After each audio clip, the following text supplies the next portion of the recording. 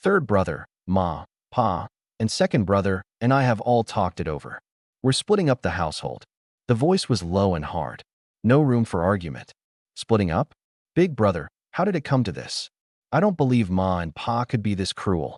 A young woman's voice, trembling, frantic, already shouting that she'd go take it up with the in-laws. Third brother's wife. I spent a whole day on this with pa, ma, and second brother. It's decided. Pa's gone to fetch the village head. We split tonight. That cold, hard big brother left no daylight in his tone. Big brother, it's the dead of winter, freezing and gray out there. Changle's still passed out cold, and we've got two little ones besides. Split us off, and we won't even have a roof over our heads. You might as well send all 5 of us out to die. The woman was on the edge of tears. It hurt just to hear it. Changle, why does that name sound so familiar? Who is that? The next second, my skull felt like it was about to crack open. Memories came flooding in all at once. In my last life, I couldn't take the grind anymore. Worked myself into the ground, day and night, all for the company's so-called blessing. Died on the job, a martyr for the cause.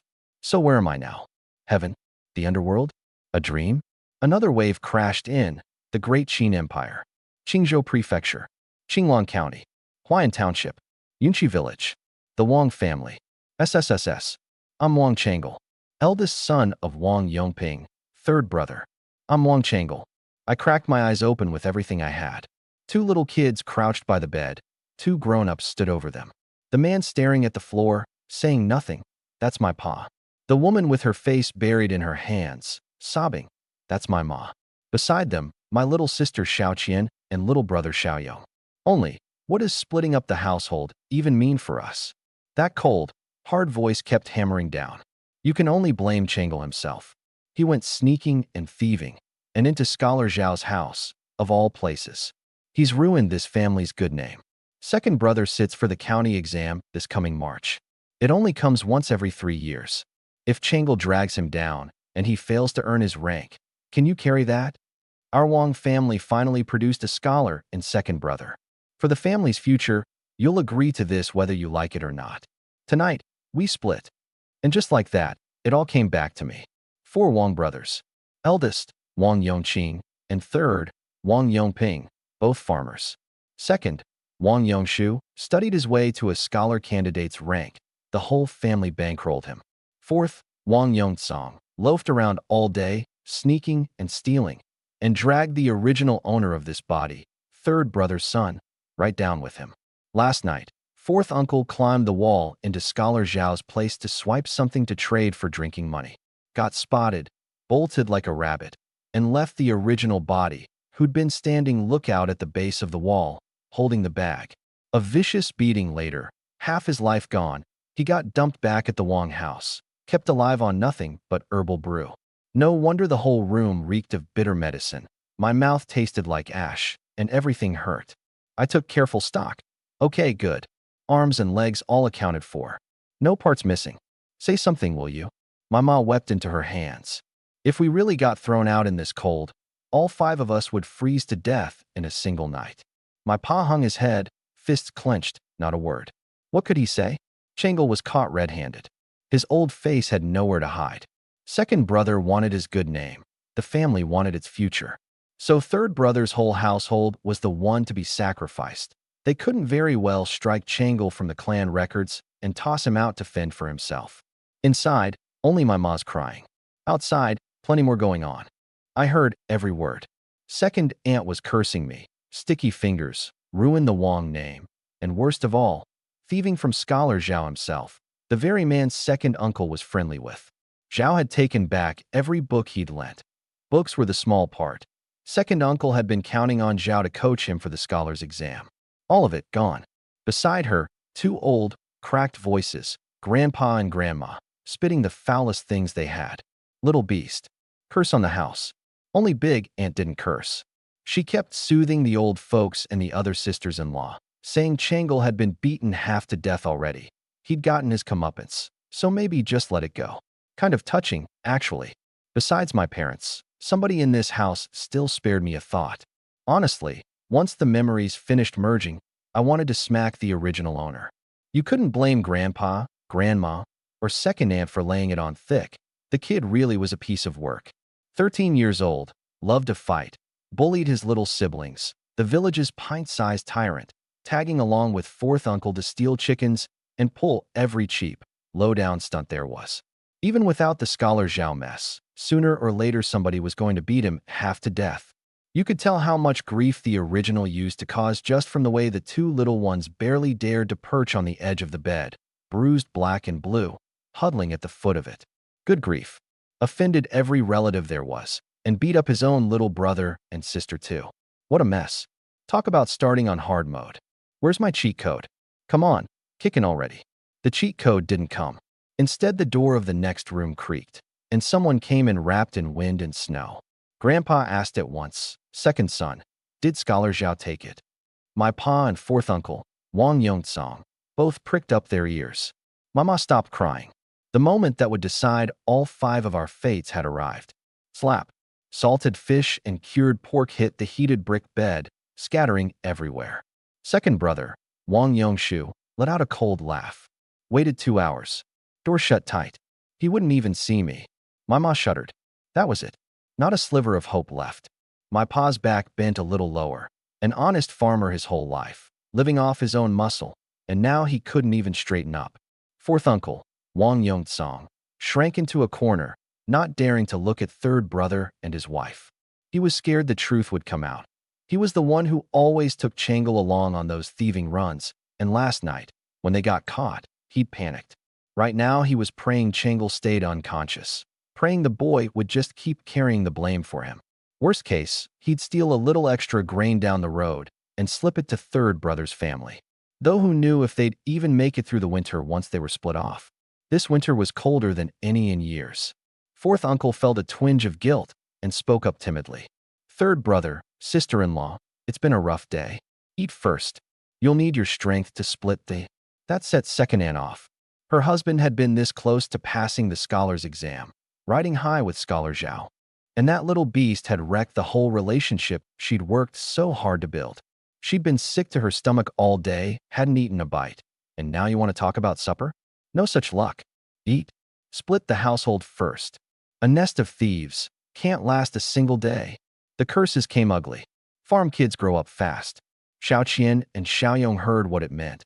The whole family was getting thrown out the door. The two of them clutched each other. Huge eyes turned to their parents. We're not thieves. Big cousin's the thief. Why are we the ones getting kicked out? Mama couldn't take it. She gathered the 2 innocent kids close, collapsed onto my bedding, and wept. How are we supposed to live? My pa stayed silent. He was the head of his household. He couldn't fall apart. But grandpa, grandma, second brother, second aunt, their minds were iron set. Big brother had always despised Changle's thieving. Fourth uncle had no say. The Wang family wasn't going to keep them. The only question was, with all that snow out there, how was he supposed to keep his wife and kids alive? A single sigh. I'm not the original owner, but looking at the bent back of this body's father, something in my chest went sour. What killed me was that I was too weak to get a single word out. Otherwise, I'd have dragged fourth uncle down with me on the spot. Say what you want about Big Brother. He had a big brother's spine. However much he despised Changle, he still had Big Aunt put together a farewell meal. We didn't eat it together. 5 bowls of millet rice cut with wild greens, a basin of winter Napa cabbage, dipped in the Wang family's homemade soybean paste. In this house, that counted as a feast. Xiao Qian and Xiaoyong had been starving all day, eyes glowing green. At Pa's nod, they grabbed their bowls and dug in. Millet and wild greens. And oh, it smelled good. Cabbage dipped in Big Aunt's bean paste. They didn't get a meal this good twice a year. Big Aunt was the only one besides my parents who never looked down on Changle. She'd slipped 2 eggs into my ma's arms on the sly. Third brother's wife, I've got no say in this. Don't hold it against me. The eggs are for Changle. Don't refuse them. The boy isn't bad at heart. Fourth uncle led him astray. From here on, you 2 raise him right. Third brother, your sister-in-law knows you're honest and proud. It's not much, don't be offended. My own family gave it to me. Take it, get Changle some medicine. Big sister, things are hard for your family too. I can't take this money. Both my parents were on their feet now. My mom was crying again. My pa's eyes had gone red as he tried to press the coins back. Big Aunt wouldn't take them. She gave Xiaoqian and Xiaoyong's heads a pat, turned, and left. I lay there in the bedding, hot tears sliding from the corners of my eyes. Big Aunt, a good soul. The day I make it, she's the first one I pay back. Big Aunt left, and fourth uncle came in. Head down, 2 sacks in his hands. Third brother, sister-in-law, you know how I am. Never saved any money. All I've got left is a little food. It's all here. Take it. Slap. Set the sacks down and left. My ma cried again. Fourth loafed around and thieved all day. And yet, of the 4 brothers, he was the only one who came to drop off some food. Half a jar of salt, half a hunk of cured pork, 2 palm-sized salted fish, and a little packet of sugar. Xiaoqian's and Xiaoyong's eyes lit right up. Suddenly, the millet and greens in their bowls lost all their flavor. They were staring dead at those dozen-odd lumps of sugar. Oh, you've got to be kidding me. You can't even afford a square meal, and you've been hoarding sugar? People here can't get a single piece of candy at New Year's, and he's sitting on a whole bag, richer than the village's well-off families. And this is the guy who goes out stealing. I was speechless. My ma unwrapped one piece, gave my big brother self a sip of water, and slipped the sugar into my mouth. My head was still swimming, and the sweetness spread across my tongue. Not as good as the candy from my old life, but a whole lot better than herbal brew. I did not want another mouthful of that medicine. From now on, I had old Fourth wrong. He's got the most heart of them all. My pa picked at his food, no light in his eyes. The corner of my mouth twitched. That's not heart, that's guilt. An uncle gets his own nephew beaten half to death, doesn't dare own up to it, and stands by while his brother's whole family of 5 gets thrown out into the snow. And that's having heart. If only I could talk. I'd give fourth uncle something to remember. Pa, Ma, why aren't you eating? Xiaoqian was 9, wise beyond her years. She set cabbage into her parents' bowls. The cured pork and fish she hadn't touched. She knew that was being saved to build her brother's strength back up. Pa and Ma aren't hungry. You and Xiaoyong eat. My ma wiped her tears, comforted, and she and my pa split a single bowl between them, pushing the other 2 over to Xiaoqian and Xiaoyong, even pinching up cabbage swiped through bean paste and dropping it into the little one's bowls. Fourth was right. You need a full belly to split a household. It was bitter cold out there. The grown-ups could tough it out. The little ones needed to eat more to make it. Xiaoqian and Xiaoyong each put away 2 big bowls of millet and greens with bean paste cabbage. First time they'd ever eaten so full. So good. If only they split the household every day. Full bellies, full strength. The 2 little ones went off to gather what little the family owned. My pa poured hot water into the cabbage basin and gulped it down, swallowing the last traces of oil. My ma did the same. 5 bowls worth of millet and greens broth, and my ma's body was still thin enough to cut you. I squinted, sniffling. Too bitter. My parents, my brother and sister, they had it too hard. And because of the original owner's mess, it was about to get harder. I made a vow, deep down. This life, I'd lead this whole family to a good life. No matter what. The sugar dissolved, and a little strength came back to me, but my throat felt like a boulder was wedged in it, raw and burning. I forced out one weak word. Ma. All 4 of them froze mid-motion. Dead silence. My ma really is a crier. She threw herself at the bed, scalding tears splashing onto my face, ticklish. Changle, you're awake. How do you feel? Talk to Ma quick. I opened my eyes slowly, and for the first time saw the father and mother of this world up close. Ma, kind-faced and gentle, her ragged clothes washed white, no padded coat even in the dead of winter, her hands ice cold. Pa, dark-skinned and hunched, dressed even thinner, hemp shirt and hemp trousers, patches stacked on patches. Ma, I'm a lot better. My throat hurt. I didn't much want to speak. My pa set down the clay jar of millet, crossed the room in one stride, pressed a rough, broad hand to my forehead, and said low, "Fever's down. Get the boy something to eat." My ma went red-eyed to boil water for an egg. Changle was awake. The boulder in her chest finally dropped. However much trouble he caused, he was still flesh of her flesh. Last night, when they carried him home beaten half dead, both their hearts had nearly broken. My pa fussed with the bedding a while longer, and the bed warmed up. Only then did I notice I was under 2 layers of quilt, and the whole house owned exactly 2. Last night, they couldn't have sat up freezing all night, could they? Brother, have another piece of sugar. Xiaoqian's little hands were cracked from the cold. She peeled the wrapper and held it to my lips. Brother already had some. You eat it, Xiaoqian. Xiaoqian swallowed, wrapped the sugar back up, tucked it into the bag, and went back to gathering the family's things. So mindful it hurt. Brother, I'm saving it for you. Eat it when you're better. My eyes went red too. I'm a transmigrator, for crying out loud. How am I getting this choked up? Doesn't add up. I plainly saw Xiaoqian turn away and secretly sniff the last bit of sugar scent on her fingers, just for a moment, then hold it out for Xiaoyong to sniff too. Both their eyes lit up. The house leaked drafts from every direction. The two little ones' cheeks were red with cold, snot running freely. Changle, eat the egg. My ma's hands were quick. She used chopsticks to break the yolk into little pieces, the smell wafting up. I leaned into my pa's arms. Pa, Ma, I'm sorry. My pa's nose stung. The boy's awake. That's enough. Why bring up the past? My ma turned her face away, shoulders shaking. Pa, Ma, I didn't steal anything. It was fourth uncle. My ma cut me off before I could finish. Changle, let it go. Eat, Changle. Eat and get strong. My pa just figured his eldest was scared, trying to pin the theft on fourth. I sighed. Looked like my parents didn't believe that line at all. How rotten had the original's character been, that his own mother and father wouldn't take his word for one single thing? The egg reached my lips, and I didn't hold back. I needed the nutrition, needed to heal up fast. A transmigrator's edge is no good without a solid body to put it to use. Pa, Ma, you eat too. Xiaoqian, Xiaoyong, come here. I worked my way through the whole egg and waved over the two who were watching me with hungry eyes. In the Wong house, eggs always went to second uncle first. He was the scholar. He had to eat well. Grandpa and Grandma laid that rule down themselves, and all 15 mouths obeyed it. Next came fourth uncle, the old folks most doted on youngest son. Then big uncle's family, the ones Grandpa and Grandma were counting on to care for them in old age. And dead last, third brother's family. Truly, no love from Grandpa, none from Grandma.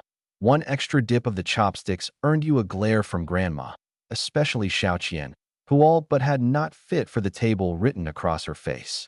That, right there, was why the original turned to thieving. Plain and simple, he was never full. I'd just made my vow. As long as I had a bite to eat, I'd share it with family. Said and done, starting with this egg. The body can heal slow. Family can't wait. Not listening to your big brother now? Get over here. That bark dredged up an old fear in the two little ones. Xiaoqian's eyes went timid. She gripped Xiaoyong's small hand and stood by the bed, not daring to look at me. Brother, you eat it. We're not hungry. Big Aunt saved it for you, Changle, you eat. My pa frowned. My ma said nothing. There was no way my parents would eat. So I broke the second egg in half, one piece each for Xiaoqian and Xiaoyong. Eat it. I dug up a trace of the original's old tone. The two little ones chewed away. A boiled egg, so good, better than bean paste cabbage, better than gnawing chicken bones or sucking on fish spines. My ma was stunned. Since waking, Changle seemed like a different person. My pa felt a pang over those two eggs, but worried more for his eldest's health. Changle, feeling better? I'm a lot better, Pa. It was what it was. Grandpa, Grandma, big uncle, second uncle, they'd all decided I was the thief. Scholar Zhao was thoroughly offended. The split was a done deal. Anything more I said would just sound like wild finger-pointing. No point. Grandpa and Grandma especially would shield fourth uncle to the end. They doted on him for 18 years, never once cared about third brother's family. They'd love nothing more than to use this chance to drive all 5 of us out, save 5 mouths of grain, and parcel it out to the other 3 households. The helplessness of it, finally get a shot at a new life, and I'm reborn as a chicken-thieving crook, and a crook taking the fall for somebody else at that. Until I built up some real strength, this was a blame I'd have to keep carrying for the original. Why couldn't I have been reborn as somebody with a little decency? Talk about a hard mode start. Stuffed full, Xiaoqian and Xiaoyong looked at me differently now. Kids are the quickest to sense a change in their own people. The original had carried a mean streak, and now it was gone. Good riddance. They liked this brother better. The two of them went off with our parents to gather the family's things. Pots, bowls, ladles, basins, tables, chairs, stools. I shouldn't have gone to Scholar Zhao's. I dragged Pa, Ma, Xiaoqian, and Xiaoyong into it. I offered a sincere apology on the original's behalf. My pa gave my shoulder a comforted pat. He was a rough man, couldn't string together a phrase like a man who mends his ways. So he just thought it to himself. The boys growing up. My ma cried again, this time, tears of joy. Changle apologizing. First time since the dawn of creation. Changle, ma doesn't blame you. She wiped her eyes. It's ma who couldn't fill your belly. Let them split us off, then.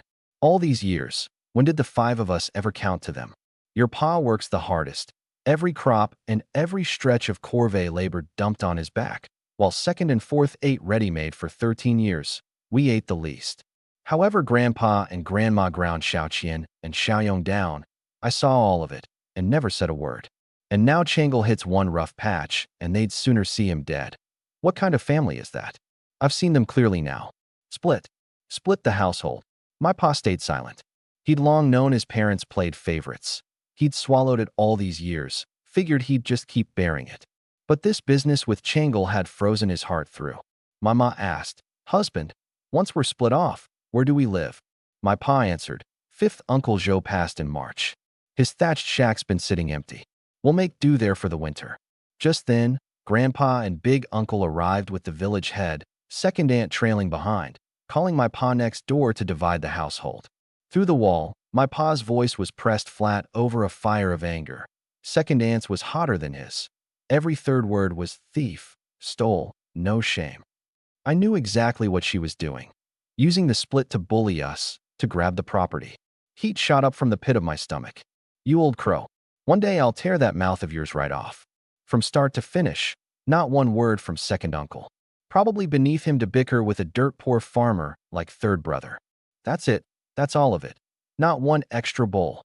Second aunt's voice came shrill and cutting. She was the engine of this whole split. I could just picture her, hands on hips, neck craned, shrieking.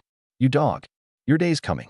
My pa came back with his head down, crushed flat under the combined weight of Grandpa, Big Uncle, and second aunt, a total rout. One grown-up, 3 kids. We all read it in my pa's guilty eyes.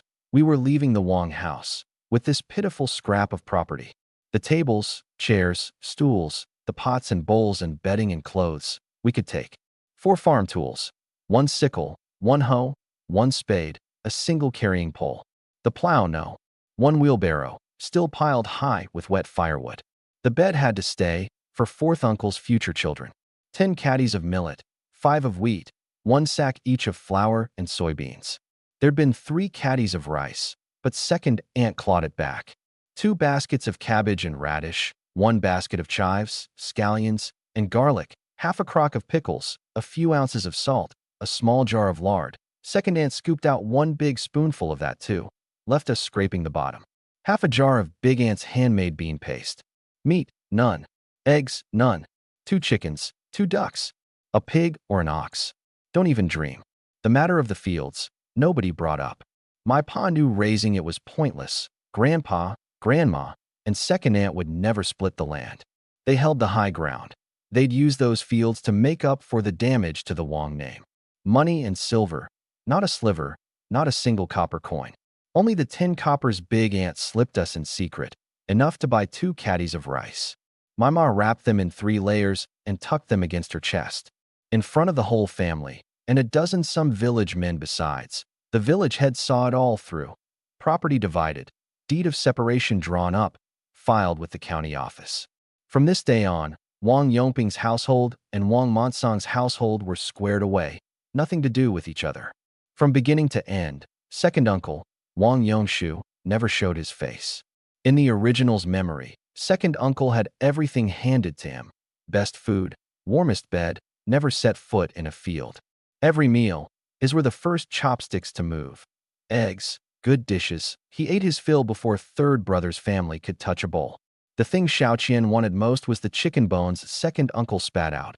Now those were a treat.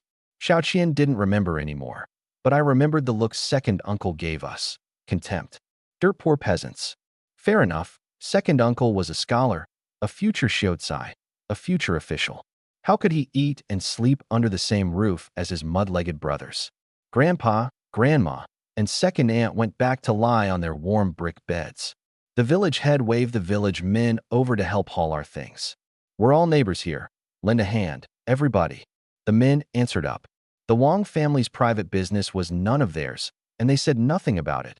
But helping honest old third brother Wang move a few things, that was no trouble at all.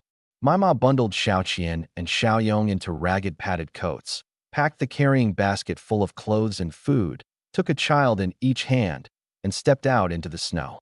Destination: Fifth Uncle Zhou's empty thatched shack at the edge of the village. My pa found a ladder, lifted me onto it, and followed along with Big Uncle and Big Uncle's two sons. Third brother, don't hold it against me. My pa's lips moved. The wind and snow were too loud. I didn't catch it. I stared straight at fourth uncle, under the eaves of the old house. Fourth uncle, Wang Yongtsong, was on the verge of tears. He wanted to come help, even just to carry something. But somehow, the second his eyes met Changle's, those black eyes, his legs went to jelly. He couldn't take a step, couldn't open his mouth. It was his sin, but it was Changle, the boy who'd trailed at his heels since he was small, who paid for it. He was sick with regret.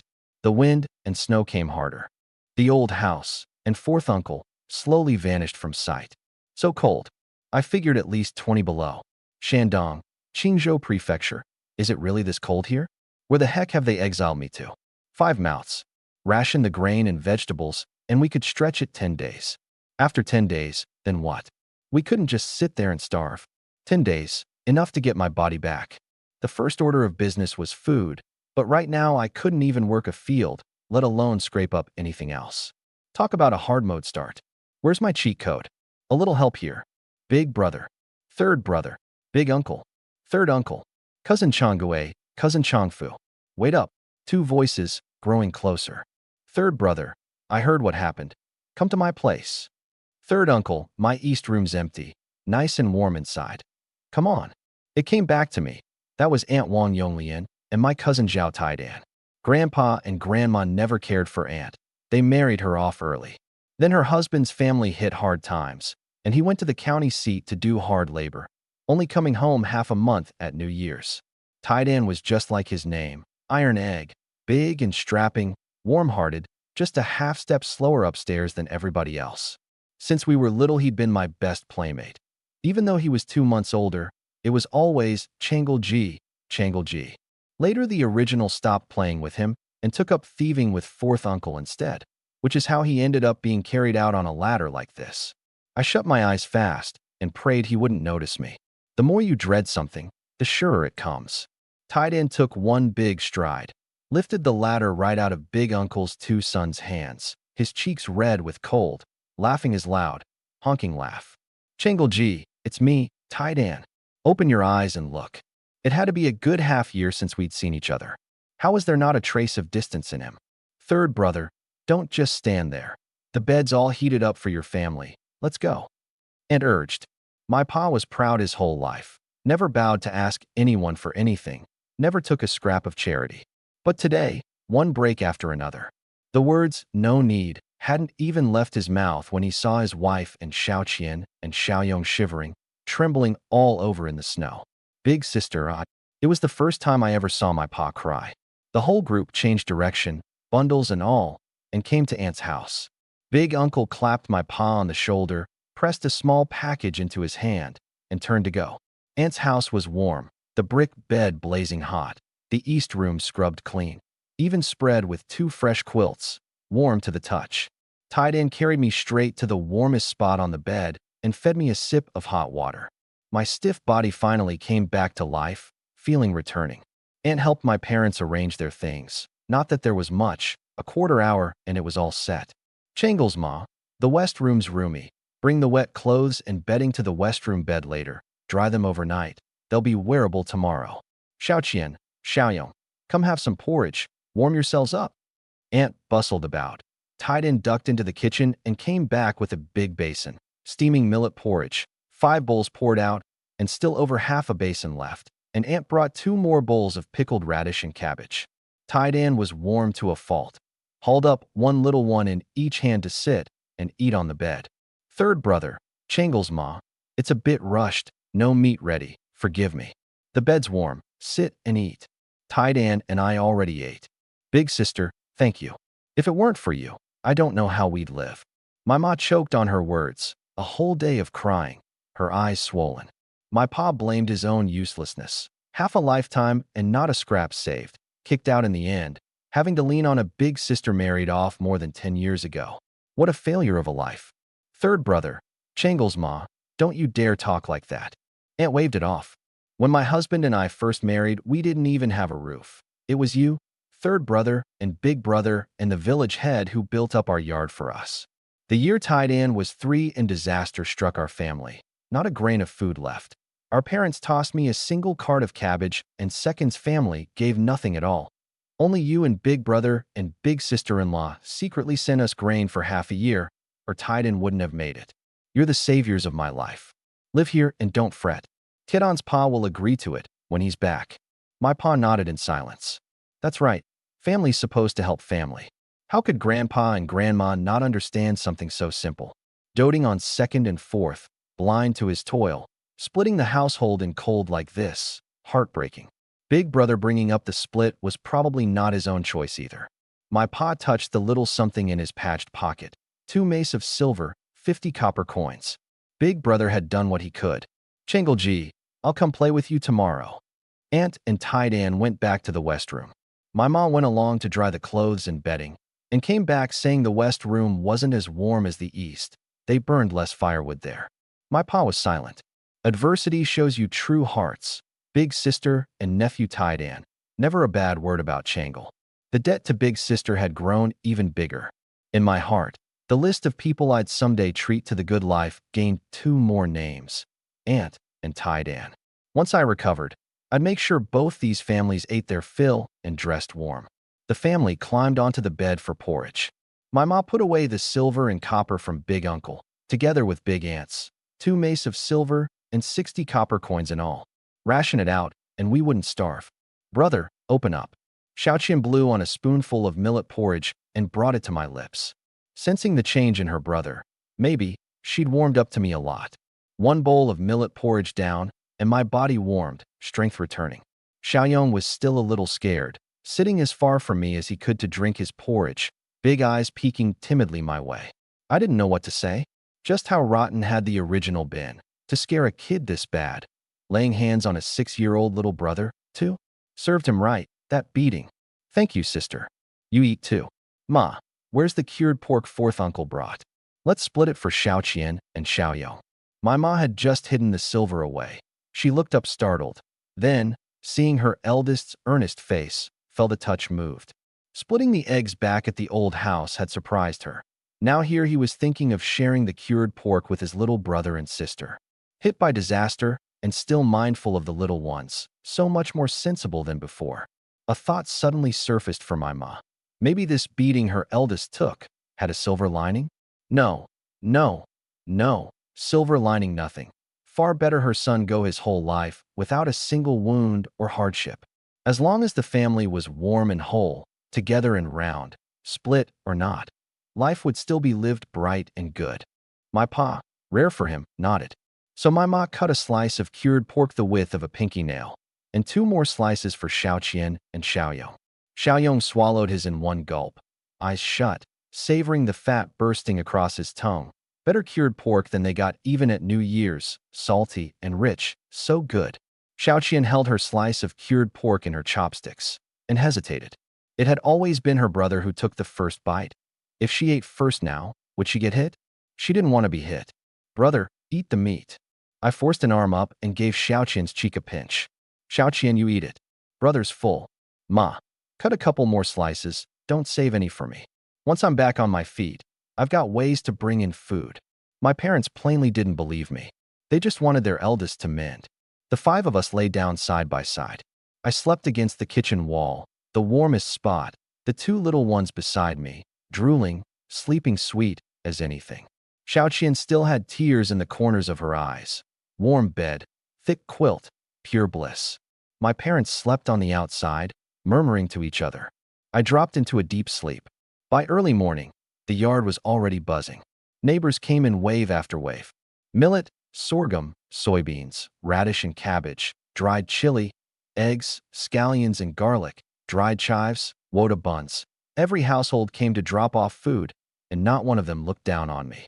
A few half-grown boys and snot-nosed kids even came in to talk to me. It warmed me right through. Xiaoqian and Xiaoyong's eyes went round as coins. First time the house had seen this many people, this much food. Back at the old place, there'd never been a scene like it. The village head came by twice. First trip, he brought a caddy of tofu. Folk wisdom says tofu disperses bruising and heals deep injuries, so my ma didn't refuse it.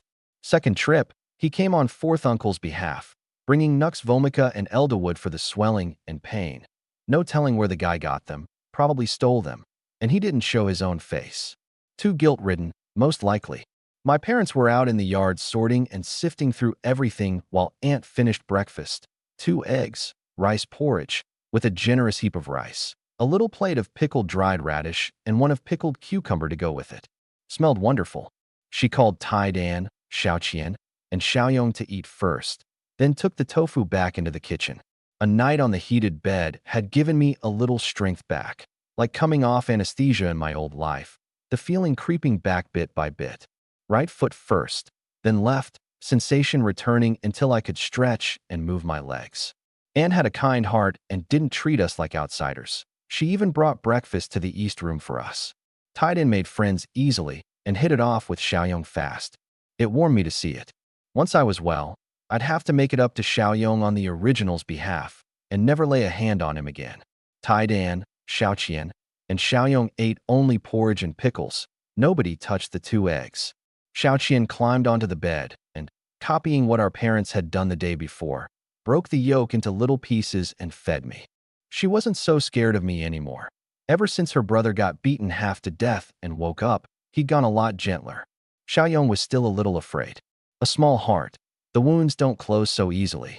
Brother, the eggs at Aunt's are even better than at home. Try some, it'll make you strong. My pa happened to come in right then and, seeing the scene, was quietly moved. Xiaoqian had grown sensible, and Changel didn't bully his sister anymore. All good things. Big sister, don't go to so much trouble. Come eat first.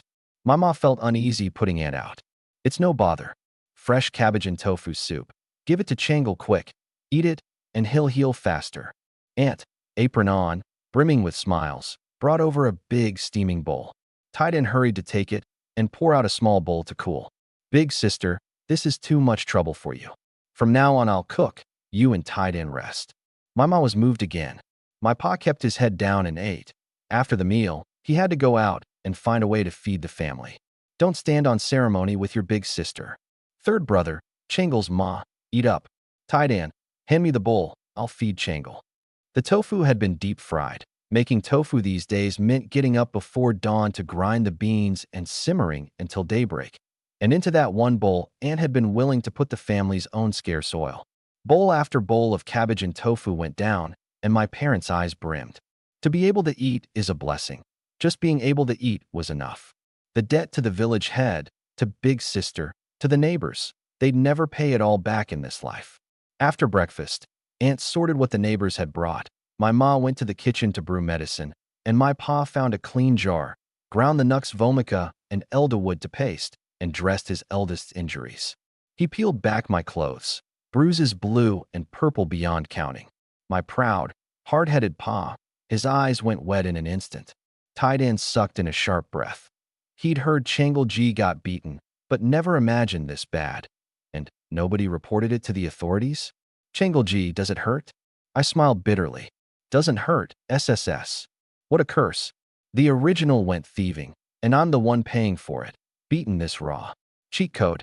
Come on, save me already. A full day since I transmigrated, and not a peep in my head. All I knew was that this was some made-up version of the Great Qin Empire. How could I be sure it was made up? Because here there was tofu, sugar, and even cucumbers, and the Qin dynasty back on Earth had none of that. Made up, then. Had to be. While he changed the dressing, Xiaoqian gathered Xiaoyong and turned away to leave her brother his dignity. My pa let out a breath. Thank goodness. Vicious as the beating was, it hadn't damaged the core bones. With some rest, the boy would knit back whole. Both sides dressed with herb paste, and just as my ma came in with the medicine, my pa quickly pulled my clothes back over me. This sorry sight, he couldn't let her see. The medicine was bitter. I was used to capsules and pills when I got sick in my old life, but I gritted through and drained it.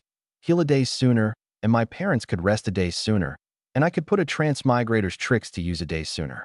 Aunt tallied it all up. The neighbors had brought 3 piles of firewood, 5 caddies of rice, 50 caddies of millet, and close to 10 caddies of wodu and flour and odds and ends, 65 caddies of grain, plus what we'd carried out of the old house, 90 caddies in all. Vegetables, even more, a whole cartload. Salt and oil were the scarcest, half a caddy each. I was getting drowsy, eyelids too heavy to lift. In my ears, my ma's grateful voice, Aunt comforting her, my pa seeming to sigh. What was there to sigh about? The grain wasn't enough. 5 mouths. Ration hard through winter, and you still need half a caddy per person a day. 90 caddies only lasts a month and a half. Winter still had 3 months to run, and the family had no land. Meaning come spring, there'd be a whole season with no harvest to bring in. A real worry. If not for the neighbors' charity and big sister's help, we'd never make it to next spring. Thinking of that, my pa grew even more disappointed in the old house crowd. I watched my pa's back curled in the corner, 2 shoulder blades jutting under his gray cloth shirt, the wind outside whistling through the old wooden door like a moan. Afraid of disturbing his eldest's rest, my pa wedged the door tight with 2 big logs. I sank into sleep. And in that sleep, I finally merged with every last one of the original's memories. The land I'd landed in was ruled by the Great Qin Empire, 300 years standing, 15 emperors in its line. At its founding, iron cavalry swept the realm and shook the 8 corners of the earth. By the reigns of Emperor Wan and Emperor Jing, the empire was at its peak, 10,000 nations paying court. But the good times didn't last. From the 8th emperor on, the court grew slack, and the great noble clans fastened onto the provinces like leeches, eating away at the country's foundations. By the 13th emperor, official corruption was beyond saving. Harsh taxes and levies thick as fly swarms. The common folk pushed to the wall, and on the Great Wall to the north, the beacon smoke of war never went out, all year round. The reigning emperor now was the 16th, a thorough do-nothing who spent his days painting and writing calligraphy and handed all governance to the eunuchs. Every 2 or 3 years the Xiongnu came down from the north to raid, strolling in like the land was empty. Off the east coast, Woka pirates came often to burn, kill, and plunder, and the court couldn't protect its people at all. Fortunately, the governor of Shandong was a capable man whose campaigns against the pirates were effective, so the counties under Qingzhou Prefecture got by well enough. It was just getting colder and colder, exactly like the fabled Little Ice Age. Yunqi Village, Cloud Stream, was named for the little stream running through it. Cloud Stream flowed out of Daqing Mountain to the east of the village, shallow and thin enough that any kid could clear it in a single stride. The village relied on it to irrigate and to drink. There were no big fish in it, only minnows and shrimp and bugs, not enough to fill a belly. The village still lived by farming. For counties in Qingzhou Prefecture sat on the coast, and plenty of folk made their living fishing and combing the tide flats. Fishermen lived comfortably, but Qinglan County, where Yunqi Village lay, wasn't one of them. And besides, things had gone bad starting some 20-odd years back. To the east, Wokou pirates killed and robbed anyone they saw. The governor drilled his navy and fought running battles along the coast. Livelihoods were wrecked, and fishermen were forced to move inland. Tiedon's pa, Zhao Gang, had once been a fisherman. His family was slaughtered by the pirates. Unable to survive, he fled the famine to Yunqi Village. That was the year Aunt came of age, and Grandpa couldn't wait to shove the money-loser girl out the door and marry her off to him. Uncle by marriage cleared 5 mu of wasteland in the village. Then disaster struck the year, tide in turned 3. Only big uncles and my pa's help kept them from starving. Later he found laborers work in the county seat, and they scraped by. When the last of the memories finished merging, I woke up and lay there blankly staring at the roof tiles. Good grief. A hard mode start for real. The dynasty's twilight years, Xiongnu raids from the north, Woka pirates on the coast, the Little Ice Age, set all that aside. Just the food-getting schemes I'd been cooking up crumbled one after another. The village had only a little stream. Fish it or net it and you'd burn half a day for a catch that might not even feed yourself. Combing the tide flats was blocked by the pirates. Brewing liquor takes grain, and our scraps wouldn't even get us through winter. Improving the water wheel, building a curved shaft plow, fooling with cement and glass. Soonest, all of that had to wait for spring. The thing that mattered right now was how to survive this winter. I felt like I'd brought shame on the whole Transmigrator Corps. Brother, you're awake. Xiaoqian was keeping watch beside me, every so often touching my forehead. Then her own, a trick Aunt had taught her. Not hot. Aunt says no fever means you're nearly better. Xiaoqian was happy, though she couldn't quite say why. Probably because if her brother was well, he wouldn't hit her anymore. Out in the yard, Taidan was teaching Xiaoyong to play pitch tile, cackling away. Hearing Xiaoqian's voice, Taidan shot onto the bed and gave Parched Throat me a drink of water, a job he'd volunteered for. Country heated beds roast you. You drink a lot of water. Chengelji, you feeling any better? Can you get up and walk? Slap. A hand cuffed Taidan on the head. Aunt scolded him. Chengel just got herbs put on him. Get up and walk where? Taidan nodded, catching up a beat late. Ma, then make Chengelji something good, so he can be up walking by tomorrow. Hardly need you to tell me. Chengel, you hungry? Aunt's tone softened in a snap. It had gone dark outside. I'd slept from morning straight through to night, a solid 5 double hours. I really could sleep. Aunt, where are my ma and pa? Your pa went to haul water, your ma's killing a chicken, stewing you chicken soup tonight. Xiaoqian and Xiaoyong's eyes lit up. Chicken bones. Fragrant chicken bones to gnaw on again. Back at the old house, they'd only ever longed for chicken, scrounging the bones second uncle left behind. My body could move now. The herbs of this world really worked. Dressed half a day, one sleep, and the pain was gone, just an itch left.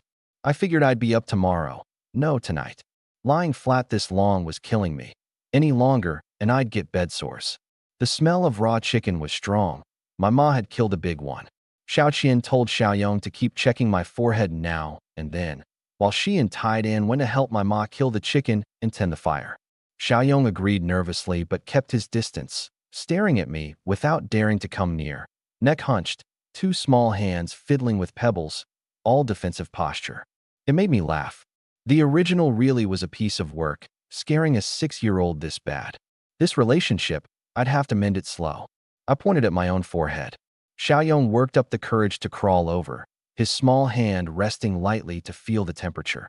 And I seized the chance, grabbed him, and tucked him into the warm quilt. Xiaoyong warm. He'd just about cried from fright a moment ago. Now he gave a wooden little nod. Good. Step 1 of mending things, smooth. Over by the stove wall, chicken soup bubbled away in full swing. The top priority for both families right now was getting Chengel well, fast. Aunt was indignant. Your grandpa and grandma are too rotten with favoritism, palming off the hens and ducks that don't even lay on you lot. It's been like this at the old house for over 10 years.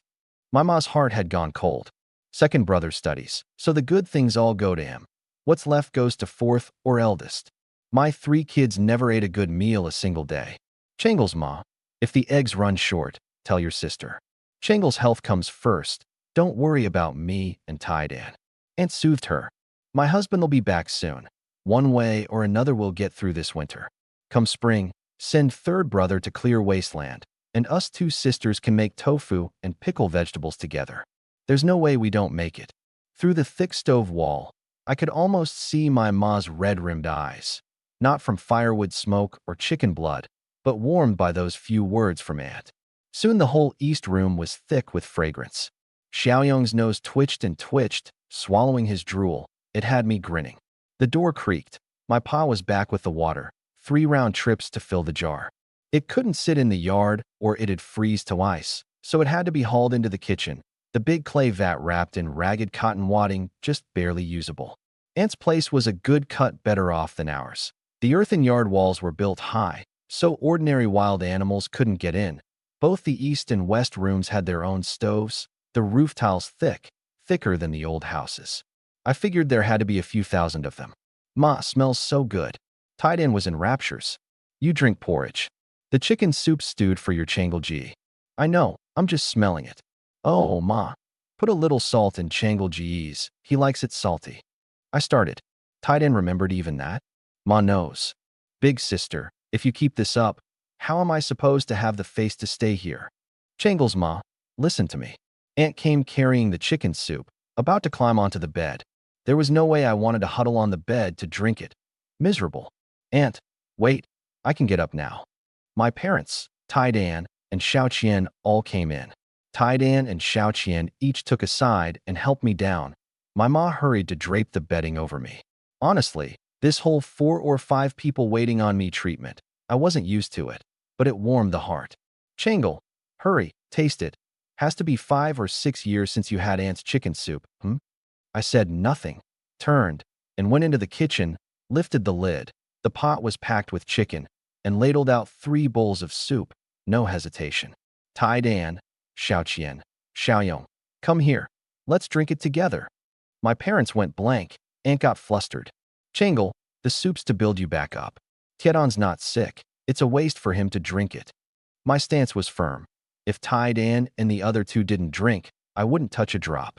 Aunt started to say more, but my parents wore a look of relief. Their eldest really had changed, knowing now to share good things with his little brother and sister. From the eggs to the chicken soup, small changes, but they moved you deeply. Big sister, let the kids drink it together. My ma knew Changle's temper too well, stubborn as an ox, no good unless you went along with him. Whole personality changed, but that ox streak hadn't budged. Aunt had no choice but to give in, still puzzling over it. This child, what a change. In years past, visiting kin at New Year's, Changle was the type to snatch food right out of Tiedon's bowl, and now here he was giving away 3 bowls of chicken soup. Was he possessed? Pa, possessed nothing. He'd just grown up. Tai Dan and Xiaoyong didn't mind the heat, gulping it down in big mouthfuls. Xiao Qian held her bowl and looked up at our parents. They smiled and said, listen to your brother. Xiao Qian, drink. Xiao Qian grinned wide, lowered her head, took 1 small sip, savored it a long while, then took another. So good, more comfort than New Year's. Splitting the household was great. Let's split the household every day. Tai Dan, slow down, nobody's fighting you for it. Aunt and my ma ducked into the kitchen to pull the chicken apart, and my pa went to tend the fire. Kicked out though he was, he didn't carry a shred of loss. If anything, a kind of happiness shone through. Watching the 4 kids' smiling faces, he was full of drive, like he had strength to burn, and he laughed even as he fed the fire. Husband, what are you grinning at? My ma was smiling too, eyes glistening. Heh. My pa was a plain, honest man. Words failed him. The chicken was pulled apart carefully, every bit torn into strips, even the white sinew off the bones. Chicken bones at the old house had been a rare treasure you couldn't count on. No way they'd toss them. All of it went into an empty bowl, saved to stew with cabbage and radish, and oh, that was good. Figuring the 4 little ones ate a lot and 1 chicken wasn't enough, Aunt mixed sorghum flour with mixed grain flour and water into balls, twisted a deep hollow into the bottom with her thumb, spooned soup and meat inside, added water to the pot, and steamed the woda buns over high heat. My ma watched, dumbfounded. At the old house they made wodu from pure sorghum flour, hard as rocks. But Aunt said she wanted the kids to eat well, finally getting chicken soup again. How could you not whip up some soft woda to soak in it? Xiao Qian, go see how much soup's left. Split it among Aunt and your ma and pa. Xiao Qian set down her bowl and went to the kitchen. I took the chance to pour half my own bowl into hers, gave some to Xiaoyong and Tai Dan, and down what was left in 1 long pull. My parents and Aunt naturally wouldn't drink. In the countryside, anything good goes to the kids first. As long as the grown-ups don't starve, that's enough. Only that second uncle at the old house, leaning on his books, never held back. An egg a day, more than my whole month's worth. The woda steamed up done, 1 each for the little ones, 3 for me, plus 2 chicken feet. This time I didn't hold back, dunking them in soup and wolfing them down. Country woda fills you up, far more filling than the fine flour from before my transmigration. Eat 1, and you're not hungry for half a day. I split the chicken feet with Xiao Qian and Xiaoyong, and gave Tai Dan the fresh soup. Xiao Qian, sensible as ever, finished 1 bowl and flatly refused a second. Xiaoyong put his little hands down and followed suit. At my hard insistence, my parents, tears running, each drank a bowl. The chicken meat and skin, that real nourishment, nobody touched a bit, saved to give me a little each day to build me up. Cold winter, it'd keep. Full and content, I needed to relieve myself. My ma draped the bedding over me, and tied in helped me out to the outhouse. The snow had stopped outside. Several waves of stench hit me at once. The outhouse was open air, a whole row of them, with the chicken duck goose coops right across the way, and I swear the chicken and duck droppings stank worse than what I was putting out. When I make it big someday, I'm building a proper outhouse. Out of the yard, I took a look at Yunchi village. The night was dead quiet, pitch black. I wasn't used to a world with no lights. I couldn't hear cloud stream, frozen solid. I figured, what with the cold and the snow. Cloud stream was tiny, about 3 meters wide, knee-deep, and it belonged to the whole village, not to any official or landlord. In my past life, I'd worked day and night and never once tried ice skating. Now here was a free sheet of ice ready-made. Once I was well, I had to give it a go. What was I thinking? Better go figure out how to get food. I looked around. Yunchi village was ringed by mountains on 3 sides, east, west, south, all of it blanketed white. Every household sitting on the flat ground at the foot of the slopes, about 70-some homesteads, a big village by Huayan Township, Qinglong County standards. 2,000 mu of fields all around, and only one road out, to the north. Getting in and out was a real headache. I turned it over and finally made up my mind. Into the mountains to hunt. Live by the mountain, eat off the mountain. Live by the water, eat off the water.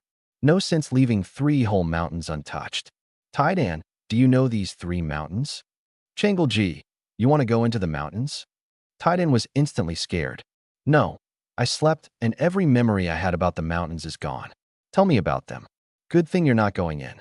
Taidan let out a relieved breath. The one to the east is Daqing Mountain. Before winter set in, village hunters used to go up to hunt, but nobody's dared for the last few years. Why not? My ma says they all got eaten by tigers. Scary. I frowned slightly. Had to be the little ice age at work. Temperatures crashing, and even the deep mountain beasts were having a hard time, breaking out to hurt people. What about the other 2? The west one's Damong Mountain, not as dangerous as Daqing. Ma and I have even gone in to pick wild persimmons, sour jujubes, and hazelnuts. Wild persimmons are so good, and there's dried persimmon cakes back in the room. Changleji, I'll get you some in a bit. I pulled the bedding tighter, so cold. The south one, Dalong Mountain, Big Dragon Mountain, nobody's ever gone in. The slopes are crawling with snakes. People only dare cut firewood at the foot. When I was little, I heard Uncle Village Head say there's a dragon living up there. A dragon. My eyes lit up. Now where have they dropped me? Even the most mythical thing of all, a dragon, showing up. Daqing, Damong, Dalong. Damong it is. Once I'm well, I'll go take a look. What kind of transmigrator lets a mountain pen him in? Taidan, Changle, back in the room.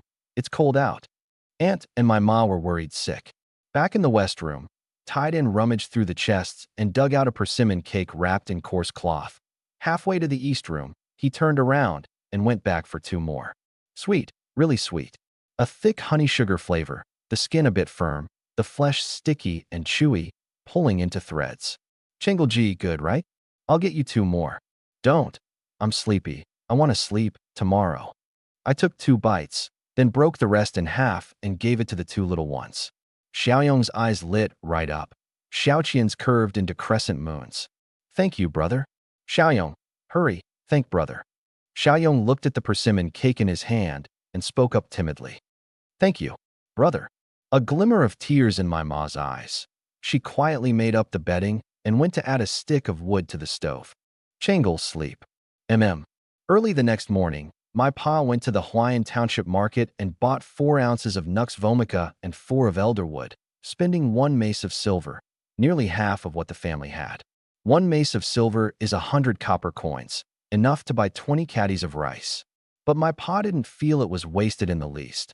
All he wanted was his eldest's swift recovery. He came back with a hollow look on his face. My ma and aunt didn't ask. I knew exactly why. My pa had been talked about behind his back by the villagers. The story of me robbing Scholar Zhao's place had spread far and wide. My pa had always been upright and proud, living by his farming skill and his muscle, and half a lifetime's good name was wrecked by the original. How could he feel all right? My heart sat heavy. I had to get well fast and give my pa, give this whole family, a good life. Taidan brought over 3 more persimmon cakes, the family's entire remaining stock. Aunt warmly pressed Xiaoqian and Xiaoyong to eat, and Taidan helped my pa change my herb dressing. My ma decided to ration carefully. 2 meals a day of millet grits porridge, cabbage and radish stewed with chicken bones, and pickles on the side. Xiaoqian said happily that that was fine. 2 days later, I could get up without help. 3 days later, I moved freely and could walk fast. 5 days later, I was bursting with vigor, eyes bright, fully healed. My pa, rare for him, smiled, and even Xiaoyong, who hardly ever made a sound, caught the happy mood in the room and giggled. On the 6th day, at first light, wrapped in the ragged padded coat Aunt had sewn, I stood at the foot of Mang Mountain and lifted my eyes to the white snowcaps. And in my ears, suddenly, a voice like a machine. Congratulations, host. You have awakened the ultimate hunting system. Current hunting level, 1. A flash of joy on my face, though not much surprise. The cheat code every transmigrator's owed had finally arrived. Quick, check it. Awaken the ultimate hunting system. A golden panel surfaced in my mind. A few lines of bold text. Host, Wang Changle hunting level, 1 points, 0 strength. For skill, Deadeye, never miss. Only 4 points of strength? Made sense, thinking about it. Only 13 this year, a little low, but it'd climb. No telling how much a grown man had. I sized up the gap between me and my pa and guessed he had maybe 10. What points were, the system didn't explain, had to be hunting related, and once you banked enough you'd probably level up. I fixed all my attention on the last line. Did I? Never miss? Was it the never miss I was thinking of?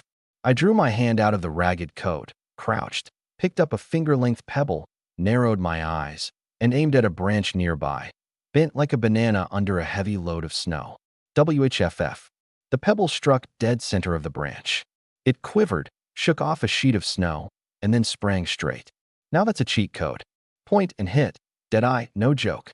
If a little pebble's this accurate, put a real weapon in my hands, and I'll strut wherever I please. Tigers, lions, they'll all go down. I couldn't have been happier. With this, I could help my pa stand up straight, and the whole family could finally live well. I grabbed a bigger one and aimed at a chopped-off stump 10 meters out.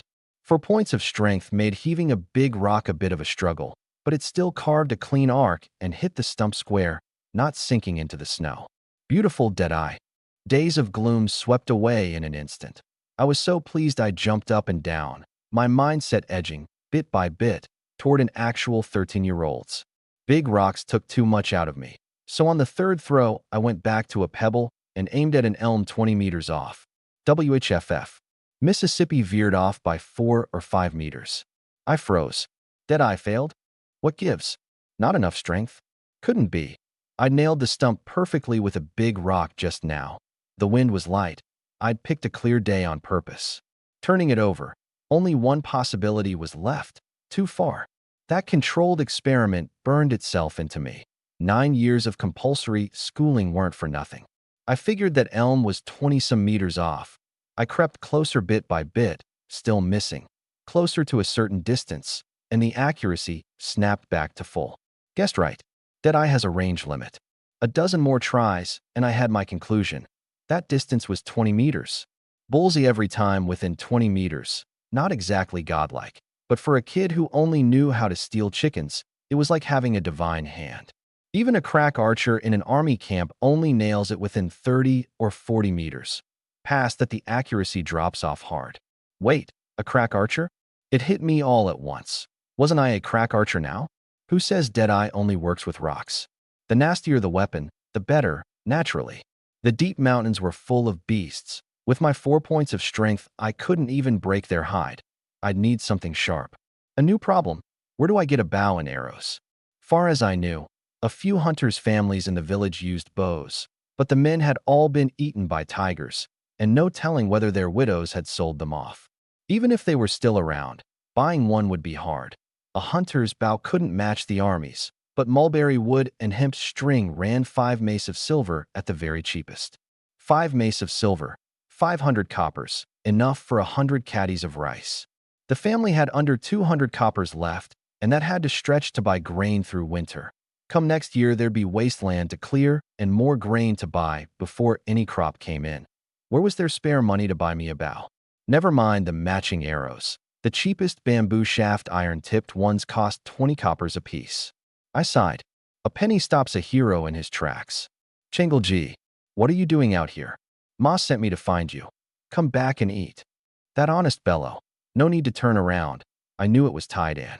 He had nothing on but a ragged cloth shirt, cheeks and ears red with cold, and he came tearing over, clutching his knees and panting.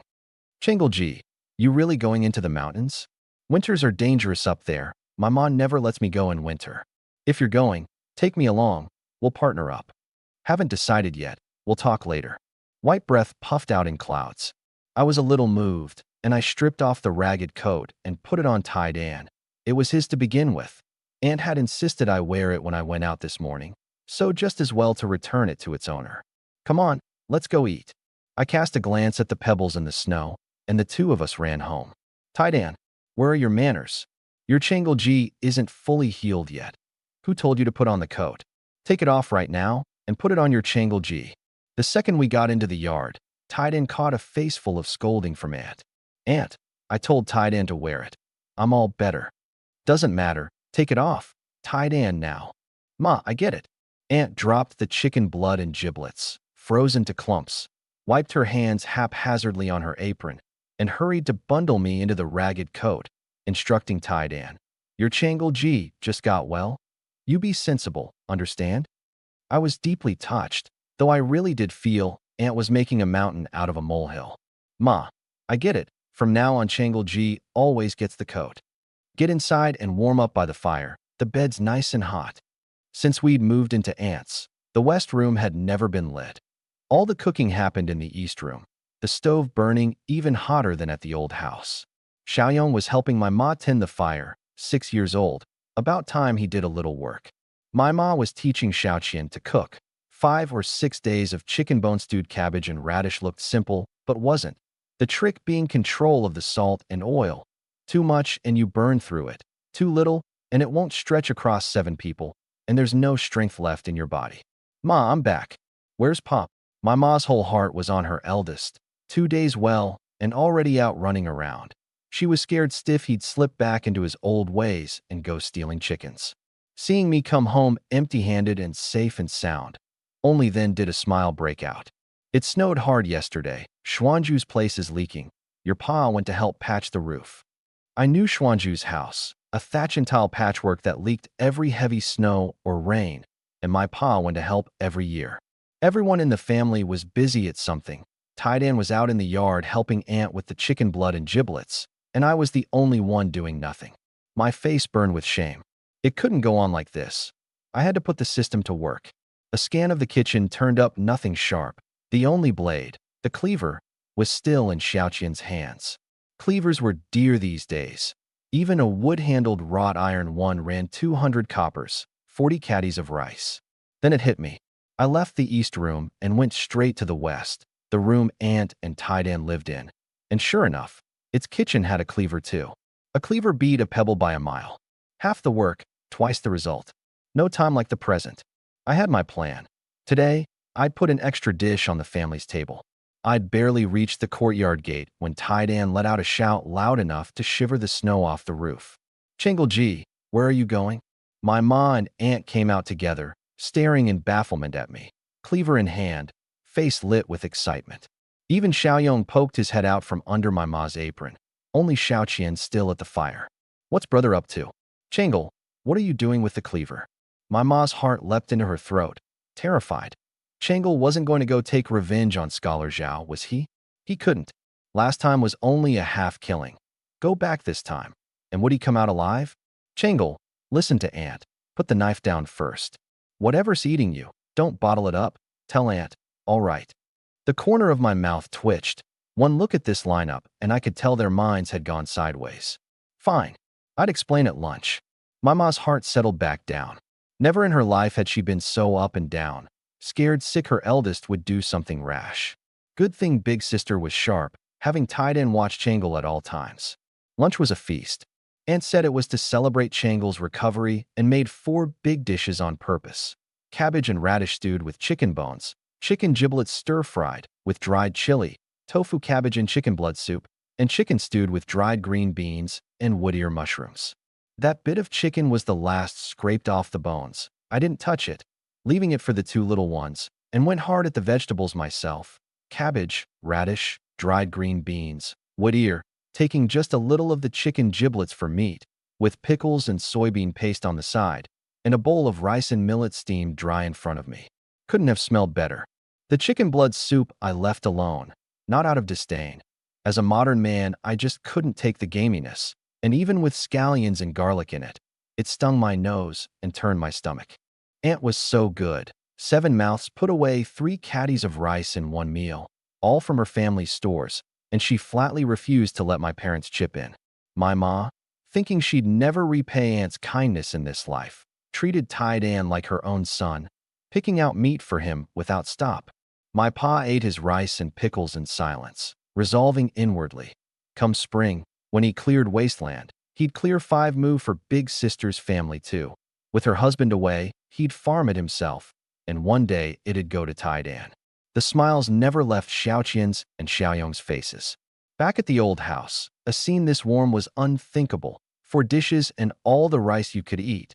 Don't even dream of it. Getting to sip the cold dregs from second uncle's bowl counted as a good day. 2 families, 7 people, ate up a storm.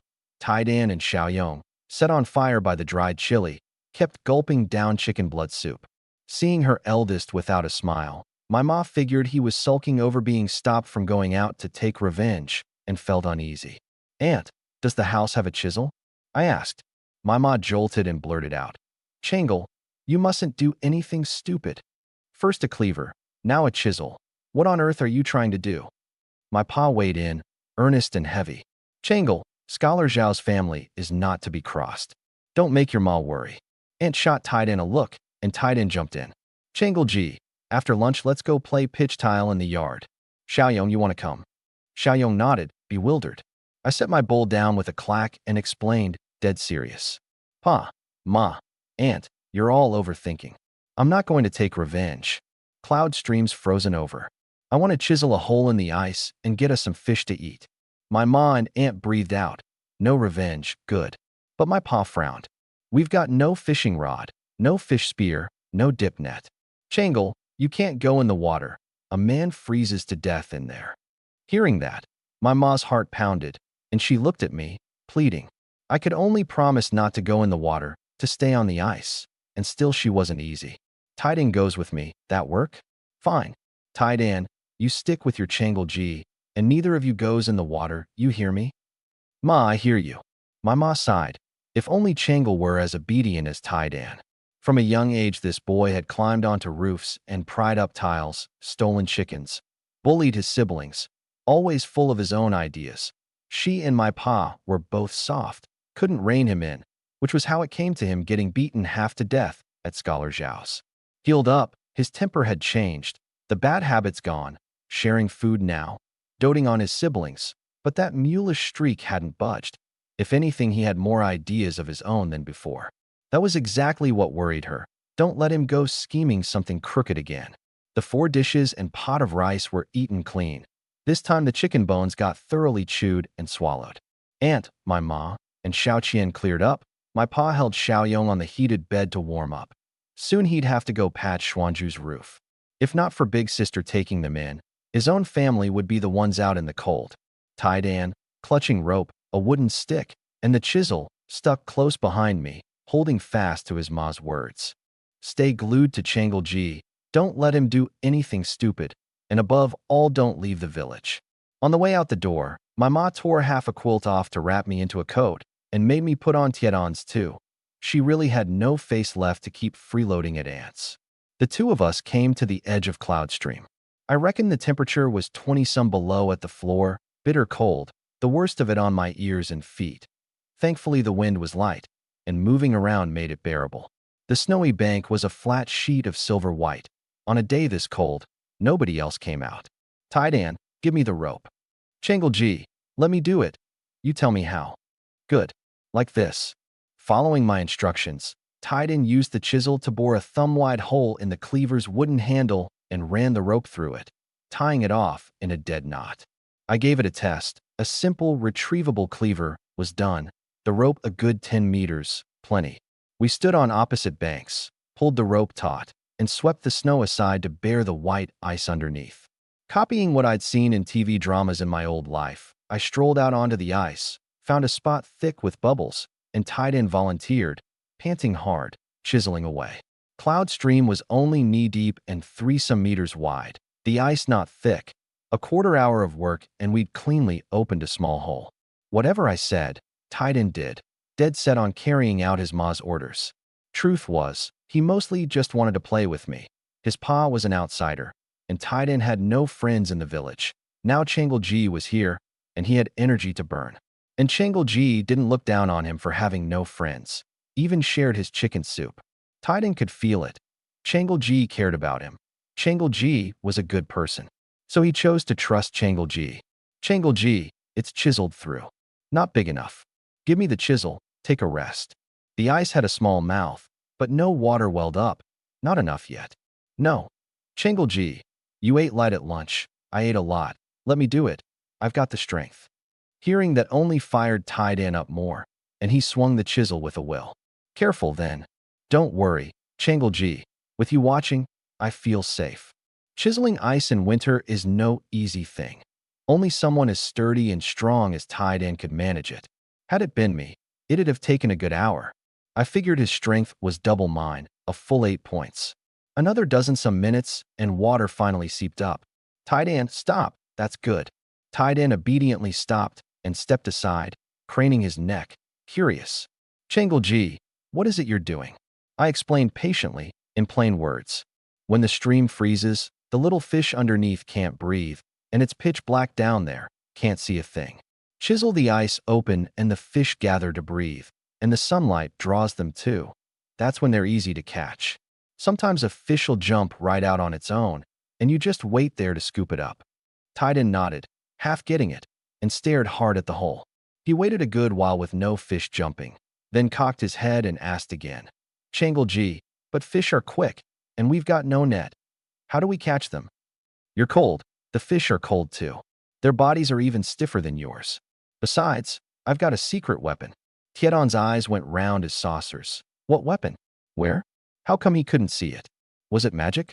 I took out the cleaver, the rope, and the wooden stick, whittled one end of the stick to a point with the cleaver, carved a few anti-slip notches into the shaft, tied the rope firmly to the pointed end, and had Tied-In stand back and grip the rope's tail. Tied-In, grave-faced, took up his post on the bank.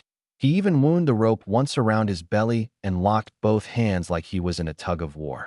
Changelji, don't worry, I'll never let go. You're using this? Tied-In scratched his head. My pa always said, to spear fish you need a barbed hook. Us poor folk don't fuss over that. I didn't know whether to laugh or cry. The rope was 10 meters, no hindrance to my form. My eyes locked on the current under the ice. A dark shape. My right arm snapped forward. The whittled wooden spear flew from my hand into the water, Thishke, and a streak of crimson rose to the surface. Hit! I yanked the rope hard, and a little fish, still skewered on the stick, was dragged up out of the water and slapped down onto the ice. Tied-In sucked in a sharp breath, eyes nearly popping out. Changelji's way of catching fish was like nothing he'd seen, and the kicker was, he hadn't even spotted the fish. One offhand thrust, and he'd nailed it. In that moment, the way Tied-In looked at me changed.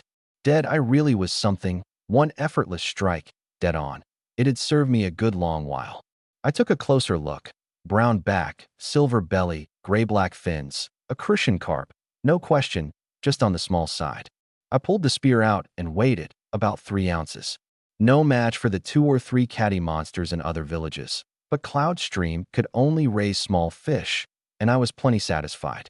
With the system, with Deadeye, the fish and the game would only keep coming. I couldn't promise the family great eating, but never again would they go hungry. Plus 1 point. Huh. The system suddenly reacted. It dawned on me, so bagging game earned points.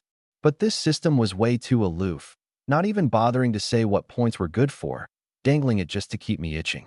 Tied-In, hold the rope, don't let the spear sink. Don't worry, Changelji. Tiedon's face was grave as a sentry's.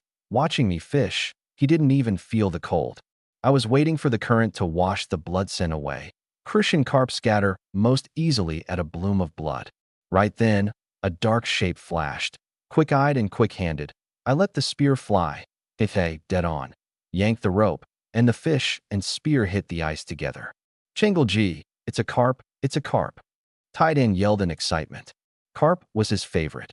When he was little, his pa used to net carp for him, and that fresh, rich taste he'd never forget his whole life. A moment ago, it was admiration. Now it was sheer awe. Even his fisherman pa couldn't spear a carp dead on, and Changel, with one careless move, sent crucian and carp marching obediently up onto the bank. Could winter fish all be frozen stupid? A common dark carp, about half a caddy. Plus 2 points. I nodded, puzzling over why a fish had come before the blood bloom dispersed. But a carp made sense. The smell of blood triggers a carp's feeding instinct. Next time I'd bring some chicken blood, they'd love it. On we went like that, until both our feet were nearly frozen off before I called it.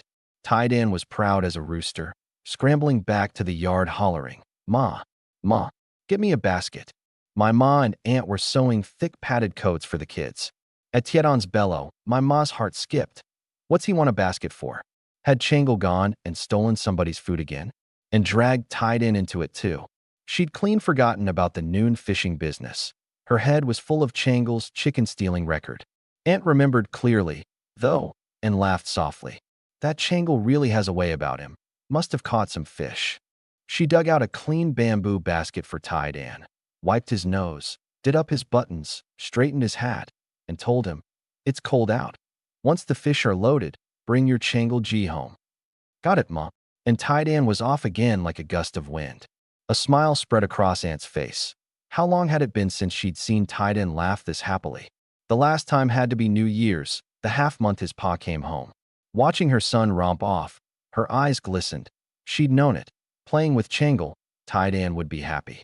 We're all one family. No need to keep drawing lines. Cloud Stream was a small stream, and a whole afternoon didn't bag much. 3 crucian, 3 carp, for wheat ear minnows. One of the carp turned out big, half a caddy, the rest under 4 ounces. The wheat ear minnows were pitifully small, the biggest only a finger wide, snapping in 2 at a single thrust. So in the end, only 4 decent ones made it home. "Brother," Tied-in, "warm your faces." Xiaoqian had boiled hot water and called the 2 of us over to warm our hands and faces. From the corner of my eye, I caught the rope marks all over Tiedon's hands. He'd pulled way too hard. My pa had just gotten back. First a start, then a deep furrow of the brow. He found Aunt, who was cooking fish soup, and sighed helplessly. "Big sister, carp's too expensive, best save the money. Changel's well now, and these years haven't been easy on you. Keep the money, save it up for Tiedon's wedding someday. Don't go to the expense." His face was all embarrassment and guilt. Before his own blood sister, he could hardly lift his head. Aunt blinked, then understood the mix-up and set him straight. "Third brother, this carp wasn't bought." Then, "Third uncle, Changel caught it. He's amazing. One flick of a wooden stick and he speared the fish." I sighed inside the room. In this little stretch of time, Tied-in had told the story a good 10 times, each one more vivid than the last, all but painting me as the cleaver immortal descended from heaven. Even Xiaoyong knew his brother had a fish-catching blade technique now, and Xiaoqian wouldn't stop circling me with questions. My pa stared. His eldest had caught them, and with a cleaver, a chisel, and a stick? Unheard of. He looked closer. Sure enough, there was a deep gash in the carp in the pot, sunk halfway into the body. "Third brother, Changel's got real skill. Don't underestimate the boy." Aunt was bursting with pride, but my ma was all worry. From what Tied-in said, tying a cleaver to a rope and slinging it. How dangerous. And chiseling a big hole in the ice. What if he fell through? Where'd his life be then? Her heart climbed into her throat again, and she wanted to tell Changel never to go again. But looking at the 8 fish in the basket, she couldn't get the words out. Filling the kids' bellies mattered more. "Big sister, cook a couple extra. You've fretted over our family's troubles all these days. You're getting thin. You need building up," my ma said. "Changel's ma, there you go again. We're all one family. Keep talking like that, and I'll really be cross." Aunt feigned anger, but still fetched 4 more little fish to scale. For kids, after all, she really did need to cook a few more. On the heated bed, I tallied the day's haul. A flash of gold in my mind. and the panel surfaced. Host, Wang Changle hunting level. 2. Total points. 10 current points. 10 strength. 4.1 skills. Deadeye, strength growth. Huh. Leveled up to 2. Was it because the points broke 10? And what's the difference between total points and current points? I puzzled over it a while and guessed. Hit 100 total and I'd reach level 3. As for current points, well, if they're called points, I should be able to trade them for something. So why no reaction at all? Don't tell me this system's a bootleg. Level 2 added strength growth, and sure enough it had ticked up a hair from 4 to 4.1. I raised my arm, couldn't feel a thing. Figured it'd take 4.5 to notice. I was starting to look forward to 100 points. What good skill would it give? The 18 dragon subduing palms, the heaven and earth great shift, or the 89 mystic arts, the grand heavenly immortal scripture? Wishful thinking. The Great Qin Empire was clearly a low martial arts world. The dragon subduing palms had an outside chance, but immortal cultivation arts, give it up. Grr. My belly howled with hunger. Taiden grinned sheepishly and scratched his head. Changle-ji, teach me, would you? I want to catch fish too. I came back to myself and nodded. Deadeye was the system's gift, but I'd worked out a few pointers of my own. No harm teaching Taiden. Only the stick was too big and clumsy. A big iron hook would be best. Hook the fish right through the mouth, Deadeye? Thank you, Changle-ji. Taiden was too excited to sit still, hopping and bouncing until Aunt chased him out of the kitchen, and he ran to the yard miming it out. Fierce as a tiger, Xiaoyong watching wide-eyed. Xiaoyong was too little for the stream side. I'd teach him when he was older. Uncle by marriage had been a fisherman, and from years of watching, Aunt had become a fine hand at cooking fish. My ma and Xiaoqian learned at her side, and listening to the three of them chatting and laughing, I felt an inexplicable warmth. Days like this beat being an immortal. My old life's day and night, blessing, couldn't hold a candle to it. Bit by bit the room filled with fragrance. On the bed Xiaoyong's eyes glazed over, like he'd ascended to heaven, staring straight through the stove wall, the little pebble in his hand suddenly losing all its charm. Heaven and earth are vast, but a meal is the vastest thing of all. The fish soup was fresh and fragrant. Maybe it was the water and soil of the ancient world, but there wasn't a trace of muddiness, and with a little salt and oil added, it smelled incredible. The fish soup done, Aunt was about to steam Wodu again. My ma wouldn't have it, and quickly brought out the family's last half-caddy of flour. She couldn't let Aunt spend any more. Dinner's ready. Aunt's family had plenty of basins, and the table was packed. 2 families as one, 7 people, appetites wide open. In front of each of the 4 kids, 1 little fish, 1 wotu. In my bowl, several extra pieces of fish besides. Nobody objected. Changle caught the fish. He could have all of it for all they cared. The rest were content just to drink the soup. Changle-ji, eat it hot. Ma put in lots of salt. It's really, really good. Taiden slurped his soup dry in one go, chewing a soup-soaked wodu. Eyes squeezed to slits. Ever since Changle-ji's family came, Ma was willing to use salt. So good. And fish and chicken bones to eat besides. If only Changle-ji lived here forever. Xiaoqian and Xiaoyong demolished their little fish like a whirlwind. Xiaoqian was teaching Xiaoyong to suck the meat off the bones, one spine at a time. But my heart wasn't in it. I ate the fish meat and drank the soup while my parents and Aunt gnawed wodu and pickles, not daring to touch a drop of the soup. What kind of thing was that? My appetite dropped on the spot. What is it, Changle? Soup not to your taste? Aunt asked. My ma was puzzled too. Big sister cooked it herself, and she dipped a chopstick to taste a bit. Not a hint of muddiness, fresh as could be. So why wasn't Changle eating? Aunt, it's delicious. I ducked my head and went at it hard, polished it off in no time, and got up and went into the kitchen. There was still half a pot of fish soup, and my parents and Aunt would surely never bear to drink it. I ladled it straight into their 3 bowls, split out all the fish meat, and gave the last bits of fish scrap to the 3 little ones. Pa, Ma, Aunt, I'm full. This fish soup won't be fresh by tomorrow. Drink it while it's hot. There's plenty of fish. Once it's gone, I'll just go catch more. Changle, fish soup keeps fine in winter. Aunt'll save it for you. Before she could finish, my pa cut in. Big sister, it's the boy's heart. Aunt understood at once, her gaze warm with relief. My ma turned away, stunned. Changle, what a change, truly. There was no spoiling by tomorrow business. The boy had grown up, grown thoughtful, sparing a heart for his elders. Tai Dan and Xiaoyong looked lost. What just happened? No idea.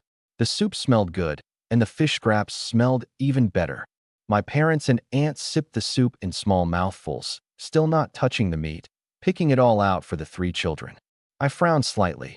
Until the family's circumstances improved, these three elders weren't going to eat meat anytime soon.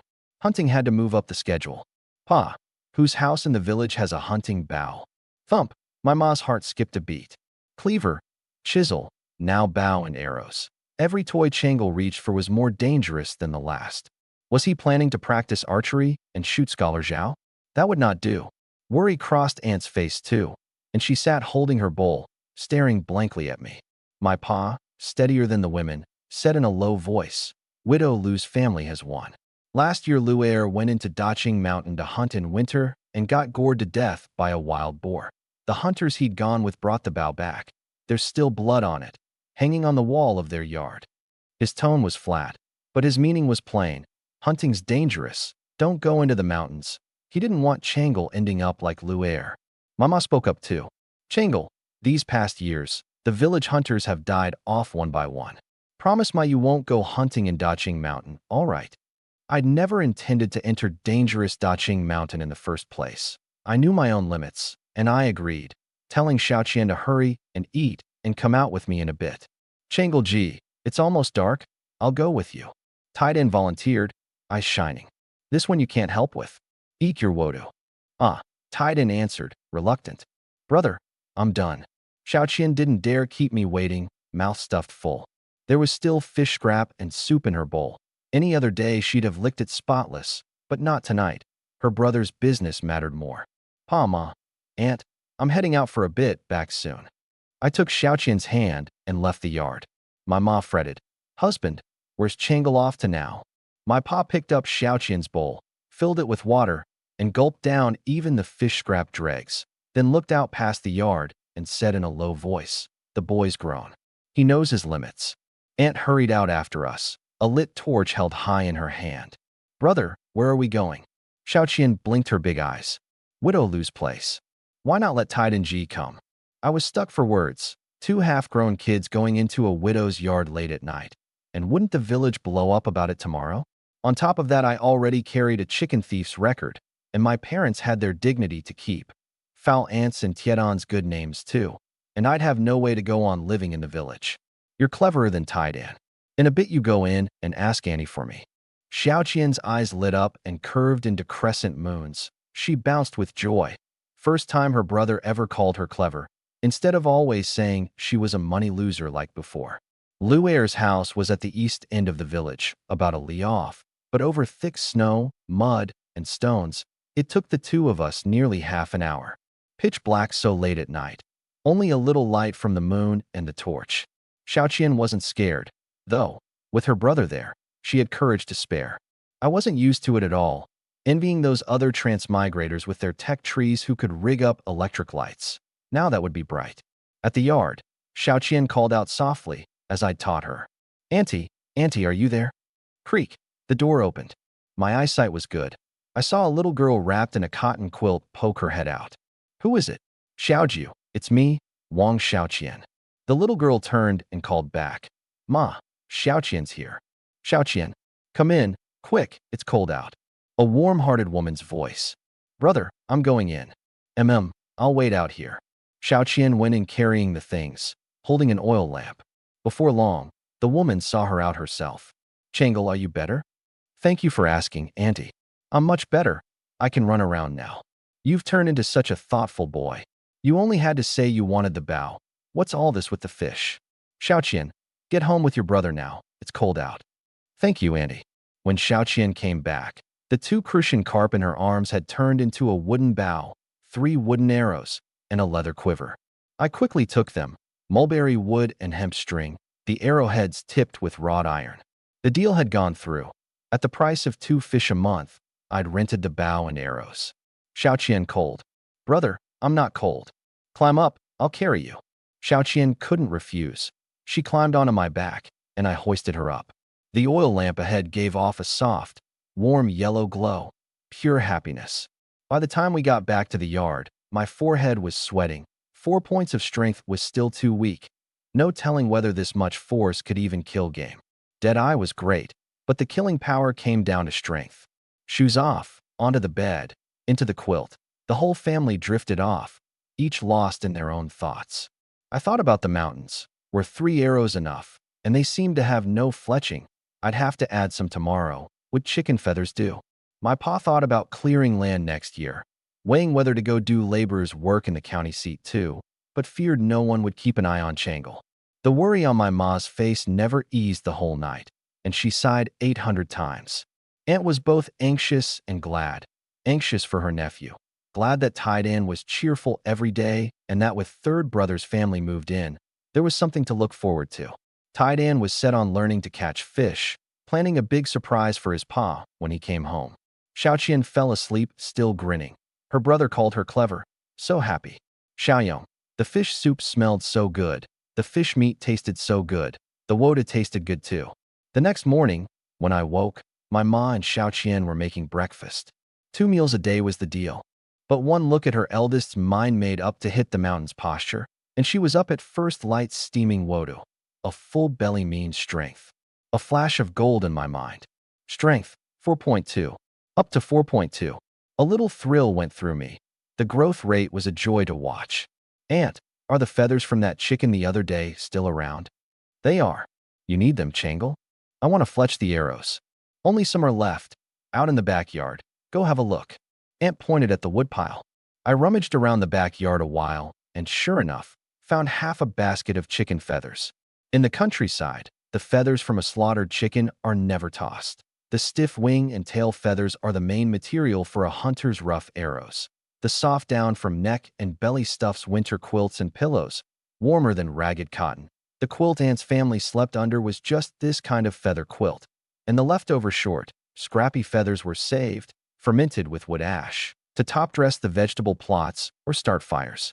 A chicken is treasure from head to tail, eaten or used. In Yunchi village, don't expect a scrap to be left over. I used fish bladder glue to fix the stiff tail feathers to the ends of the 3 arrows, and my confidence about the mountain's soared. Of course, stiff was only relative to the rest of the chicken's feathers. Next to the army's eagle feather and goose feather fletching, they were a far cry, soft and thin, badly thrown off by wind, accuracy dropping off past 15 meters, and going damp and warping in snow or rain. But I didn't care. With Deadeye, anything within 20 meters was a sure hit. What I wanted was arrow speed, the faster the better. Brother, breakfast. You all eat first, I'll be right there. I dug out a worn-out carrying basket for the arrows and the game, picked up some bamboo, slats to have on hand, and went to the kitchen to bag a little packet of wood ash, all of it useful up in the mountains. Breakfast was absurdly lavish. A big brimming bowl of thick rice porridge, a duck egg, a chicken egg, and a table of wodu, 7 or 8 at least. Looking at my ma's pleading, hungry for reassurance eyes, the corner of my mouth twitched. Don't finish it. And she wouldn't let me into the mountains. Ma, I'm not going to Daqing Mountain, just to the lower slopes of Damong Mountain. No danger, plenty of people go in there to gather herbs. Changle, be good, eat up, a full belly means strength. Aunt and my ma formed a united front. This tip-off breakfast had her hand in it too. I looked to my pa. My pa was silent, silence being his position. Fine. Heaven knows how I choked down a whole table of wodu. I strongly suspected my ma made the spread precisely so I couldn't stand up straight, let alone reach the mountains. Changle G, I'm going into the mountains with you. No. Me, my ma, and Aunt said it in one voice. Titan wilted. But you said there's no danger. Your Changle G has a bow in hand. What V you got? Want to go deliver rations to a wild boar? Aunt swatted him one. Titan looked like something clicked, ducked into the backyard, and came out brandishing a big hammer. The whole family was speechless. Tidan was dead set on going into the mountains to protect Changle G, and Aunt had no way to stop him. She looked at me, pleading. Aunt and uncle by marriage had only the one child, Tidan. Naturally, I couldn't let him risk it. I told everyone to come into the yard, took a fish, dug out its eye, and stuck it on the rammed earth wall. The family of 7 stood at the door of the room, not knowing what I was up to. From the east room door to the yard wall is 20 meters. Tidan, can you see the Christian carp's eye? Tidan nodded. If you can hit the fish eye, I'll let you come into the mountains with me. SSSS. The sound of breath sucked in. The whole family but Xiaoyong stared at me in shock. Even Xiaoqian stopped clapping. Was brother putting Tidan G in a tough spot? Tidan swallowed hard. Changle, you're gonna hit it in the eye? No. No way. I gave a cool little smile. My right hand swept up from behind my back. Bow bent, arrow knocked, loosed in a single breath. Start to finish, under 2 seconds, one clean motion. Xiaoqian, go fetch it. It took Xiaoqian some real grunting to pry the arrow out of the packed earth wall. When she came back, cradling the fish eyeball, my dad's jaw dropped, and Mom and Auntie gasped behind their hands. The arrow had punched clean through both fish eyes. Tidan was floored. When had Changle ever trained with a bow? And gotten this good? Big bro's so cool. Xiaoyong drooled, saying out loud what everybody was thinking. Nailing a fish eye at 20 meters, even the marksman down at the county yamen couldn't do much better. Half the worry lifted off Mom's heart, and Dad clapped my shoulder, proud as anything. The boy's got a real gift for the bow. Even if he never farms a day, he won't go hungry. Already better off than his old man. In the end, I went up the mountain alone. Done up like a proper hunter. Padded jacket, back basket, rope, bow and arrows, a kitchen cleaver, gloves, a water skin, and a gourd hanging at my waist. Auntie hung that on me right as I was leaving. Inside was rice wine brewed by our neighbor, Widow Zhao. Keeps the cold off, warms you up. At the foot of Mount Damong, I could just make out a few figures heading up, villagers from Yunxi and the hamlets nearby. In winter, the mountain draws more than hunters.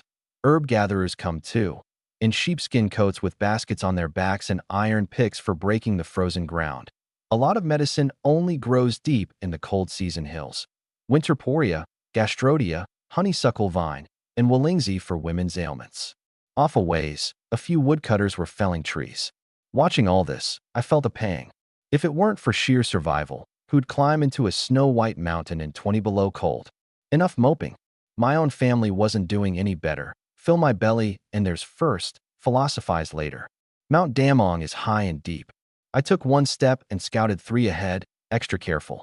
The animals still out and about in winter are the best at hiding themselves, and with everything buried under snow, their tracks are even harder to read. After climbing maybe 100 meters, I looked back. The village had shrunk to a little black smudge. I pulled my jacket tighter and pressed on. Where's the game already? My nerves were itching. For a hunter, patience and experience matter more than the bow in your hand. Sometimes more than anything. Another 2 hours passed. My sharp eye caught something off. I crept low to a patch of brush, dropped to one knee, and looked close. Sure enough, animal tracks. The front prints were the size of a baby's fist. The back ones dragged a 4-inch streak through the snow. That's the telltale hopping mark of a wild hare. The snow crystals glittered in the sun. I leaned in. The claw tips had left faint, damp impressions on the surface. No more than 10, 15 minutes old, I figured. The rabbit was close. I got excited. My first kill in this world. The fish don't count. Too easy. 3, for pounds, by my guess, and I couldn't help swallowing. My head filled up with stir-fried rabbit, roast rabbit. Okay, getting off track. Focus up. I untied the pouch at my waist and tipped out a half handful of bran mixed with chili powder. Widow Lu had Xiaoqian pass it to me last night. An old folk trick from her late husband, Lu II. A hare catches a whiff of chili and sneezes, gives away its spot. Worth a shot. I blew on it, and the bran drifted 3 or 4 meters downwind. Off ahead came a faint rustle, and a patch of brush gave the smallest shiver. The brush blocked my view, so I eased around to the other side and tucked behind a tree a dozen-odd meters off. Under the snow on that shivering brush, a tuft of gray fur poked out, trembling, with a little half-egg-shaped burrow beneath it. Found you. The hare had buried itself in a snow hollow to keep warm, nibbling at who knows what. No clue I was creeping up, still shivering away. Clever spot it picked, snow-covered brush above, gray fur hidden under white snow. Most folks would walk right past. All thanks to Widow Lu's chili bran. I dropped to one knee, set the basket down quiet, slid the mulberry wood bough off my back without a sound, rose slow, drew, and aimed at that trembling tuft of gray. First real hunt. Heart pounding, hands shaking, palms sweating for no good reason. Deep breath. Loosen up, loosen up, looser still. I've got never miss. This range is well inside it. All I gotta do is draw full and put every ounce of strength behind it. Oh, I let the stale breath out. My gaze went cold, and all 3 fingers released at once. Thwip. The arrow flew off whistling, chicken feather fletching and all, dead on for that gray tuft. But the hair in the snow hollow seemed to sense the killing blow coming. It kicked off its hind legs, flicked up a chunk of snow into the arrow's path, and the arrow grazed it just enough to skew offline. The hair squirted out of the hollow and bolted through the brush, but never in a million years did it figure on what it was up against. Ultimate hunting system. Never miss. Hit.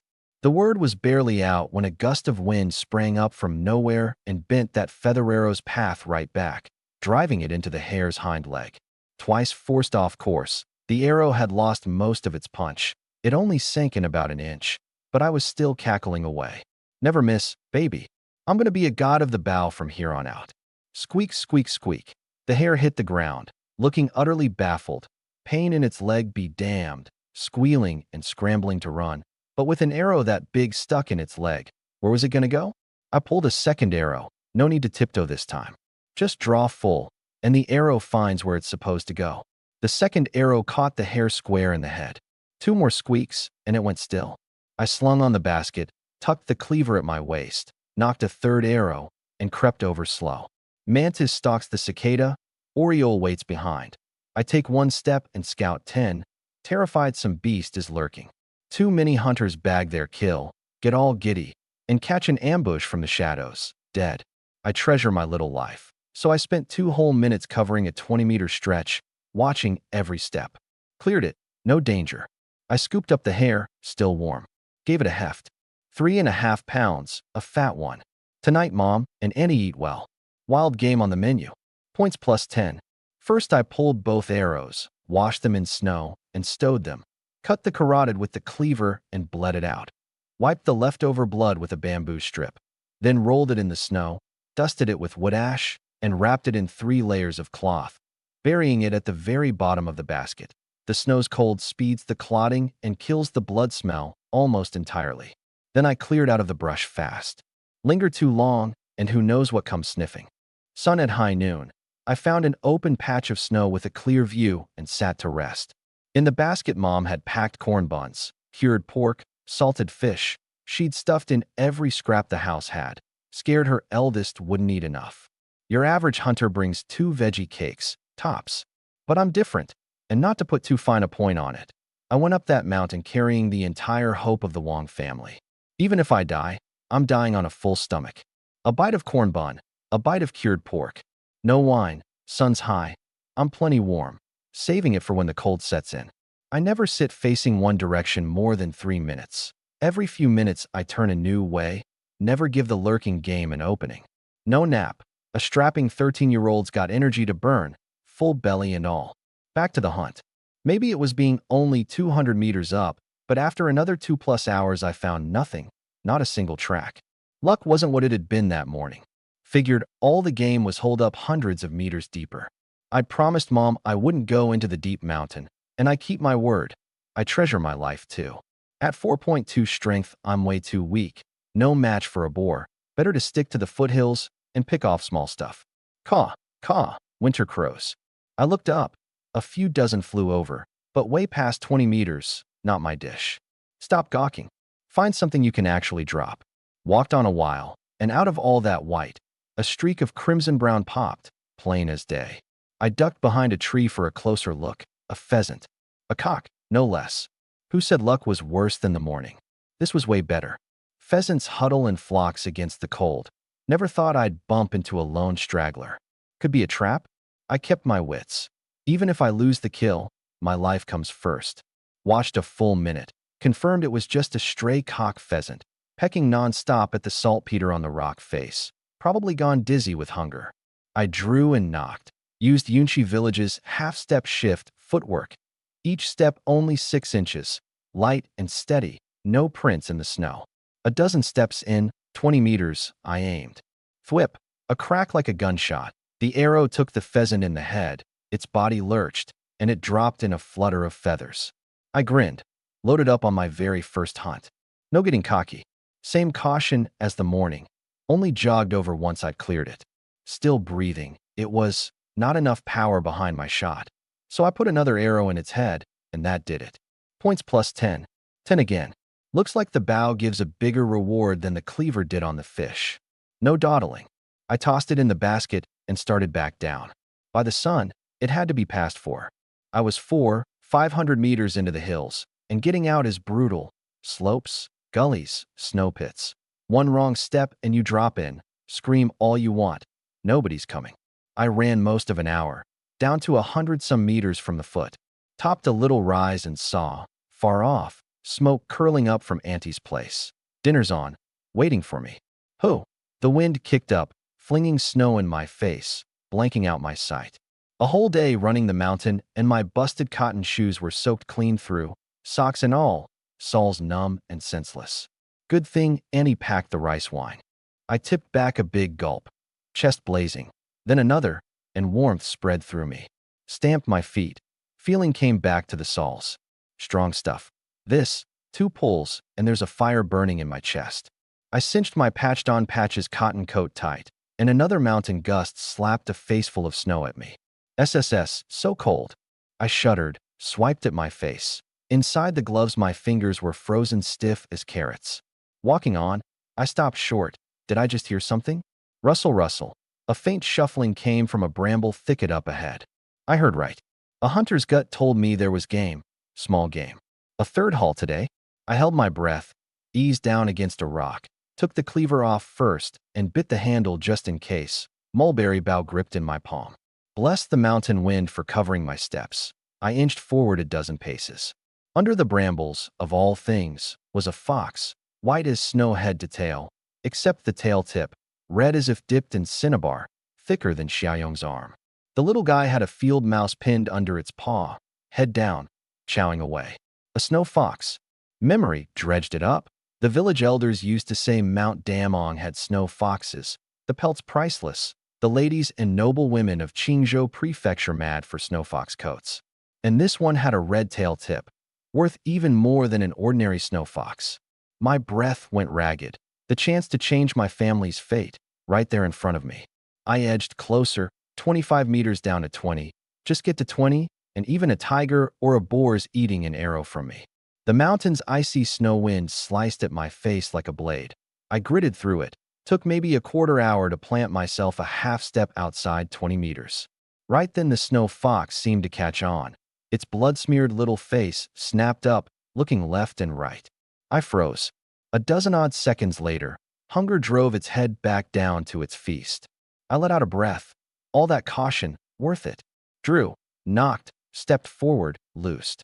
Hind leg hit. The snow fox dropped, then flipped right back up, snatched the mouse, and ran. I gawked. This thing's a real foodie. Arrow in its hind leg, limping, and it still won't leave the mouse behind. You've got nerve, I'll give you that.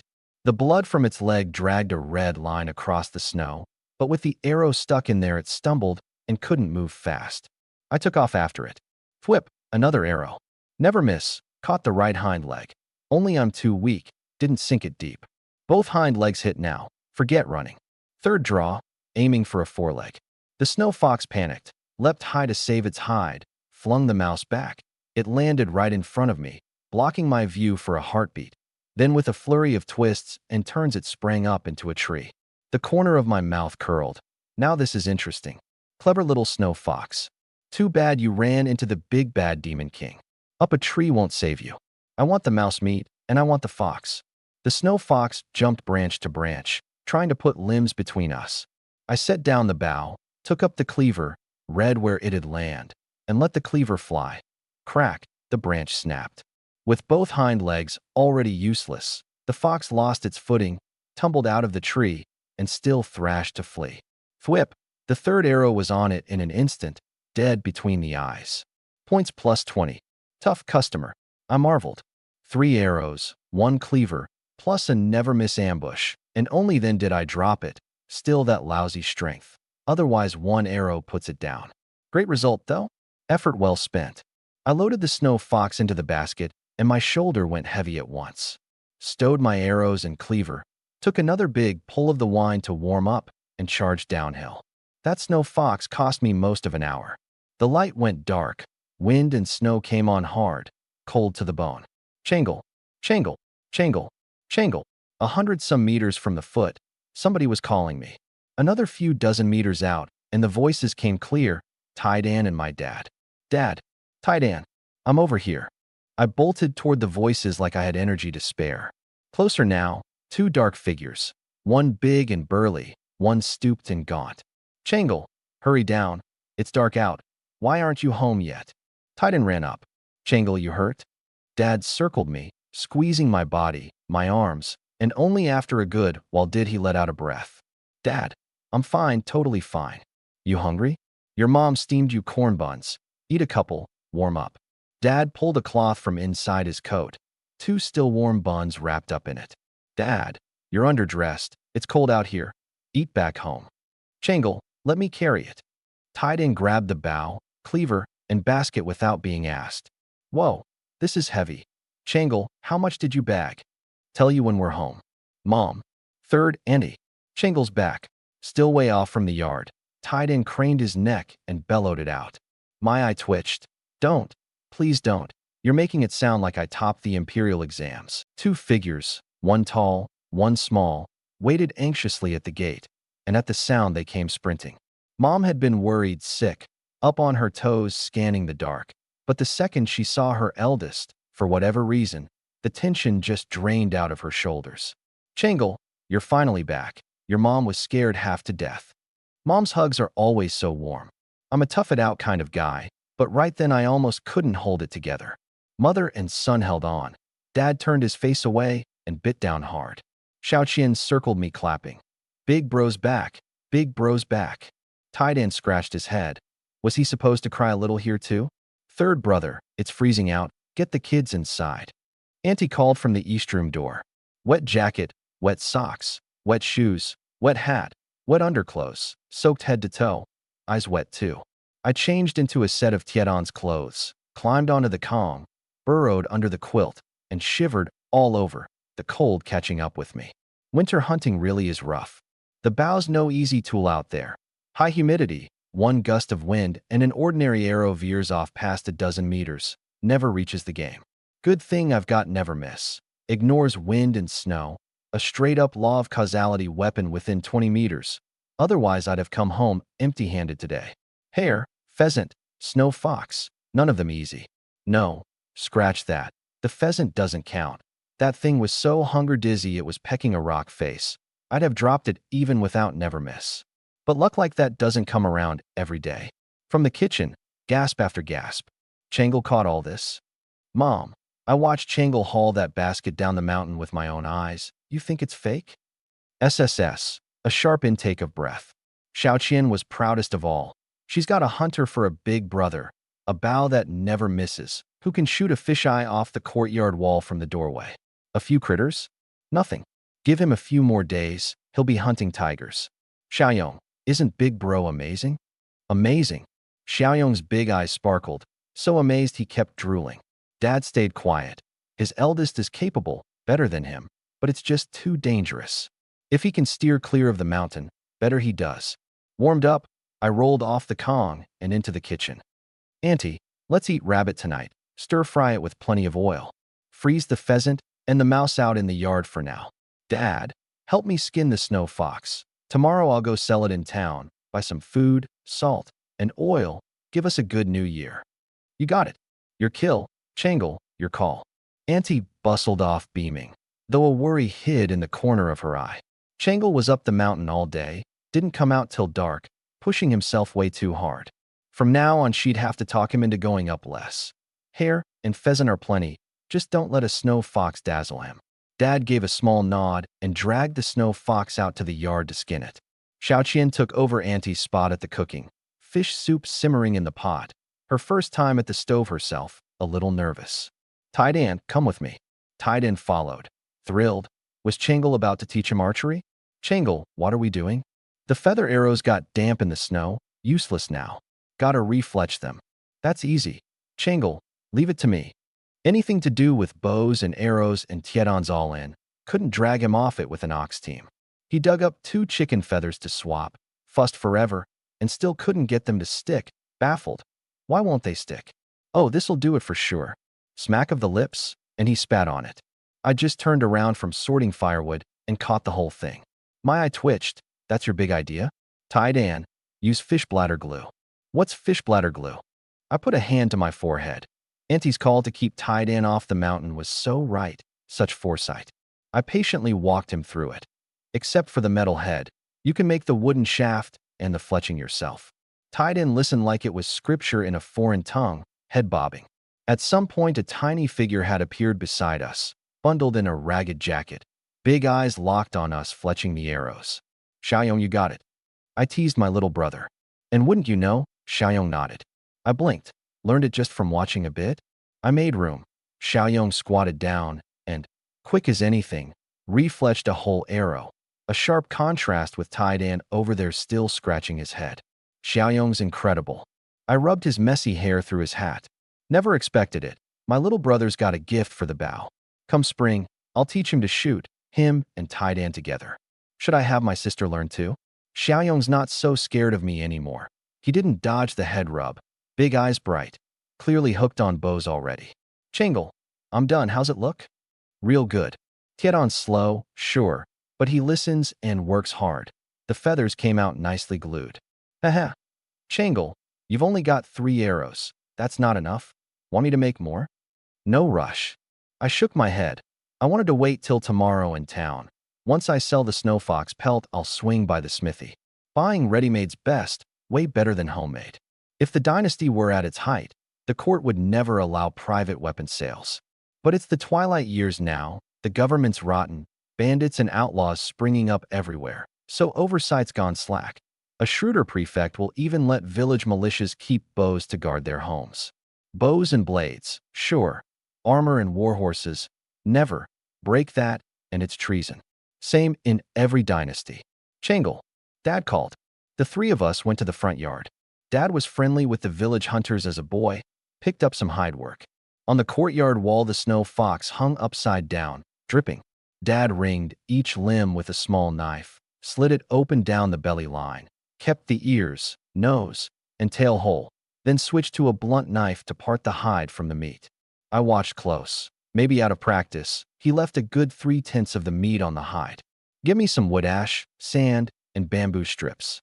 You rub it down again and again with ash and fine sand to strip the grease, then scrape off the last of the fat with bamboo, so it won't draw worms. Winter doesn't breed worms easy, but better safe than sorry. The rough prep done, we'd sell it later to a tanner for finishing, or to some wealthy household. Ought to fetch a fine price. Red-tailed snow fox, rare, Dad said with feeling. Changle's amazing, bagged a red-tailed fox his first time out. Take me next time, yeah? We'll go get a blue-tailed one. Tie-Dan was at it again, his mountainage undimmed. I ignored him, until his archery's solid.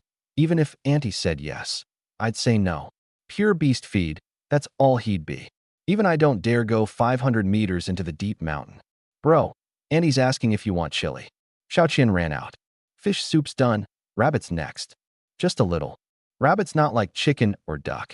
No chili, no flavor.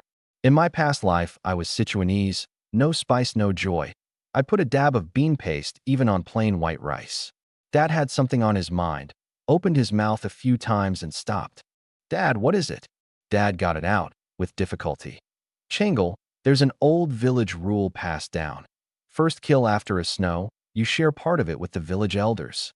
I started. Right, there was that. Yunqi's centuries-old custom.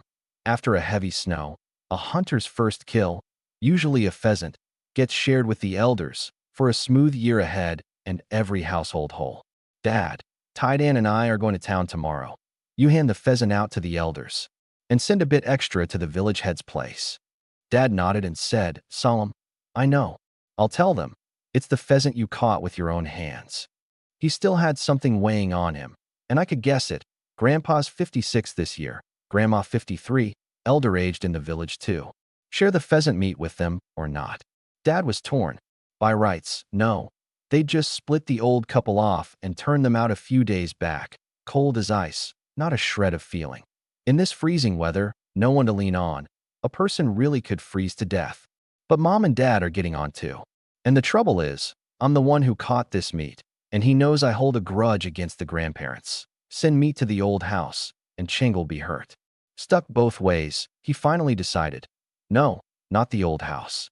Meat Chang'el hunted doesn't go over there. Tai Dan and Xiaoyong stroked the snow fox pelt, the praise never stopping, eyes full of envy. In the stove, splitwood crackled. The rabbit hit the pan, chili smoke wafting up. Xiaoyong choked and sneezed and rubbed his eyes, then dove straight into the kitchen anyway, up on his toes to watch Annie fry the meat. So good. He'd never smelled stir-fried meat this good. But too short to see. I scooped him up. Now he saw it all clear. Auntie, in her patched apron, tipped the diced rabbit into the hot oil, glistening red chilies tumbling, peppercorns popping, and worked the willowwood spatula in her rough hands. Back and forth, the rabbit slowly turning golden. Xiaoqian, add some salt. Salt's a wonderful thing. Lifts the flavor a whole notch in an instant, the aroma mixing with the chili and shooting right up your nose. Xiaoqian, ladle in a scoop of water. Whoosh, steam and chili scent burst up. I backed off a few steps with Xiaoyong. Annie was going all out, oil spatter nearly hitting my face, using more oil than we would for New Year's. Xiaoqian, a little more salt. Tai Dan, grab bowls and chopsticks, take the fish soup inside.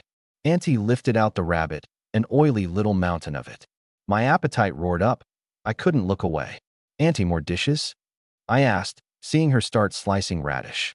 Still plenty of oil in the pot. Can't waste it. I caught myself, then laughed quietly. My mindset still hasn't fully sunk into this world. Dad got the fox meat frozen, Mom dried the clothes, and 3 dishes and a soup were ready. Chili fried rabbit, stir-fried radish and cabbage, pickled veg, and crucian fish soup. The white rice had long been steamed, cooled, and reheated. If I hadn't come back over an hour late, the whole family'd be up on the Kong resting already. Tied in quick-handed 7 chipped bowls into place, and the family settled in.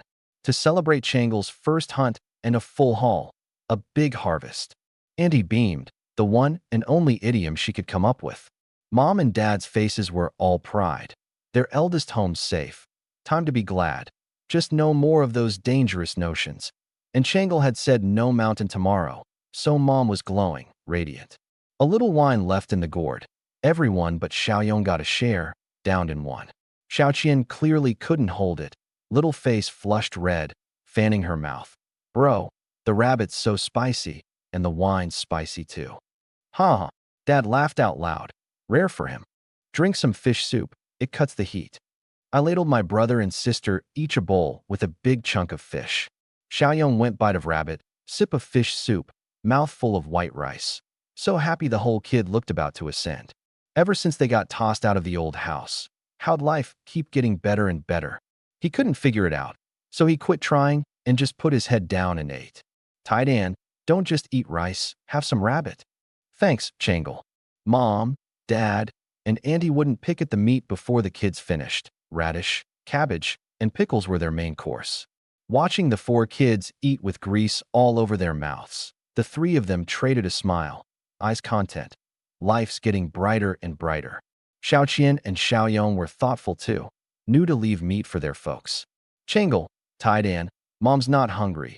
You 2 finish the meat, and the soup too. I said nothing. Tai Dan kept quiet right along with me. Auntie, helpless, split a bowl of fish soup with Mom. Dad took a bowl, picked out a few small bits of rabbit, and left the rest to reheat for the kids tomorrow. Family fed and content. Mom rushed to clear up the mess. She had to burn off the excitement, or she'd never sleep tonight.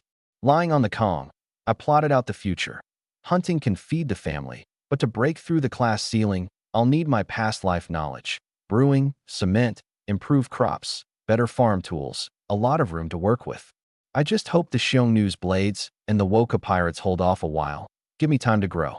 In the West Room, Auntie earnestly lectured Tai Dan. Tai Dan, you learn well from your big brother Chang'el. As long as it's nothing crooked, whatever he tells you to do, you do it, understand? Mom, I got it. Chang'el's so amazing, shoots straighter than the hunters, even bagged a red-tailed fox. I've never heard of such a thing. Auntie went thoughtful, murmuring. True. Where'd that child Changle learn it all? Never mind. Just remember one thing. Learn well from your big brother. Mom, when's Dad coming home? Auntie counted on her fingers. Soon. Another 3, for days, and your dad's back. The 22nd of the 12th month, an even-numbered day, was market day in Hawaiian Township. 2 half-grown boys trudged the snowy mud road, baskets on their backs, bundled up tight. That'd be me and Zhao Taidan. The road was crowded, everyone off to market. Changle, I haven't been to town in forever, you? Taidan was buzzing. Long as he wasn't playing alone, he was into anything. How much we'd make didn't concern him. What mattered was being with Changle. My eye twitched. Taidan, you sure know how to pick a sore spot. The original owner of this body got beaten half to death just 10 days ago at Scholar Zhao's place in town. With the original's temper, a line like that earns you a slap on the spot. Lucky for him, I'm easygoing. I let it slide. I went to town a lot with fourth uncle. Fourth uncle never takes me along. Only takes you, Changle. Taidan deflated a bit. Why won't the villagers play with him? Fourth uncle's 18 this year. Only 5 years older than me and Taidan. Near enough the same age. Grandpa's name is Wang Montsong. Fourth uncle's is Wang Yongtsong. That shared song tells you everything about how Grandpa doted on his late-in-life son. Trouble is, his sticky-fingered reputation spread through every hamlet around. 18 and still no wife. He's in no hurry himself. It's Grandpa, Grandma, and Big Uncle who fret, cleaning up his messes every week or 2. Jealous fourth uncle takes me out. I smiled coolly. Then it's your turn to get beaten half to death. Taidan was puzzled. Wait, did Changle's beating have something to do with fourth uncle? He'd just opened his mouth to ask when a roar of voices rose ahead. Hawaiian Township, we'd arrived. 7 li of snowy road. The 2 of us walked it in 3 hours. I got excited too. First time setting foot outside Yunchi village in this world, into town. Tiedan's eyes went wide. The press of heads and shoulders, several hundred people easy. He even spotted a candy stall by the street. Gurgle, my stomach betrayed me with a swallow. The corner of my mouth lifted. He was hungry. Taidan, let's eat first. Before we left, Dad gave me 10 copper coins for spares. Mom secretly slipped me 10 more, and Annie went all out, digging a 5-layer cloth bundle from the bottom of the cabinet and handing over 20, not to Taidan, to me, telling me to look after him and pick up some household goods on the way back. Huh? It's pricey here, Changle. Tiedan's slow, but no fool. A meal in town runs a whole day's worth in the village. My treat. This place it is. The 2 of us sat down side by side at a mutton offal soup stall, basket between us. Eyes on it the whole time. My entire fortune was in there. Icicles hung by the pot, the vendor hawking hard. Tripe nice and tender. Hey, young sirs, come have a hot bowl of offal soup. 1 sip in the 12th month warms you the whole day. How much a bowl? 5 coppers. Not cheap. 5 coppers buys a caddy of rice. Afraid I'd balk at the price, the vendor tacked on. Tripe and liver bits all in, simmered in bone broth, and half a coarse flour cake on the house. Taidan piped up. Can you make it a whole one? The vendor's wife glanced at Tiedan's strapping build and said nothing. The vendor sized us up and drawled. You 2 by 2 bowls. I'll throw in 2 whole cakes. How's that? Tiedan's pupils quaked. He tugged my sleeve, backpedaling. Changle, it's so expensive. Let's just get 1 cake. I flipped my hand, slapped 10 coppers on the table, and said evenly, 2 bowls, please. The vendor lit up. Coming right up, young sirs. Eat this and you're warm all day. You'll be back for more. His wife smiled and ladled 2 big bowls, picking out 2 big coarse flour cakes. I'm used to myself. That's the magic of money. Whatever the dynasty, coin is hard currency. How's the saying go? Money isn't everything, but without it you can do nothing. Taidan cupped the rough clay bowl, steam making him squint. 5 coppers a bowl. He had to eat his money's worth. No, eat 10 coppers worth out of it. For once he chewed slow, tore off a small piece of cake, soaked it through with the mutton broth, and stuffed it in. Actual meat flavor, bliss. Rolling with Changle is the life. Even better than last night's chili fried rabbit. I didn't know whether to laugh or cry. Taidan really is a little ball of joy. I was a bit hungry too. Tongue licked the rim of the bowl first. A little salty, a little of that peppery heat. Took a light sip, warmth shooting down my throat, and into my chest. The vendor watched on, grinning. How's that, young sir? Told you no lie, didn't I? I nodded. No wonder it's 5 coppers. Scallion, salt, pepper heat. The man doesn't skimp. The tripe bounced between my teeth, chewy with bite. The bone broth rich and wrapped in scallion fragrance. A bowl on a 12th-month morning. Nothing better. Changle, you have the awful. Tai Dan, remembering Auntie's instructions, pushed the dark red awful my way. Nah, you've already eaten off it, gross. I said one thing and meant another. Haha, okay. Tai Dan grinned dopily. The two of us ate that one breakfast like we'd never seen the world, took half an hour over it. The vendor saw us off all smiles, told us to come again, another free cake, and Tai Dan promised up and down. Changle, where to next? Stuffed now, Tai Dan grabbed both baskets in one go, wouldn't let me carry them. The hide market. The hide market sat in the northwest corner of the fair, the Qian position rules slaughter, feng shui notion. Step in and a dazzle of pelts filled your eyes, more than you could take in. At the entrance a whole raw ox hide hung from a pole, and Tieton's jaw dropped. Step right up, don't miss out, top-grade raccoon dog pelt, just 2 mace of silver. Best local farm dog hide in Hawaiian, 15 coppers a sheet. Buying rabbit pelts, fox pelts, leopard pelts, prices negotiable. The hawking never let up.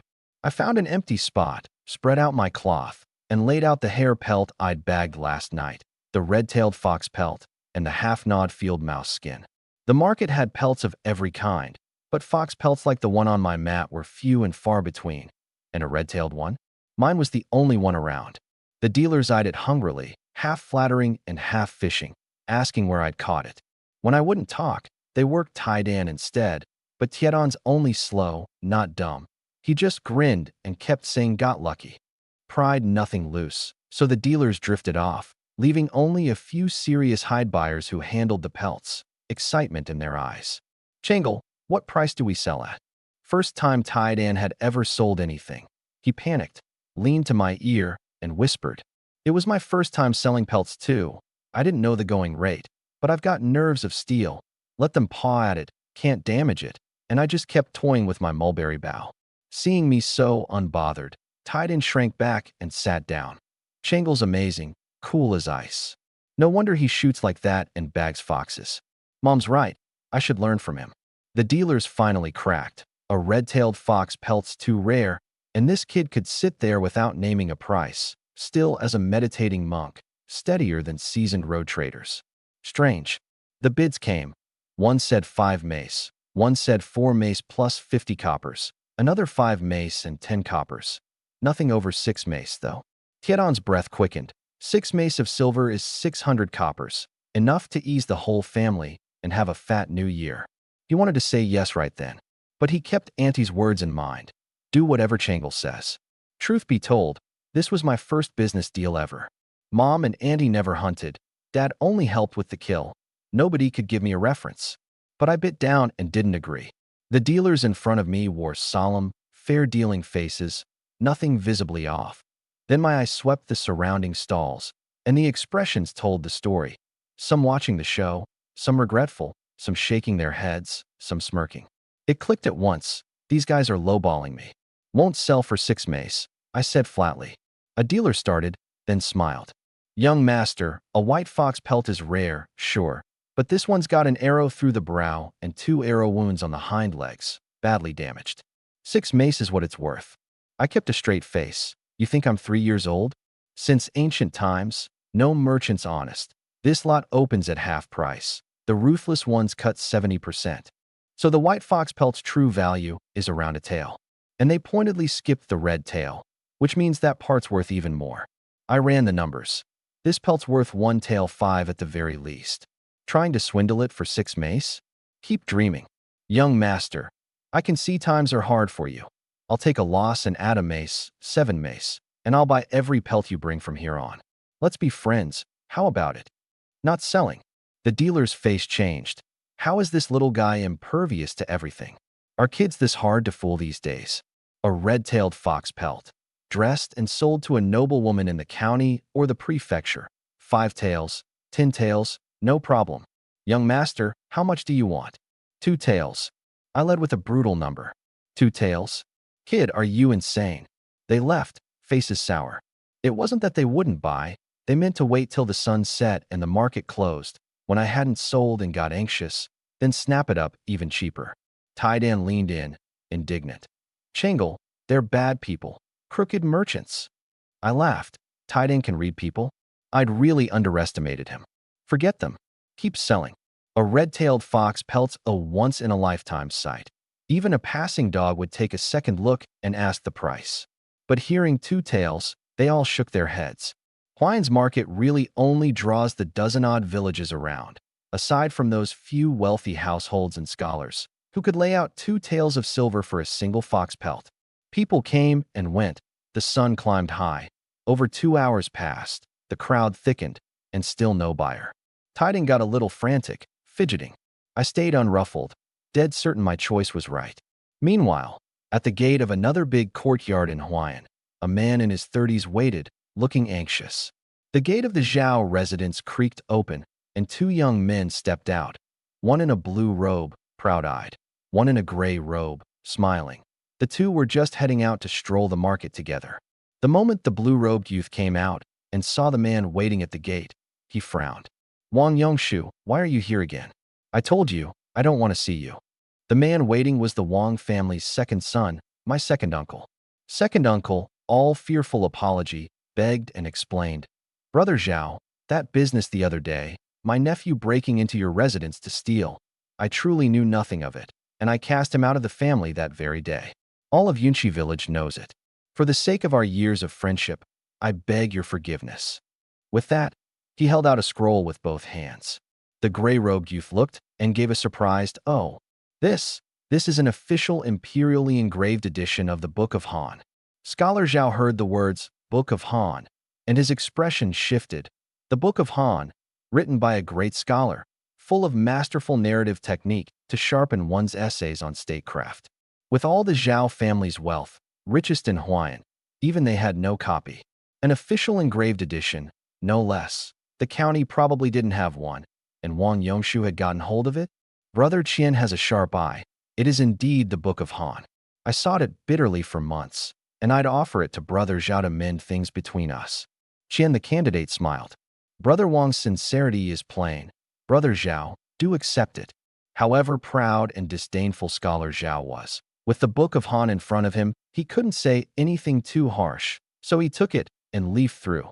Clear script, complete printing, and instantly felt he'd gotten a treasure, delight written all over him. He put on a show of pondering.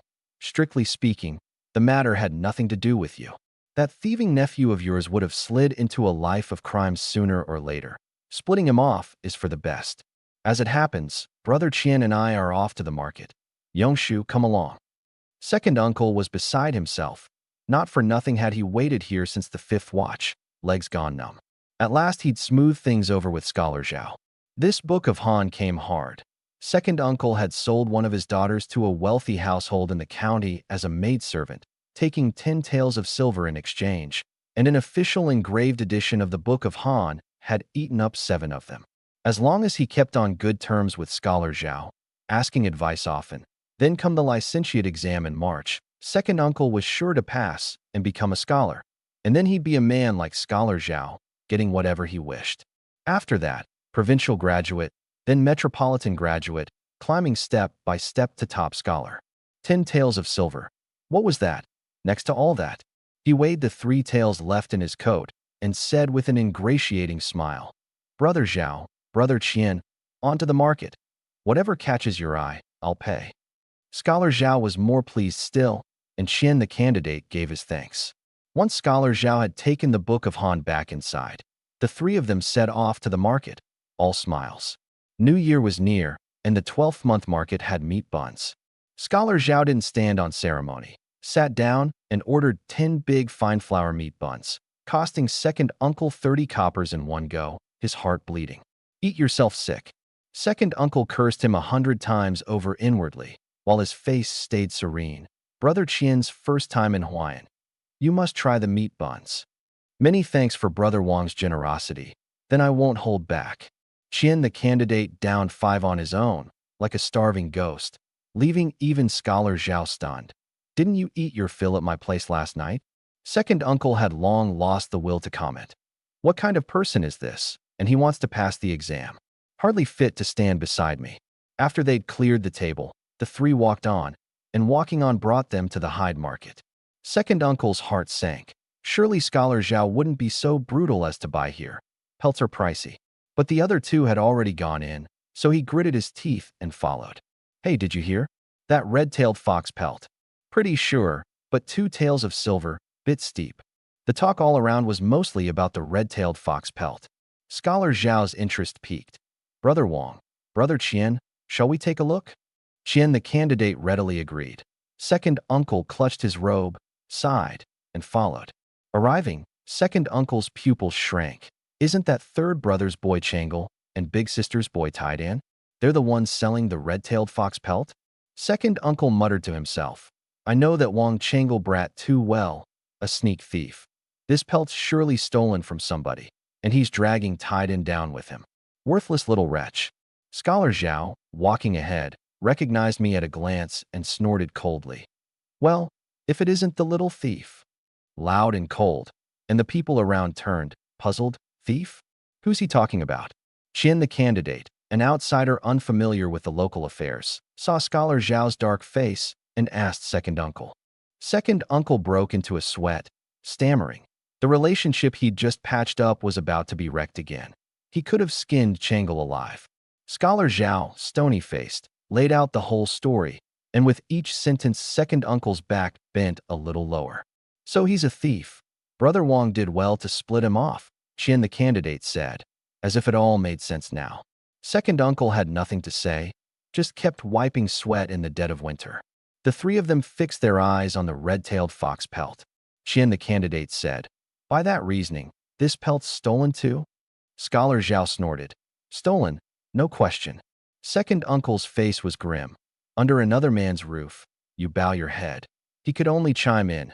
More than likely. The corner of Qian the candidate's mouth curled. A scheme came to mind. Brother Zhao, watch me vent this anger for you, and win that red-tailed fox pelt in the bargain. With that, he led the way to the stall. Changle, look, second uncle's here. My eyes snapped open. Second uncle and 2 scholars shoving through the crowd, and one of them I knew, would never forget as long as I lived. Scholar Zhao, the man who'd beaten me half to death. Enemies meet, and eyes go red. I couldn't be bothered, and looked away.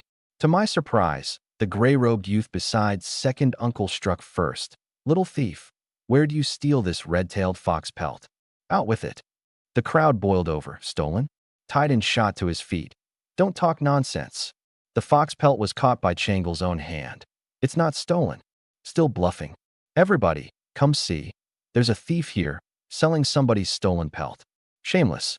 Second uncle's fists clenched. If he could, he'd have stabbed this Qian the candidate dead and found a crack in the ground to crawl into.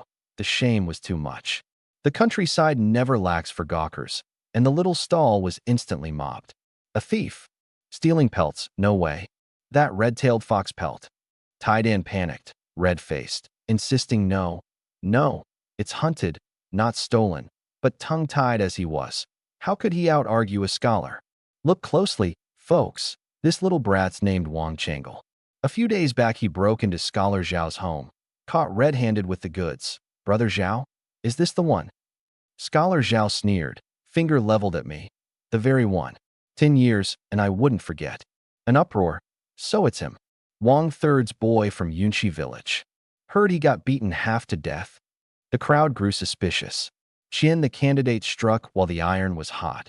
Think about it, folks. A few days ago this thief couldn't even get out of bed, and suddenly he's got a red-tailed fox pelt.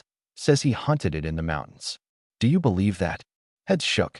You're lying. Changle clearly hunted it on the mountain. I saw him come down with my own eyes. The fox was right there in his basket. Qian the candidate seized on the flaw, eyes narrowing. You saw the fox in his basket when he came down, meaning you did not see him hunt the fox, which means he stole some other hunter's kill and stuffed it in his own basket. Tidan was dumbstruck. You can twist it like that? Qian the candidate put his left hand behind his back, pointed at the pelt with his right, smug. And the clincher, everyone. Look. 1 arrow in each leg, 1 in the brow, all on vital points. By his own second uncle's account, he never knew how to shoot before. 10 short days, and he's got archery like this? Is he some archery prodigy? Absurd. Plainly a thief. The words landed, and the crowd stares turned hard and hostile. When a scholar speaks, they believe it. Country hunters live by their kills. Stealing another's quarry won't be tolerated, not even from a child. Tiedan's eyes went bloodshot, panting, dumb with rage, his fists like cooking pots cracking at the knuckles. He couldn't take it. Slander his Changle? He'd beat this filth-spewing thing to death. He stepped forward, and I put out a hand to stop him. Changle, don't hold me back. Sit down. Changle, sit down. Tiedan, fuming, sat back down, grudging. I was calm as still water. What do you want? Qian the candidate gave a slight start. This little thief didn't panic and ditch the pelt and run. Decent nerves. No wonder he dared break into Scholar Zhao's place. Pity he ran into me. Qian Shueji, today I'll show you what's what. I want nothing, only justice. You stole a hunter's pelt. Heaven won't abide it. I didn't steal it. I hunted this pelt myself. Little thief, stubborn tongue. Dare you take it to the magistrate? Qian the candidate bluffed. I didn't bat an eye. Magistrate it is. I stand straight and sit upright. I hunted this pelt. Even the magistrate threat didn't scare me, and Qian the candidate's tone faltered.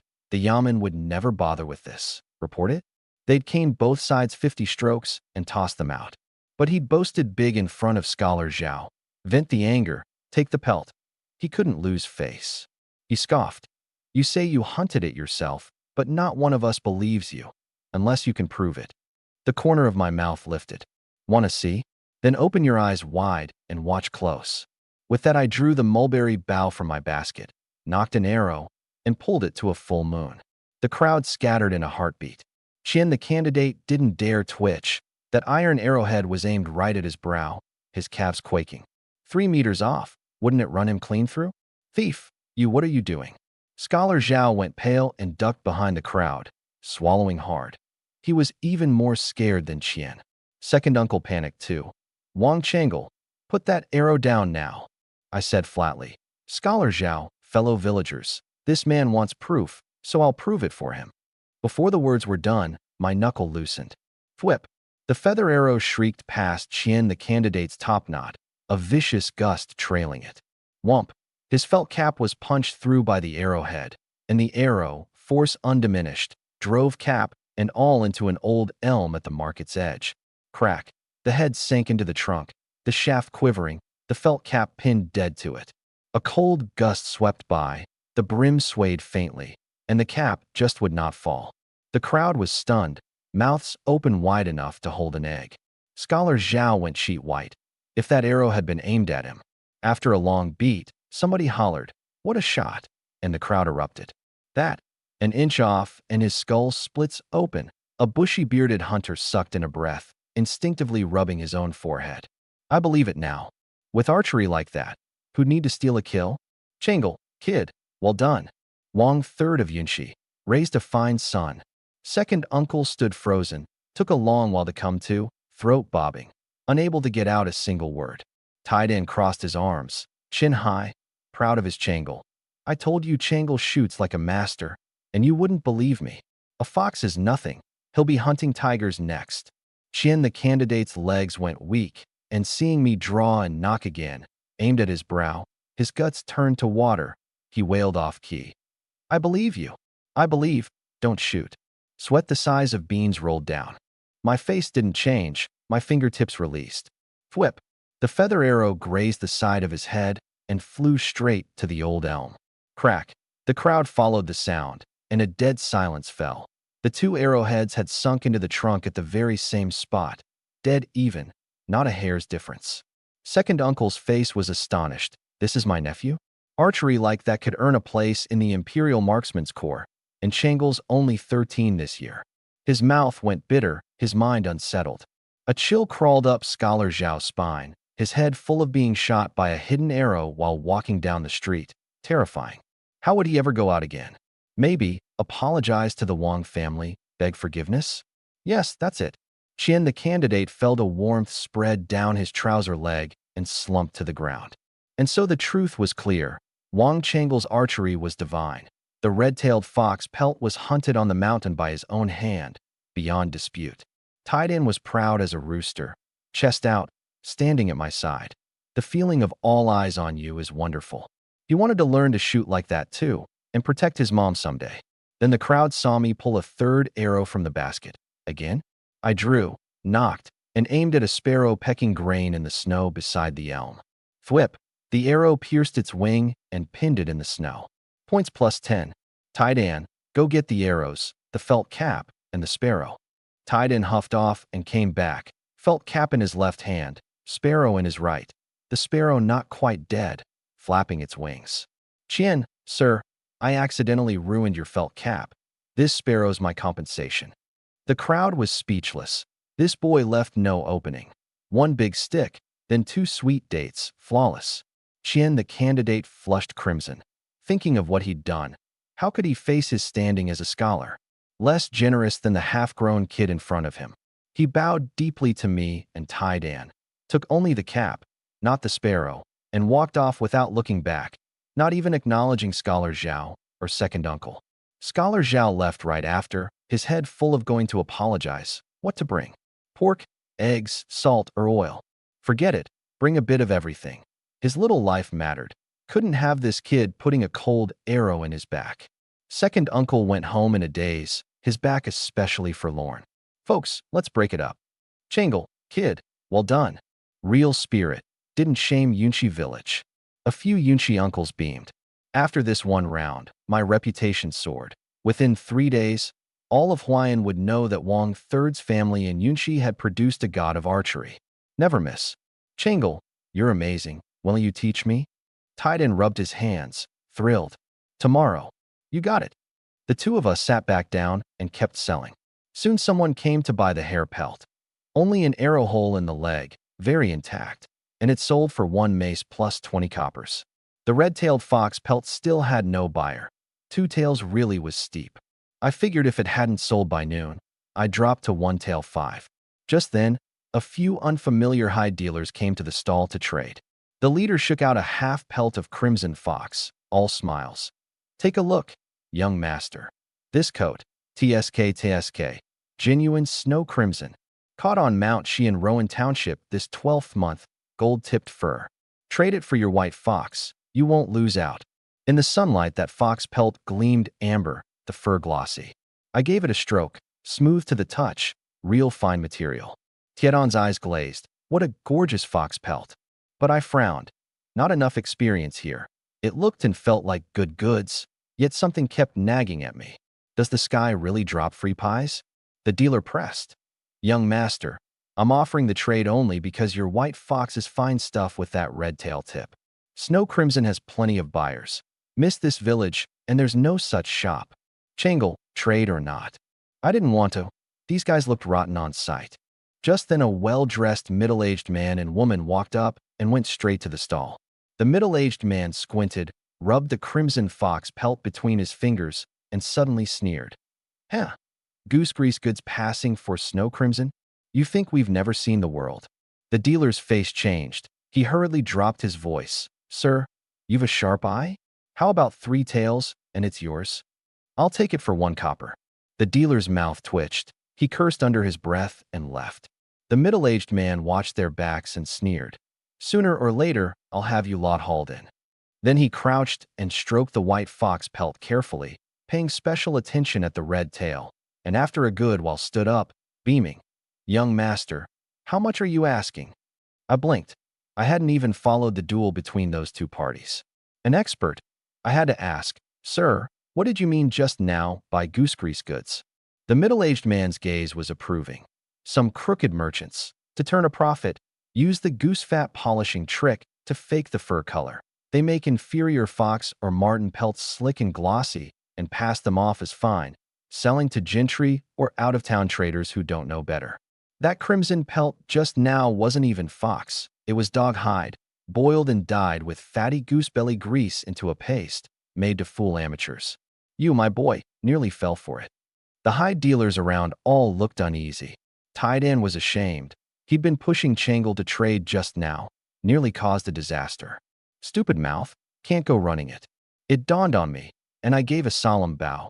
He who passes on knowledge and resolves doubts is fit to be a teacher. The middle-aged man started and said he couldn't accept it. Just ordinary experience. You'll come to know it in time, my boy. Here, let me teach you one more trick for telling pelts apart. My eyes lit up. First, check the roots. Second, smell. Third, burn. Fourth, rub to tell true from false, he said. Check whether the fur roots are natural, smell for grease, do the fire test, and rub to see if the color comes off. Those four will help you spot most goose grease goods. I bowed again. This trip wasn't wasted. I truly learned something. The middle-aged man looked delighted. Who doesn't love a courteous child? And this kid's eyes were clear, his thanks sincere. The middle-aged woman beside him spoke up. Steward Joe, don't just teach. Hurry and ask about the pelt. White fox, red tail, our young lady will surely love it. Steward Joe, a wealthy household. I noticed the woman cradling 2 or 3 pelt samples and thought to myself, this household's young lady really loves fox pelts, buying so many in one trip. Can she even wear them all? Matron Feng's right. Young master, what's the price on this fox pelt? I mused a few seconds. Steward Joe, I'd meant to sell it for 2 taels, but you've taught me a great deal. I'll give you a discount. 1 tael 8 mace, how's that? Yeah, you've got a knack for business, young master, and you're honest. A complete red-tailed fox pelt. I'd buy even at 5 taels, but there's a big arrow hole in the brow. It ruins the look. That was haggling. Tied-in didn't dare cut in. I refused to take the bait. As a seller, you play up the goods. Steward Joe, there's an arrow hole. True, but feel the quality. Caught on the mountain just yesterday. Pure white and flawless, and the tail blazing red. Your household's young lady will look positively radiant, born to nobility, the moment she puts it on. Steward Joe was taken aback, not that the boy could haggle, but that he tossed out 3 4-character idioms in one breath. Remarkable, a hunter's kid who reads? Even a budding scholar might not put it so well. Sure enough, the right medicine works twice as fast. Before Steward Joe could answer, Matron Feng beside him couldn't hold still. She'd conjured up the young lady standing in the garden, radiant and nobly born, a vision of an immortal, and beamed. Steward Joe, pay the man. Steward Joe gave a wry smile. You little devil, no room to maneuver at all. Half a lifetime of haggling skill, all for nothing. Fine, 1 tael 8 mace, it's worth it. Take care of yourself, young master. Thank you, Steward Joe. Thank you, Matron Feng. A lucky new year to you both. Blessings aplenty, and sugar melons every day. Ha ha. Steward Joe laughed out loud. Plenty of people send him blessings, but that line was the easiest on the ears. Good.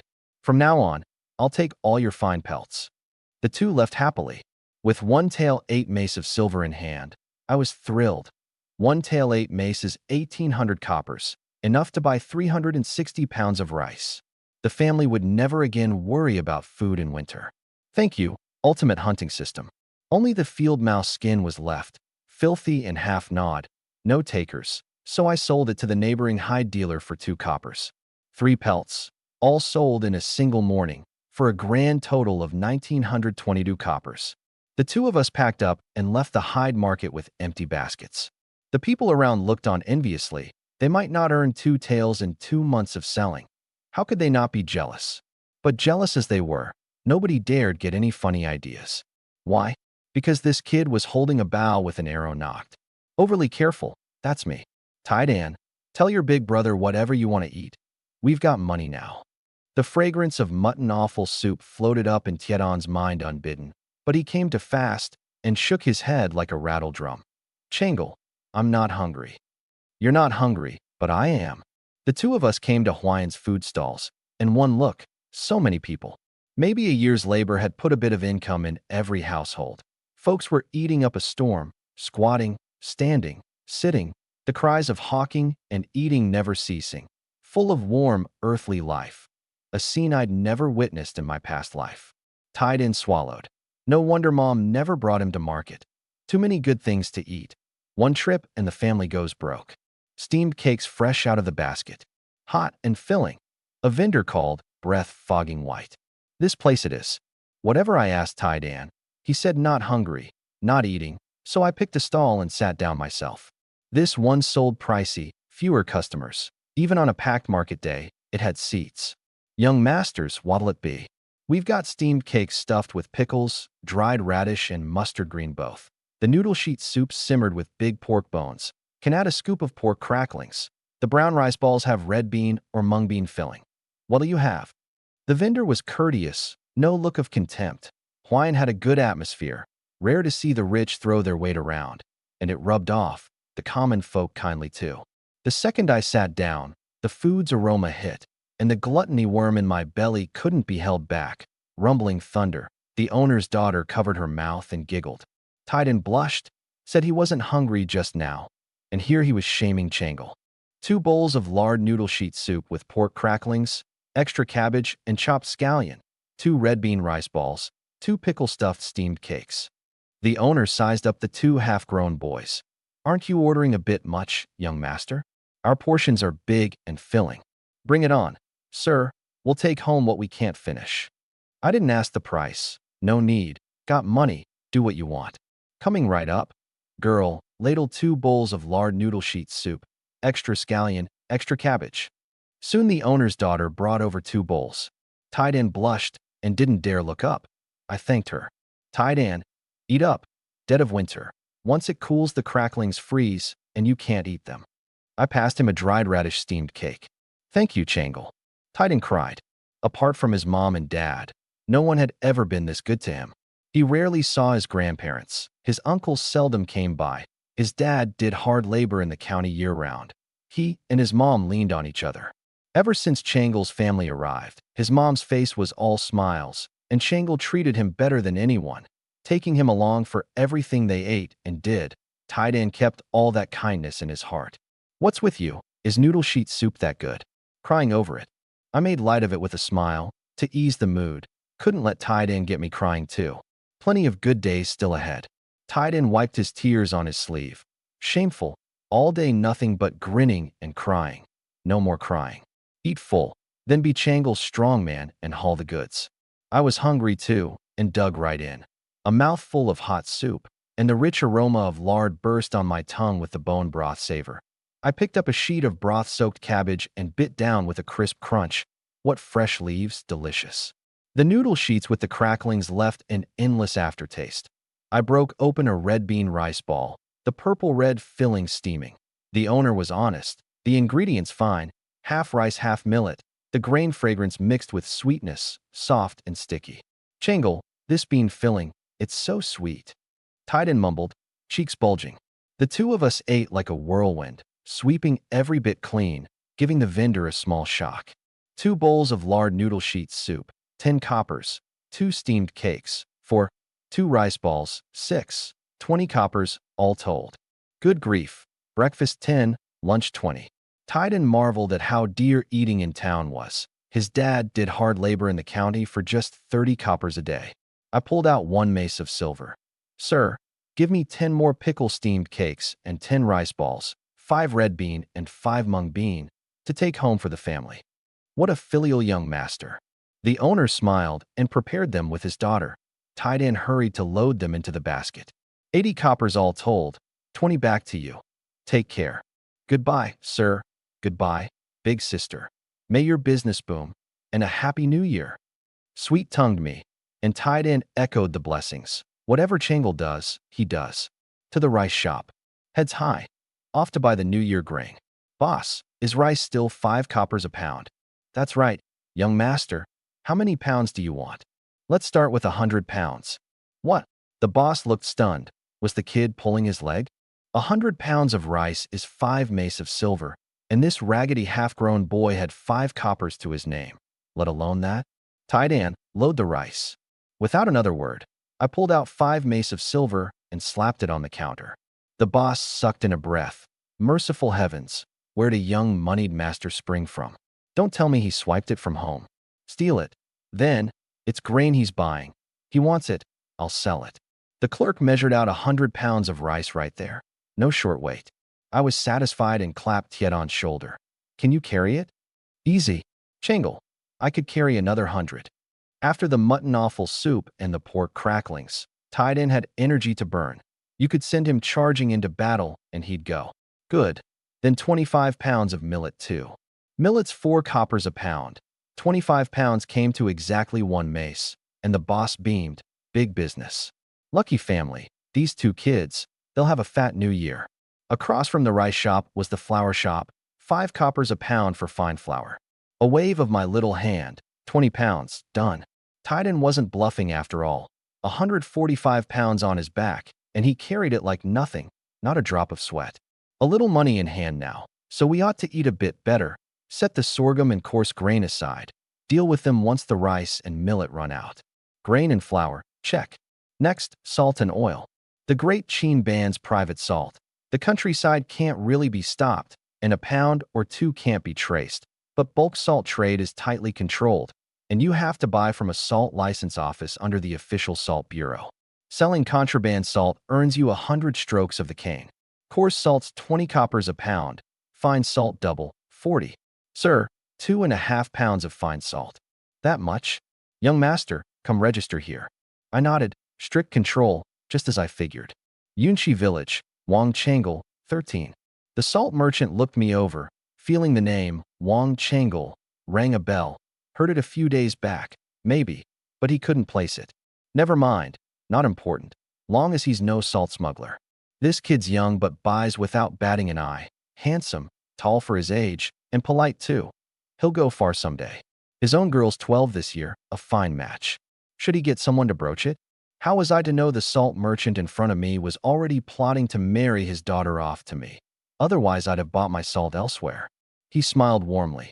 Changle, my boy, I'll remember you. I paid 1 mace of silver, and the whole time his look just fell off. He wasn't one of those creepy uncles, was he?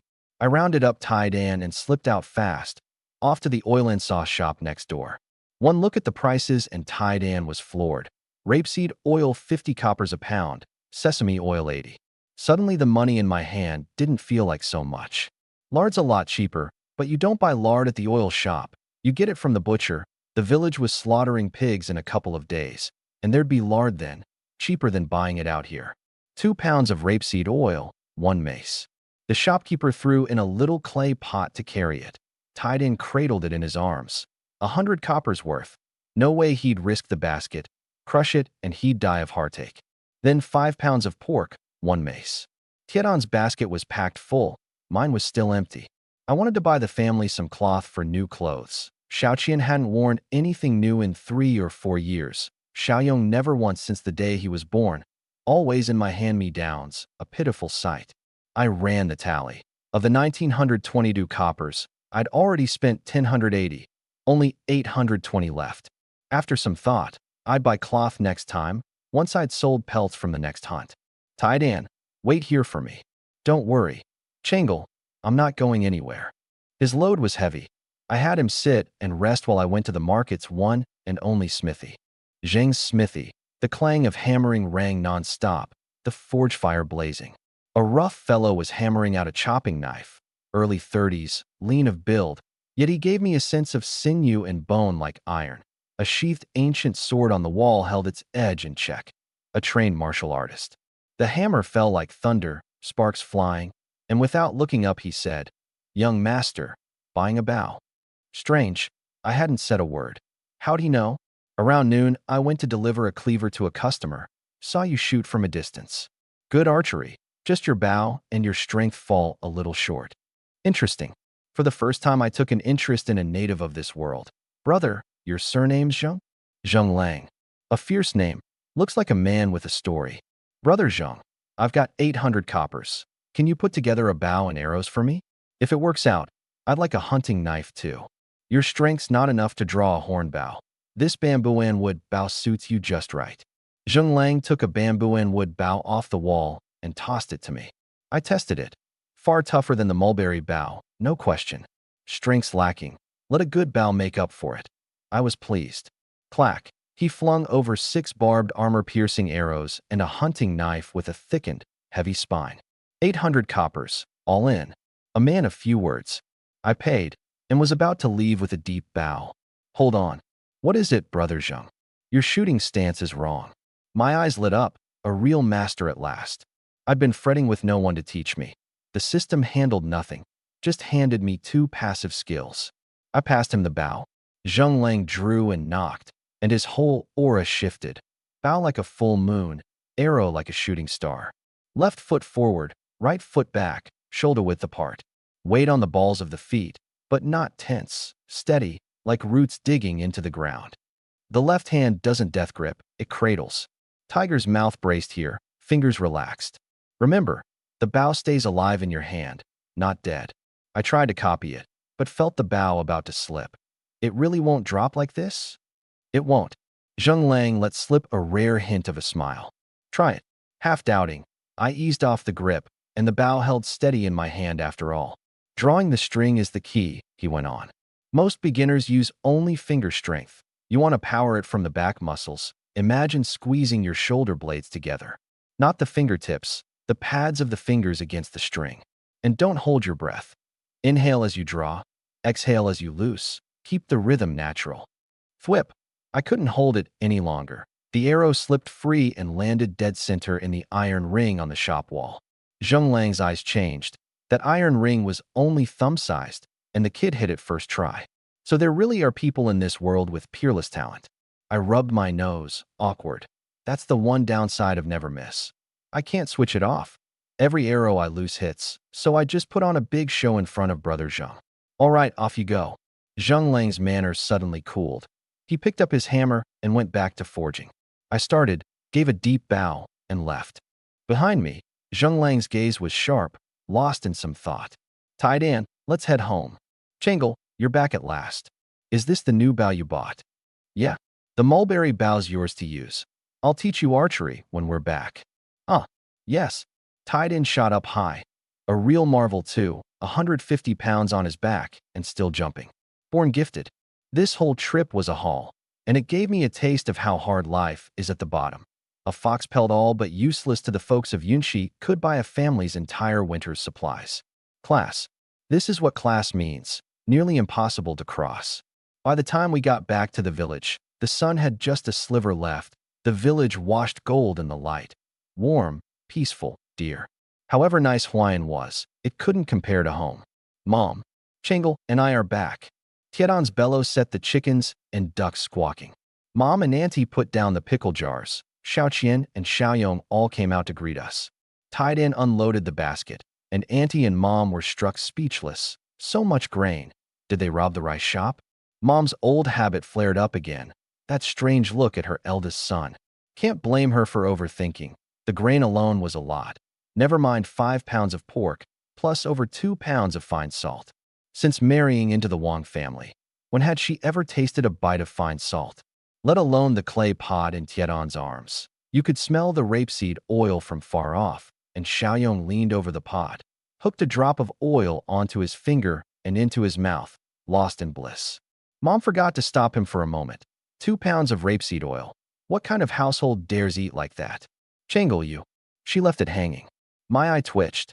When will this sneak thief label ever come off? Mom, the fox pelt sold for 1 tael 8 mace of silver. Relax. All of this was bought with money. Mom pressed a hand to her chest and let out a breath. Bought. Good. Then she froze. How much? 1 tael 8 mace. Mom, it's true. Changle was incredible, let me tell you. As my devoted fan, Tai Dan recounted my exploits chapter and verse, full of feeling. From the chicken offal soup to the 3 arrows that shook the whole market, the pork cracklings and lard noodle sheet soup, the rice balls, the pickle pies, then the goose grease goods and the haggling, until Xiaoyong's eyes glowed green and the drool ran. Seeing him with no end in sight, I cut in. Stop. Inside first. Right. It's cold out. Get inside. The kang's warm. Mom, Auntie, there's pickle pies and red bean and mung bean rice balls at the bottom of the basket. Heat them up. The 2 little ones gazed longingly. Mom dug them out and started. This much? Changle, this must have cost plenty. Hunting's hard on you. Just eat well yourself. Don't go spending wild on the family.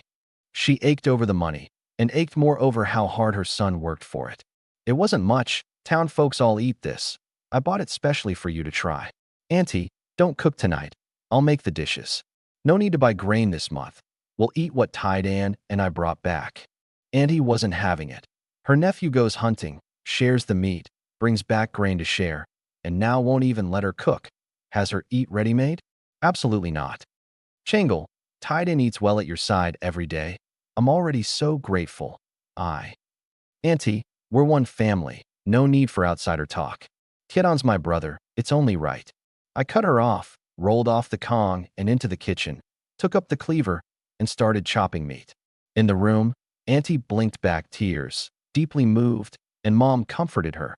No need to stand on ceremony among family. Tidan, from now on you listen to your big brother Changle, understand? Mom, I know. Look, the mulberry bough. Changle says he'll teach me archery. Tidan gripped the bough and danced around, his excitement bringing Annie to tears. She didn't care whether the house had money, only whether Tidan was happy. Since third brother's family moved in, Tidan had visibly brightened, laughing even in his sleep. That boy Changle truly treated Tidan as a brother. It was the pork I'd just bought today, for a household of 7, a rare luxury, and with New Year near, I cut a whole pound straight off. Half a pound for stir-fried shreds, half for braising with cabbage and mushrooms, both my specialties. Heat the oil, pop the scallion and garlic, sear the pork to gold and render the lard. Stir in bean paste over low heat to soak up the flavor. Add the cabbage and fry till half done. Then half a pot of water, half a basin of mushrooms, 2 spoons of salt, and simmer low for 20 minutes. Cabbage and mushroom braised with pork, all of it flavor-soaked, especially the cabbage and the mushrooms, fragrant beyond words, the most nourishing thing in winter. Halfway through, I suddenly realized I was missing tofu. Shame, forgot to buy it. Next time. My knife works decent, and Xiaoqian marveled beside me. Bro, the pork shreds are so fine and long. Bro, what are you making? Let me help. Xiaoqian, heat up all the rice balls and 5 of the pickle pies. The radish shreds and dried mustard greens I did myself. Afraid Xiaoqian would cut her hand. In winter a split heals badly, and if it turned to lockjaw, real trouble. 2 pounds of rapeseed oil, used with abandon. 1 dish ate 2 days of Annie's ration, and Mom couldn't bear to watch. Went off to the west room to pickle vegetables with Andy. Soon the dishes were up, the whole house thick with the smell of mushrooms. Xiaoyong stared blankly at me. Big bro can cook, hunt, shoot, catch fish, everything, like a completely different person from before. Xiaoqian, go call Dad in for dinner. When Dad came back and saw the rice jar filled, he started slightly. Though Xiaoqian had told him on the way that his big brother brought back over 100 pounds of grain, seeing it with his own eyes still reddened his eyes. Half a lifetime facing the yellow earth, grain was his whole sky. The last time he saw this much rice was a good harvest back at the old home. Thinking of the old home, he sighed. I could tell he had something on his mind. Probably the pheasant meat for the village elders today had stirred up trouble again. Dad, dinner's ready. Eat first. Changle, you've worked hard. The family settled in. Changle, you made this? Auntie pointed at the cabbage mushroom pork, the aroma tugging at the gluttony worm. Auntie, hurry, try it. Changle, it's so savory. I've never had cabbage this good. Tidan was awestruck. So cabbage with mushrooms and pork could taste like this. He'd always disliked his mom's cabbage, but this one bite nearly sent his soul to heaven. Have some soup. I ladled the 2 little ones a spoonful each, and the praise climbed another notch.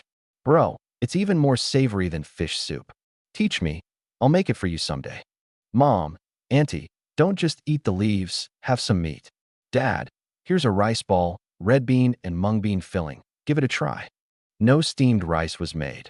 The 3 elders picked only at cabbage leaves and radish and dried greens, not even touching the mushrooms.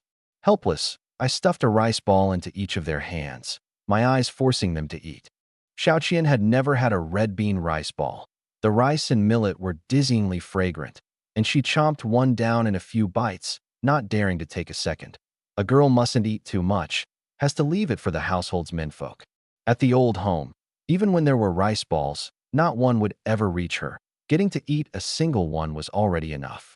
Xiaoqian, there's more here, have another. Xiaoqian took it, longing in her eyes but not biting. She looked up, and only when both Mom and Dad nodded did she chomp down, dizzy with the fragrance. My gaze went hard. The countryside's preference for sons over daughters runs bone deep. Lectures alone won't change it. Only on the day we truly lack for nothing, no shortage of grain, of food or clothes. Can it get better? Work, then work. I made up my mind. With the ultimate hunting system, I'd give my family good lives, let my sister Xiaoqian eat as many rice balls as she wanted, same as any boy, never again gazing on and swallowing back her drool. Let her cheeks, like this red bean filling, grow rosier by the day. That plain wish kindled a little spark of fire in my heart. Stuffed from the big lunch, I wasn't hungry, so I finished first, reheated yesterday's leftover chili rabbit, and carried it inside. Then went out to the yard to practice drawing the bow. A flash of gold lit up in my mind. Total points, 60 current points, 60 strength, 4.3. Strength up another 0.1, 5 points within reach. Brother Zheng said the bamboo and wood bow had a 100-pound pull at full draw. The old mulberry bow was only 60. I drilled the stance, footwork, breathing, and grip I'd learned today. Thwip! The armor-piercing arrow shot out, flew over 30 meters, and landed beyond the yard, very close to where I'd predicted. My archery had taken a big leap. Never miss inside 20 meters, and past 30 I could land 3 or 4 out of 10. I cackled away, drilling on, never tiring of it. Dad came out, back stooped, and saw his eldest son's silhouette, straight and commanding. Every move unlike a farmer's or a hunter's son, more like a general. All kinds of pride welled up in him at once, far better than his old man. A long while later, I'd shot off all my arrows, and only when I went to gather them did I notice him standing at the door. Dad, why aren't you eating? Dad was heavy with worry. When I handed out meat to the village elders this morning, I didn't go to the old home. What happened? Dad told it from the start. Ever since the third branch, our family, was split off, the old home had known no good days. Fourth uncle did nothing. Grandpa and Grandma had to clean up after him and were too old to work. Second uncle had to study. The womenfolk had no means. Without my dad to be their ox and horse, all 11 mouths fell on Big Uncle and his 2 sons, on meager earnings. Big Uncle, eldest by habit, could shoulder hardship, but his 2 sons, 117, 115, were of marrying age, and Big Aunt was anxious to arrange matches, while Grandpa and Grandma kept stalling, insisting they wait until second uncle passed the scholar's exam. The sisters-in-law had turned red-eyed over it more than once. With the third branch, 5 whipping boys, gone, the old home's tensions naturally surfaced. Grandpa and Grandma were truly at wit's end. They needed Big Uncle to provide for their old age, second uncle to study his way up, and they doted most on their youngest son, caught in the middle and pained all day. Driven to it, second uncle had sold his own branch's eldest daughter, Wang Xiaofang, to a wealthy household in the county as a maidservant, taking 10 taels of silver to keep things afloat. Only second uncle pocketed all 10, not a copper left for the family, and second aunt fought with him bitterly over it. Just then, my dad handed out meat to the elders and pointedly skipped the old home, and second aunt decided he'd done it out of malice, to show off on purpose, and got chewed out by Grandpa and Grandma as the nearest target for their temper. Dad's heart was heavy, not over being scolded. A couple of harsh words were nothing. So long as they didn't curse his children, he could take it. He worried the old home was boiling into chaos and trouble was coming sooner or later. I put a hand to my forehead. This dad of mine, forever fretting over things. To head off any other soft-hearted notion, I cut in fast. Dad, did you forget? At the split, how heartless Grandpa and Grandma were. Our family didn't get a scrap of land. Even our 3 pounds of rice got snatched by second aunt. Come spring, you'll be clearing the whole field alone. And I dropped my voice. Mom was wounded to the core by the old home. Dad, you mustn't lose your head. Dad was silent a long while, then nodded gently and let out a long sigh. His eldest son was right. The old folks back home were that cruel. So why wear himself out worrying for them? Not one grain of mine would ever go to Grandpa and Grandma. But suddenly I remembered. Back when I'd been beaten half to death and the family split off, Big Aunt had sent over eggs and 10 coppers. That kindness in the snow, I owed it. Help I would, but not all of it. Second Aunt's family, never. Big Aunt's family, a little, as fitting. Not now, though, after the next hunt. As for fourth uncle, I wrote him off automatically. Grandpa and Grandma would starve themselves before they let him go without a bite. The Wang ancestral home. Second uncle came back in a daze. Grandpa and Grandma hurried to warm his food, but he had no appetite. The family was baffled. Why had second uncle's temper changed so suddenly? Usually aloof and self-important, scroll in hand, all in plain robes. Today he came home with mud spattered all over the robe, face gray with dust. Second aunt handed him 2 corn buns, muttering all the while that third brother had handed out meat to other families and pointedly not to his own parents, that the little sneak thief had stolen who knows what from somewhere, cursing on and on. To everyone's shock, second uncle suddenly flared up, told her to keep her mouth clean, quit harping thief, thief, and only then laid out what had happened in Hawaiian today. At 3 arrows that shook the whole market, Grandpa and Grandma were stunned, the whole family incredulous. But second aunt's focus landed on the red-tailed fox pelt, her eyes lighting up. A red-tailed fox pelt would fetch a lot of money, wouldn't it? Changle wants 2 tails for it, second uncle sighed. 2 tails. SSS, a sharp intake of breath. But nobody's buying. Who? A breath of relief. Second aunt slammed the table and stood. That little brat. Ruining your studies. No, I'm going to find him. Big aunt tried to talk her down. It was that Chien fellow stirring things up, nothing to do with the Changle boy. Grandma's face was full of scorn. That little brat's been no good since he was small. Catches a fox, catches hares, doesn't send a scrap to the old home. Raised him 13 years for nothing. Grandpa slapped his thigh and wielded his head of household authority. Second son's wife, you go to third's place and bring that pelt back here. Let us sell it. The juniors shrank to the side, not daring a peep. Big uncle and big aunt looked grim. Fourth uncle said nothing the whole time. I'd become the common target, and the family seemed united once more. Second aunt swayed her bloated frame out the door, walked a quarter hour to Auntie's place, saw the courtyard gate open, marched in head high with hands on hips, mouth open to let loose a tirade, and froze. Good heavens, what was this on the table? Pork, cabbage, mushrooms, rabbit, pies, rice balls. No mistake. This was Third's and Big Sister's family. So by what right did they eat this well? Even the Hu family, richest in the village, wouldn't dare eat like this. The old home could barely keep the pot going, thin gruel and pickles day after day. And you lot are here feasting on meat and fish? Who exactly got cast out and split off? Even Xiao Qian, the money loser she'd most despised, was holding a rice ball in each hand, mouth glistening with grease. The sheer shock sent second aunt reeling, her eyes stinging, finger raised, unable to get a word out for the longest time.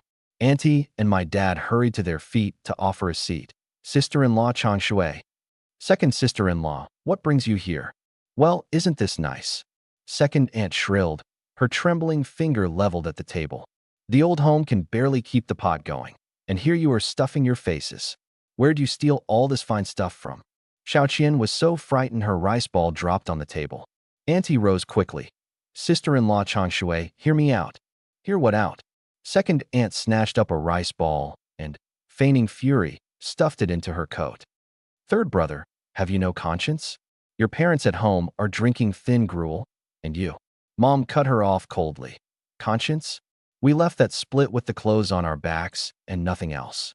She laid a piece of rabbit into Xiaoyong's bowl. Every bit of this food was traded for by Changle's hunting. It has nothing whatsoever to do with the old home. Then, feeding Xiao Qian and Xiaoyong more meat, she scolded with mock anger. Xiao Qian, what's gotten into you? How many times have I told you? You can fill up on meat too. Stop always picking at the leaves. Sharp as a tack, Xiao Qian chimed right in. Mom, I understand. From now on I'll only eat meat, no veggies. Mom, you eat too. Good girl. Mom broke into the happiest smile. Second aunt was about to faint from all this motherly warmth, daughterly devotion theater, plainly staged for her benefit. But with a table of meat in front of her, her stomach growled traitorously, and choking back her rage she sat down, grabbed Auntie's bowl, and dug in. Settle the business after eating. I rolled my eyes. Wanna eat? Dream on. I called tied in over, dumped every dish into Xiao Qian's and Xiaoyong's bowls, pulled them back into the kitchen, didn't leave her a single leaf. Second aunt shot me a hateful glare. I glared right back. Glare again, and I'll boot you out the door. Oh, how she regretted it. Should have brought her husband and sons and eaten this whole family's fine food clean. Full of spite instead of food, she got to business, chin in the air. Third brother's wife. I hear Changle's been hunting in the mountains? Mom ignored her. Dad gave a grunt of acknowledgement. Second aunt smiled. I've come to inform you. From now on, half of every pelt Changle hunts goes to the old home. And the red-tailed fox pelt. I'll take that now. Dad was stunned. Auntie's face fell, and Mom was tickled. On what grounds? On the grounds that Wang Changle wrecked his second uncle's good name as a scholar and wrecked his second uncle's good fortune at the market today. Father and mother say you owe half the pelts to make up for your second uncle's reputation. Third brother, just agree to it. Dragging Grandpa and Grandma out to lean on us. Dad was just about to speak when Mom slammed the table. Yutsawa, get out. Yutsawa was second aunt's given name, unspoken for years. It took her a moment to react. You dare tell me to get out? Changle nearly left half his life on that mountain. That pelt he traded for with his life. You want pelts? Go hunt them yourselves. Not one hair of my son's pelts will you get. Mom's eyes were red-rimmed, fury blazing. However, the old home talked about Changle. Cursed Changle, took advantage of her and my dad and scrounged a meal. She could bear it all. What she couldn't bear was anyone bullying Changle or taking advantage of him. Yesterday, her eldest had come off that mountain soaked through, lips frozen blue-purple, his feet gone numb, just to get that pelt. And the old home opened its mouth and wanted half. Half. Not one hair. Motherhood finds its steel. My ever-gentle mom blew up for the first time, and Xiao Qian and Xiao Yong stared dumbstruck. Mom's amazing. The room erupted into a shouting match, the air at the breaking point. Second sister-in-law, Changle's pelts can't be shared with the old home. Go on home, Dad said, low and firm. I gave a cold laugh. So they'd set their sights on my pelts. Second uncle put her up to it, no doubt. Birds of a feather, disgusting. Yutsawa, don't forget, you were the one who insisted on splitting the family. Two households with nothing to do with each other. The pelts will never be yours. You can get lost now. Wang Changle, you. Second aunt choked with rage. Leave the rice ball. However fierce she was, she didn't dare take on 7 against 1. She dropped the hidden rice ball and swayed out, cursing that she'd have Grandpa and Grandma come in person. Dad's face changed at once, and Auntie and Mom got a little flustered. At the word that Grandma was coming, Xiaoqian shrank, terrified, into Mom's arms and wept. Grandma despised her most, cursing her 9 times in 3 days at the old home, the foulest words she could find. This is bad. Auntie fretted. Grandpa and Grandma sided with kin, not reason. Now the second branch was kin and the third branch the enemy, and a bloody storm was brewing. It's fine, Auntie, I've got a plan. I smiled coolly, sent my dad to fetch the village head right away, and sent Taidan to call the neighbors. Before long, Grandpa and Grandma came hobbling up on their canes, though heaven knows what the canes were for, pitch dark out, and they walked faster than second aunt. The 3 of them stormed in like a battlefront, hollering in the yard. Third son, Wang Changle, bring out the fox pelt. I played deaf, waited until my dad arrived with the village head, then rummaged through the chests indoors for a certain item before stepping out. The village head looked grave, asking the old folks what they meant coming round this late. Knock it off. The neighbors crowded in too, pointing and murmuring. Grandpa and Grandma kept up their unreasonable racket, dead set on the fox pelt. So I simply produced the household division deed. Village head Chow, doesn't the deed say the 2 households are square from here on, with nothing to do with each other? Village head Chow nodded and told the 2 old folks to hurry home. Forget the fox pelt. Not a single hair need be given. Uncles, aunties, my grandparents insist on coming to my home to demand the fox pelt. You tell me, should we give it? Give it my foot. Old Wong, get on home. Quit shaming yourself. Have you no shame at all? However thick their hides, Grandpa and Grandma squirmed with embarrassment. So many villagers watching, and here they were, split off and still coming to grab things, and started thinking about retreat. But second aunt egged them on from the side, and the 2 dug in and wouldn't leave, which was exactly what I wanted. Seeing the villagers all standing on my family's side, I went inside, did a quick bit of knife work, and came out pinching my nose. Then plop, I tossed a reeking lump down in front of Grandpa and Grandma. You showed no mercy, so don't blame me for showing none. I hollered at the top of my lungs. Fellow villagers, bear witness. The Wang elders are heartless, dead set on the fox pelt, and my kind father and mother have given them fox meat. Grandpa and Grandma nearly breathed smoke. Was this meat? Rank as anything, smelling like a dead rat rotted 3 months in high summer, mixed with piss stink and the reek of rotting fish guts, choking the life out of you from across the yard. A dog wouldn't swallow this thing. But village head Chow paid none of that any mind.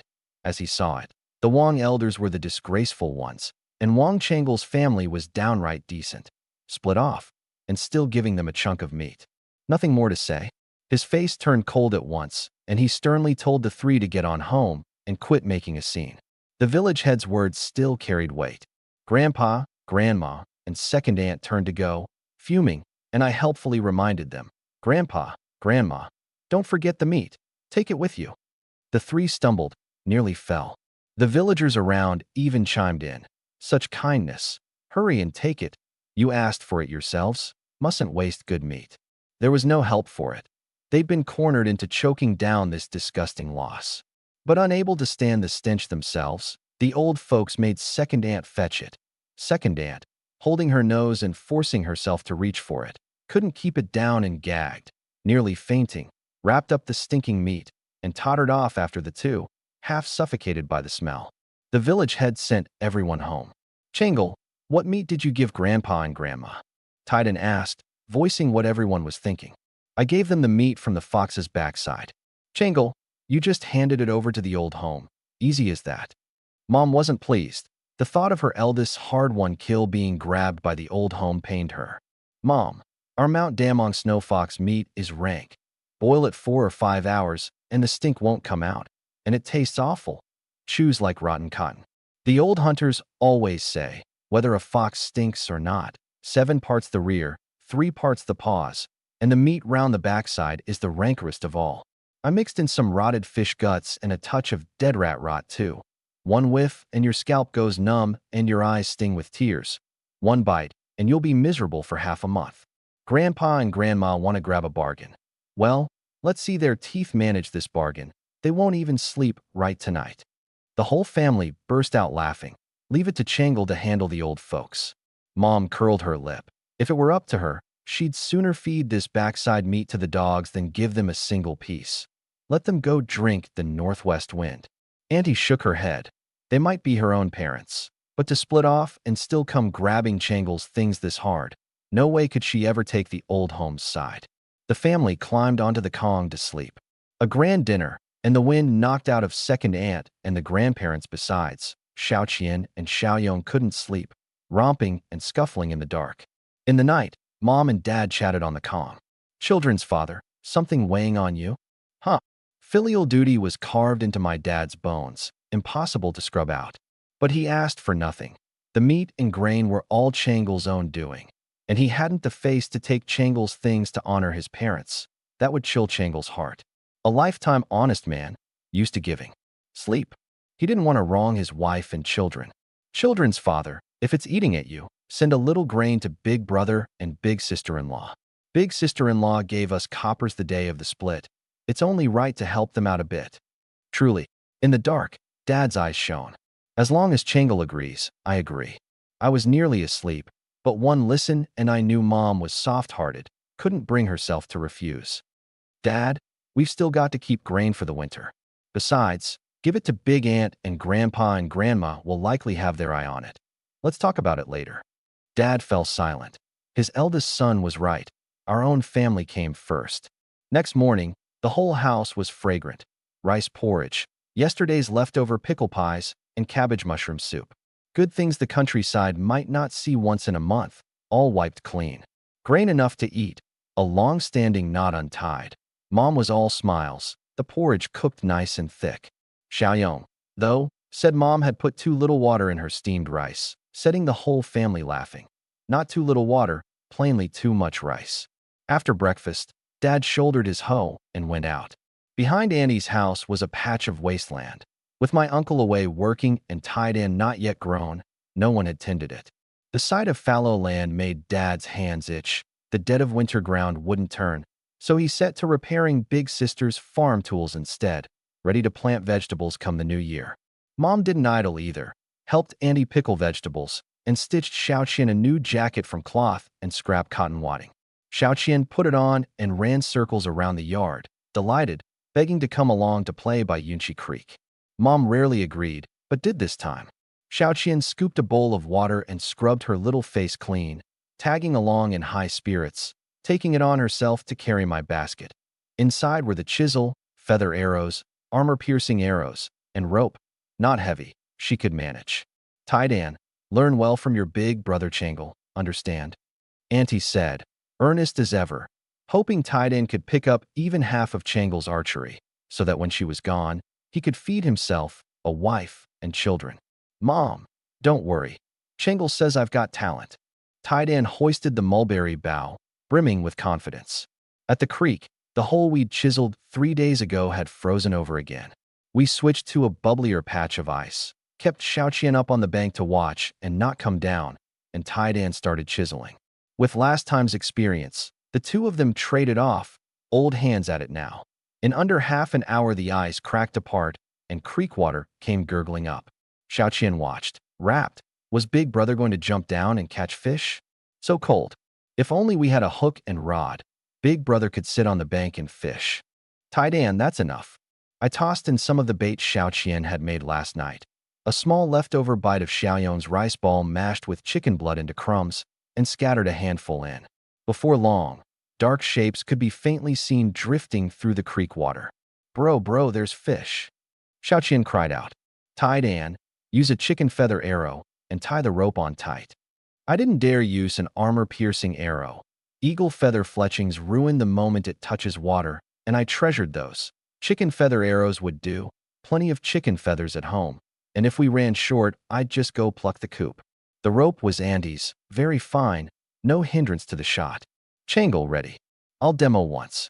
Xiaoqian, Taidan, watch close. Remember the stance, the footwork, the grip. Left foot forward, right foot back, shoulder width apart, weight on the balls of my feet, body like roots in the earth, thumb hooking the string, bow like a full moon. The two of them stared wide-eyed, not daring to breathe. Arrowhead, quarry, 3 points in a line. Don't hesitate. Thwip. The chicken feather arrow flew out, arrow like a shooting star, its tail trailing the fine rope into the creek water. A single crack, and in my ear rang points +20. +20? It's a big fish. No, a huge fish. Bro, did you hit it? Xiaoqian scrambled down and lay at the edge of the ice to ask. Taidan, haul the arrow up. I gave a cool little smile. Changle, this is heavy. What kind of fish did you shoot? Taidan strained with both hands, and a great black shadow was dragged out, flying up first, then crashing back down on the ice. Xiaoqian's eyes glazed. This is a fish? Such a big fish. Big Bro's amazing, the best fish shooter in the village. No, nobody in the whole township could match him. Her eyes brimmed with worship. The big fish thrashed and actually flung the chicken feather arrow loose, and bleeding, still tried to dive back into the ice hole to escape this demon king's clutches. Taidan crawled over huffing to bear hug it. The fish gave a buck and dodged his hug, slid across the ice, and was about to slip into the hole and live. Thwip, another arrow ran clean through its head, and it went still, only the tail twitching. Taidan, bring it here, let me see. I was curious too. What kind of fish was this? Like it had turned into a spirit? Taidan carried it back blue-black, belly gray-white, a heavy fishy reek, the eyeballs gazing at me in reproach, outwitted my whole life, and brought down by this little brat. Changle, what a big fish, must be 10 pounds. Taidan beamed, cradling the fish. He didn't even feel the cold, glad only for me. No one in the 10 villages around had ever seen a fish this big. His dad said only the sea held 10-pound fish. Is Changle an immortal come down to earth? Even in a little puddle like Yunchi Creek, he could pull out a 10-pound fish. I recognized it, a black carp, also called the snail eater. Strange, black carp need deep water like the great rivers. How'd it end up in a little puddle like Yunchi Creek? Could it even eat its fill here? Endless questions crowded in. I shook them off, a faint worry stirring. A 10-pound fish appearing in Yunchi village counted as an auspicious omen, and privately keeping an omen was a serious crime. You were supposed to present it to the authorities. Now that's a problem. Bro, what fish is this?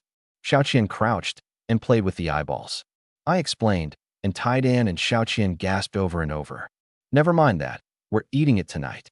My face went solemn as I warned them. Not a word to anyone about catching a big fish. The two committed it to memory. Only a fool brags about a good thing. Tell people, and they'll all come fighting over the fishing spot. Taidan, you got it now? Got it. Taidan was raring to go.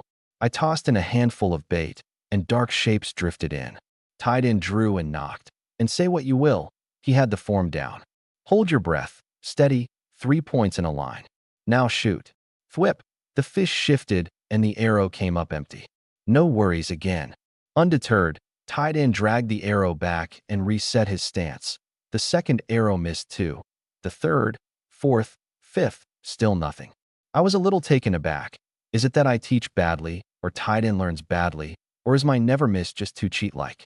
Before I could even console him, Taidan had cheerfully dragged the arrow back, missed a sixth time, with Xiaoqian's heart in her throat, but he reveled in it, and instead consoled me. Changle, it's fine, I just need more practice. What an optimist. With an attitude like that, he'll succeed at anything. 10th arrow, 20th arrow, 30th arrow. In the distance, an 18-year-old youth watched from afar, envy in his eyes and a touch of guilt too, pumping himself up over and over, taking a long while to finally make up his mind, hauling out that first hard step, then breaking into a run. He dropped a packet of candy by the creek for Xiaoqian and bolted away in a panic. Bro, candy. Candy. That man dropped it. Xiaoqian picked up the cloth bundle and cried out in delight. The figure looked a little familiar, but bundled in a thick jacket, she hadn't recognized him. What kind soul in the village would give her a packet of candy? Candy's expensive. Only at New Year could she split one piece with her little brother. I drew my gaze back, frowning slightly. What's fourth uncle, Wang Yongtsong, up to? On the day of the split, he'd sent cured pork and salted fish, had the village head deliver herbs, and now candy. Guilt, an apology, or thanks for my not exposing him. I couldn't read it. Changle hit. I hit one.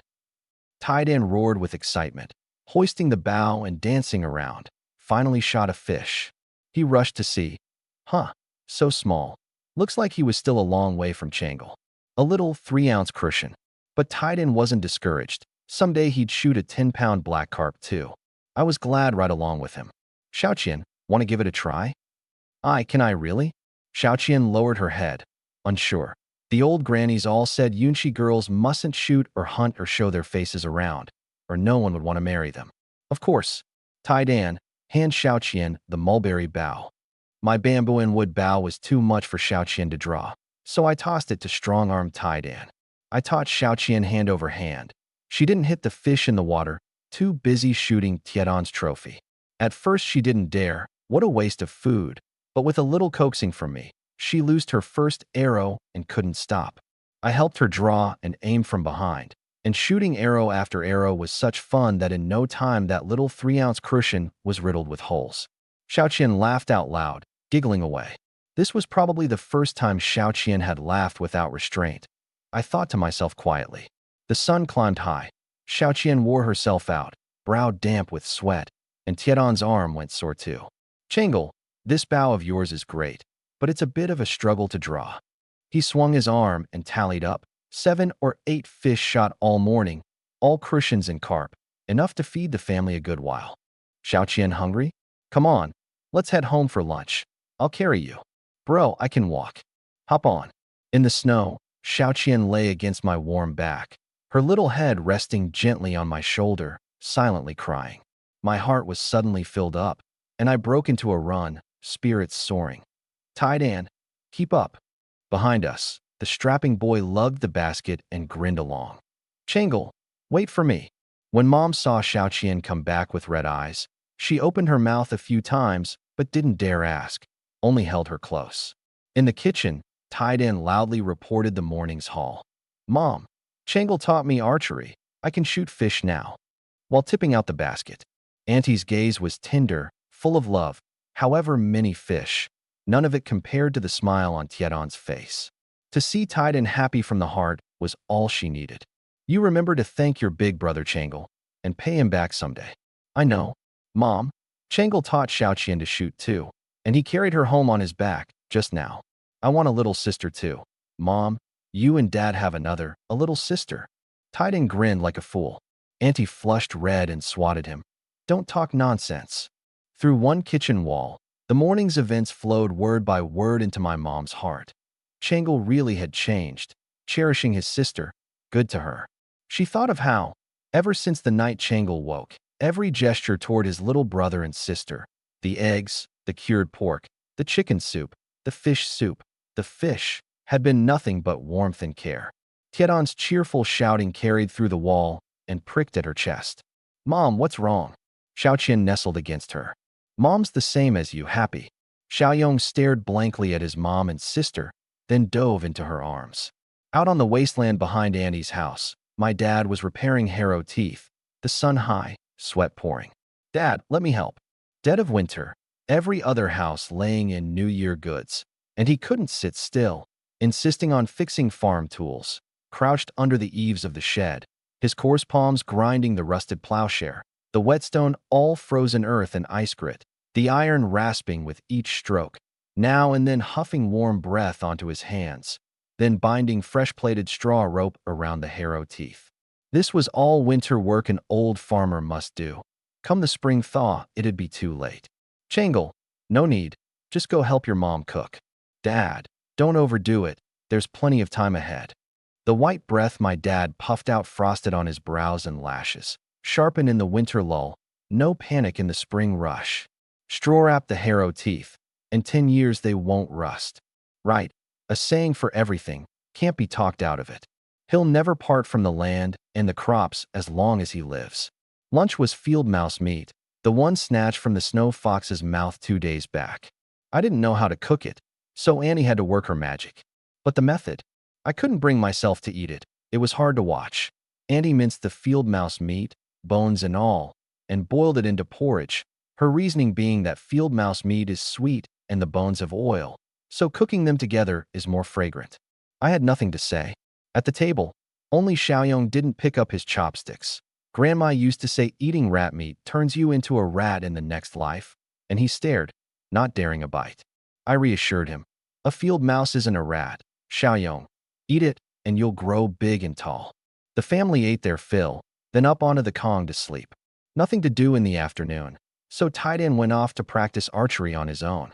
Mom, Auntie, Xiaoqian, and I, 4 of us, cleaned the big black carp together, a full 10 pounds, too heavy for Xiaoqian to even hold. Scaling alone took a quarter hour, Auntie marveling the whole time. 30-odd years and her first time seeing a 10-pound fish. If Tiedon's dad saw it, he'd surely be amazed. We froze half and stewed the other half into an enormous pot of fish soup. Over Annie's objections, I added half a mace of oil. That evening the family of 7 went all out on the fresh fish soup. Fish to spare, sweet white rice to spare, ate till we were stuffed. Xiaoyong even ate himself into a daze, and Xiaoqian made her New Year wish early. That from now on, every day, they could eat their fill of good food. This time Mom shut the courtyard gate tight. Couldn't have second aunt coming to mooch again. Country life is plain and simple, especially in the dead of winter with no work to do. Besides eating, there's sleeping. Mom gathered the 2 little ones in her arms and drifted off happily, the corners of her eyes curved up. Dad mulled that tomorrow was Little New Year, and he ought to lend big brother and big sister-in-law a hand. In the West Room, Auntie and Taidan, mother and son, couldn't sleep. Mom, will Dad be back tomorrow? He will. Your dad comes home every Little New Year, brings you sesame crisps, pork jerky, and fried dough sweets. The 24th of the 12th month, Little New Year. Late in the morning, after a simple breakfast, the whole family did a big clean. Yunshi Village's rule. Kitchen first, then the main hall, then the storeroom. Auntie's place had a front yard, 2 main rooms, a backyard, and a livestock pen, but no great hall, so we did the kitchen first, then swept the east and west rooms each, and finally cleared the backyard together. Changle, Auntie brought over a new kitchen god image. Uncle Chun in the village painted it. Take the old one down and put the new one up. You got it, Mom. I obeyed and did it. The countryside really does have New Year flavor. From the 12th month into the 1st, every day brought a new twist, a different custom. all of it fresh and novel. Xiaoqian was very earnest, wiping the stove spotless, not letting a single grease stain slip. Xiaoyong helped his sister wring the cloth and change the water. Mom and Dad scrubbed the grime off the floor and walls. Life getting better by the day, the house mustn't be too filthy. Speaking of grime, Mom was rather embarrassed. Auntie loved cleanliness and kept the place neat as a pin, and since they'd moved in, things had gotten noticeably messy. Yet Annie never once said a word. Unsaid or not, self-awareness is a virtue. So we took the big clean as a chance to set everything right, pots and pans and bowls all gleaming anew. Even the humble furniture had to be shifted around a bit, for good luck. I went to the backyard and stacked the firewood by type, big logs in one pile, kindling in another, then scattered lime in every corner to ward off rats, and the big clean was done. Annie hauled in a lot of new clay jars for the East Room, and Mom couldn't refuse them. The family looked over the freshened-up yard, hearts glad. Besides the big clean, the most important thing on Little New Year in Hawaiian was going to the village head's house to share porridge, laba porridge. Laba porridge should by rights be cooked on the 8th of the 12th month, but Hawaiian had a quirk to it, a rule handed down from the ancestors. On the 8th, each family makes its own. On the 16th, the great clans make theirs. And on the 24th, the village head and his wife boil one enormous pot, and the whole village goes to share it, paying coppers for a year of good fortune. Other customs gradually faded away, but these 3 laba porridges, in the simple, honest countryside of Hawaiian, had passed down generation by generation for centuries, enduring without fail. The family cleaned up and set out. I threw myself into my new identity. I'm Wang Changle, Wang III's eldest son, and my every word and deed stands for my parents. Taidan and Xiaoqian cradled 7 chipped bowls. Changle, so many people. Taidan gawked. In past years, on the 24th, he and Annie always came last and squeezed into the outermost ring. This year was different. Their household was a full 7 strong, and strength in numbers got them crammed into the front row. Half the village had gathered on the open ground outside the village head's yard, an aged great pot in the middle, each village elder with a big sack stuffed with rice, millet, broomcorn millet, glutinous rice, red beans, red dates, shelled chestnuts, and walnut kernels, adding it handful by handful. The villagers pay coppers to buy good fortune, but it can't all be at a loss either, so the 8 grains still have to be there. The village head and elders earn a little for their old age. The villagers get their blessings. It's exactly this mutual benefit that lets a custom last centuries. A while longer, and the whole village had come. The old home crowd ended up right across from me.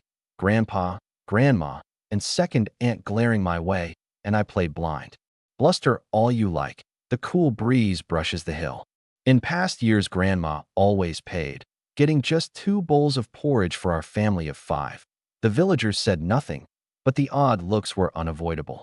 This year, my mom meant to make a point to tell the whole village. Since the split, our days are better than before. Village head Chow, my husband and I have long wanted to thank you for all your running around and help.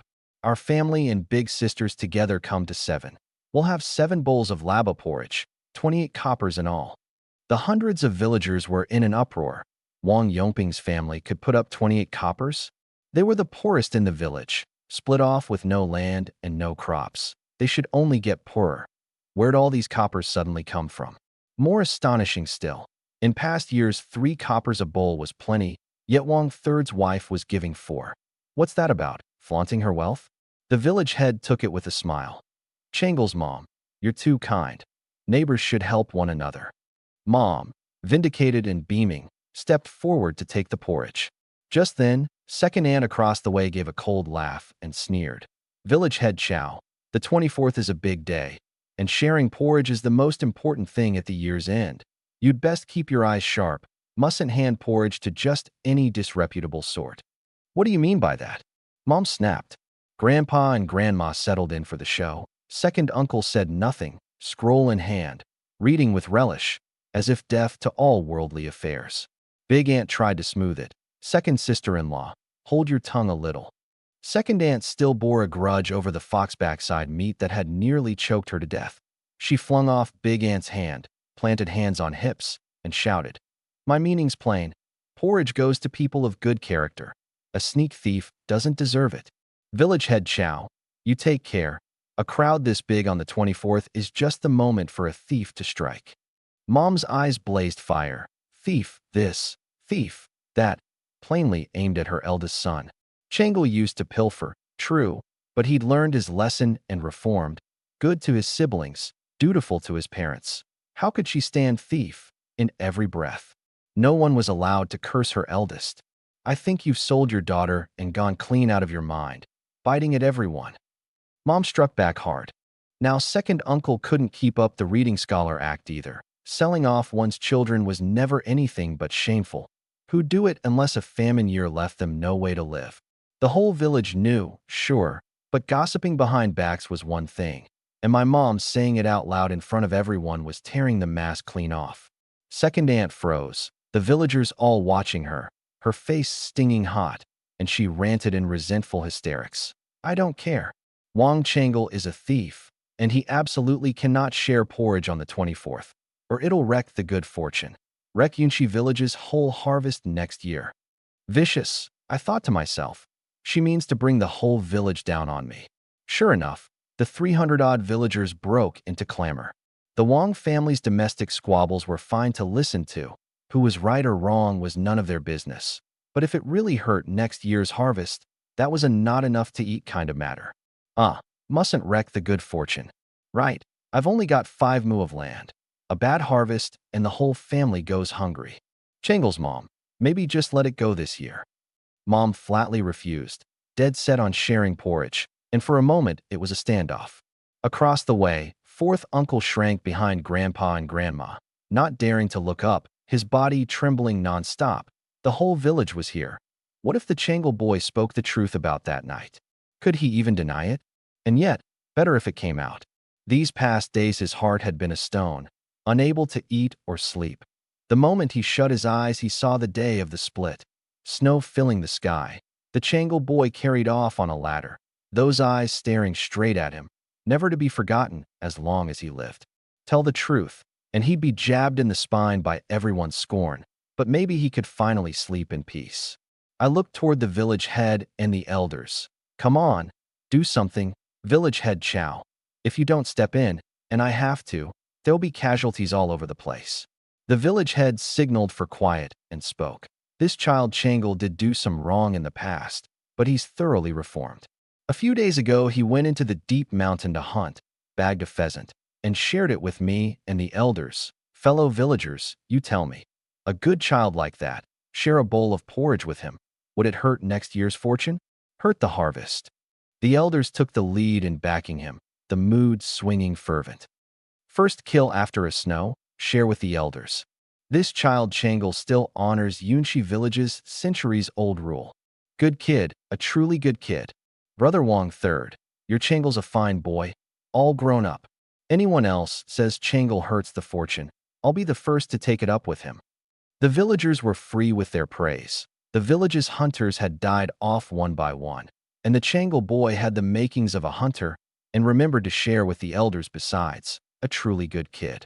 Mom beamed so wide she couldn't close her mouth. Praising someone's child beats praising them. It was a face-lifting honor. I glanced sidelong at my dad, still stooped and silent, but with a faint smile on his face. He said little, but every word was real wisdom. First kill after a snow, share with the elders was something he proposed back then, and today it had done us a great service. Second aunt's face went iron gray. Second uncle hurried to hide behind his book. Grandpa lost face. Grandma shot second aunt a vicious glare. Had to go stirring trouble, and brought it on yourself. The whole village spoke up for my family. The Changle boy shares meat with the elders, while you Wong sell a daughter for money. How do you have the nerve to call him a fortune wrecker? Contempt, disdain, mockery. Hundreds of gazes pelted second aunt's cheeks till they stung. Watching our family of 7 take our porridge and sip it together in contentment, making the old home look like a den of daughter-selling wolves. Second aunt's eyes went bloodshot, and at the thought of the daughter sold off to the county, she broke completely and screamed, Wang Changle, you stop right there. The village head frowned. Wang Second's wife had gone too far. Shrieking and bawling at an occasion like this was disrespectful to the gods and irreverent to the ancestors. Now that truly wrecked the fortune. Chang Shui's mother. That's enough. Come get your porridge. Second aunt had snapped clean. Not 3 oxen could drag her back now. Face dark, hands on hips, she stormed up in front of me. Mom rushed forward to block her. Second sister-in-law. What in the world do you want? What do I want? I want justice.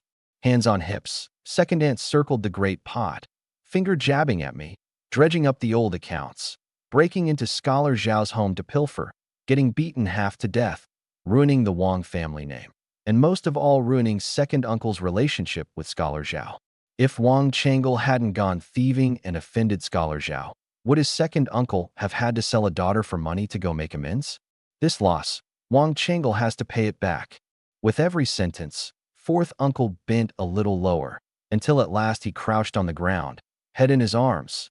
Things had blown up. Looked like today he was going to become the old home sinner. My dad stepped out and said in a low voice, "Second sister-in-law, because of the Changle boy's business, the third branch split off without taking a single copper or a single mu of land. Isn't that enough? Not enough. That was what Wang Changle owed the old home. What about what he owes his second uncle? How's that to be repaid?" Second aunt was hysterical, all in. Did she want to sell her daughter? Did she not love her own child? Wasn't it all that little brat Wang Changle's doing? Dad fell silent. Mom gathered Xiaoyong and Xiaoqian into her arms and shielded me behind her, truly afraid second aunt might do something crazed. The scene was utterly out of hand. Jabbed at the raw wound of the sold daughter, she'd gone mad. The village head sighed. In the Wang family's affairs, he couldn't take a side either way. A scholar's reputation was a thing whose worth was impossible to weigh. I shot a glance at fourth uncle, crouched with his head in his arms. No help for it. I'd have to offer him up to feed second aunt's fury. Right at that moment, a question suddenly rang out. Is Wang Changle here? Is Wang Changle here? Second uncle's body jerked. He lowered the book shielding his face, an expression of disbelief surfacing. This voice, he knew it all too well. It was Scholar Zhao. Second uncle was thrilled. Scholar Zhao had come to Yunqi village in person, a rare thing. No need to ask, he was surely here to teach Wang Changle a lesson.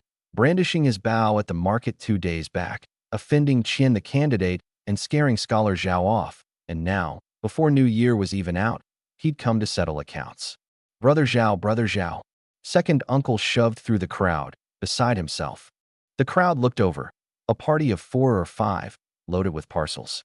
At the head, a man in a blue robe, dressed as a scholar, and one look at Wang Second's giddy state, and they guessed who'd come, murmuring among themselves. The township's richest man, Scholar Zhao. Wise Scholar Zhao in our village on Little New Year. Here for the Changle boy, surely, on account of that stealing business the other day. Fourth uncle didn't dare lift his head, terrified of being named. Grandpa and Grandma's faces changed, a disgrace to the family. All because that little brat Wang Changle was light-fingered, shameful. Mom panicked. The 3 words Scholar Zhao were what she feared most. Her eldest had been beaten half to death by the Zhao family and dumped back home. Did they mean to beat him again? No, absolutely not. Touch Changle, and you'll cross over her corpse first. Her face set, she and Dad stood out front. Dad fretted inwardly. Why didn't I bring something along? Even a shovel would have done, to guard the kids if it came to blows. Changle, your dad and mom will hold them off. You run far, you hear? I frowned slightly. I had a feeling Scholar Zhao wasn't here for trouble. Dad, Mom, don't worry, I'll keep myself safe. Second uncle bowed and scraped the whole way. Scholar Zhao ignored him and walked straight through the crowd to stand before my parents. Second uncle still jabbered on. Brother Zhao, the other day's matter was Changle's fault. I've already reprimanded him. New Year's almost here. Brother Zhao, cool your temper. Don't bother with a little mudleg. It's not worth it. By the way, are you pleased with the Book of Han? Brother Zhao, you've come at just the right time. I happen to have a few passages I don't quite grasp and would love your guidance. The opening sounded nice enough to me, knowing he was putting in a word. Then the tune abruptly switched back to scholarship. No help for it. Second uncle was too desperate for that scholar's degree. Scholar Zhao, all impatience, flung off his arm. Second uncle looked stricken, but had no temper to show. The village head stepped up. Scholar Zhao, today is Little New Year, not a day for anger or violence. Have a bowl of laba porridge, for good fortune's sake. I've come on serious business, no porridge. Scholar Zhao refused outright, his gaze passing over my parents to land on me. Xiaoqian gripped my hand, eyes fixed dead on Scholar Zhao's trousers. The moment he dared hit her brother, she'd lunge and wrap his leg so Big Bro could run. Mom said loudly, "Broad daylight. Don't you dare harm my son." Dad picked up a rock to make his stance clear. The village head's mouth went bitter. If it really came to a brawl, he could only side with his own villager, but he'd surely catch the Zhao family's reprisals afterward. The village men couldn't stand to watch Chang'e bullied and ringed Scholar Zhao's party in. Second aunt watched coldly, enjoying the show. The little thief offended Scholar Zhao and still wants to share lava porridge? Break your legs. SSS. Scholar Zhao looked utterly bewildered. What's going on? He hadn't come to fight. How could a scholar brawl? Don't surround me. He wasn't a fool. If he'd really come to fight, would he bring only 4 men? You all misunderstand. Misunderstand. Misunderstand. Scholar Zhao wiped a cold sweat. Today I've come for one thing only, to apologize to young Master Chang'e. With that, he turned to face me, lowered his head, bent at the waist, and bowed. Hundreds of people fell dead silent, a great swath of them stunned. The township's richest man, the eminent Scholar Zhao, bowing in apology to a half-grown kid, Wang Chang'e. The crowd couldn't take it in for the longest time. Second uncle most of all, his whole worldview was collapsing.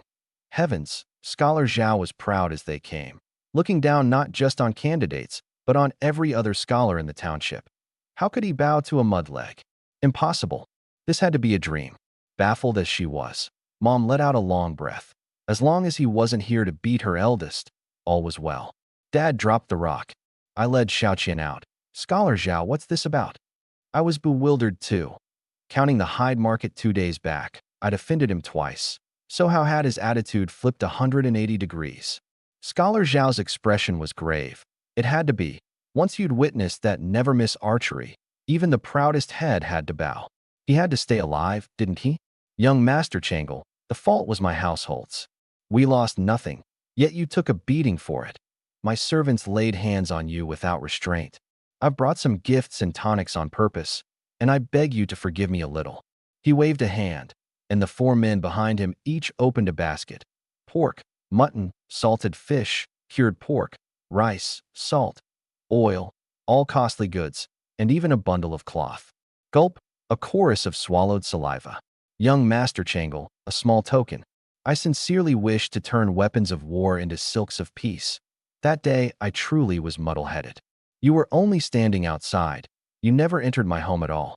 It was my house servant's fault, accusing the wrong thief in their confusion. I apologize to you.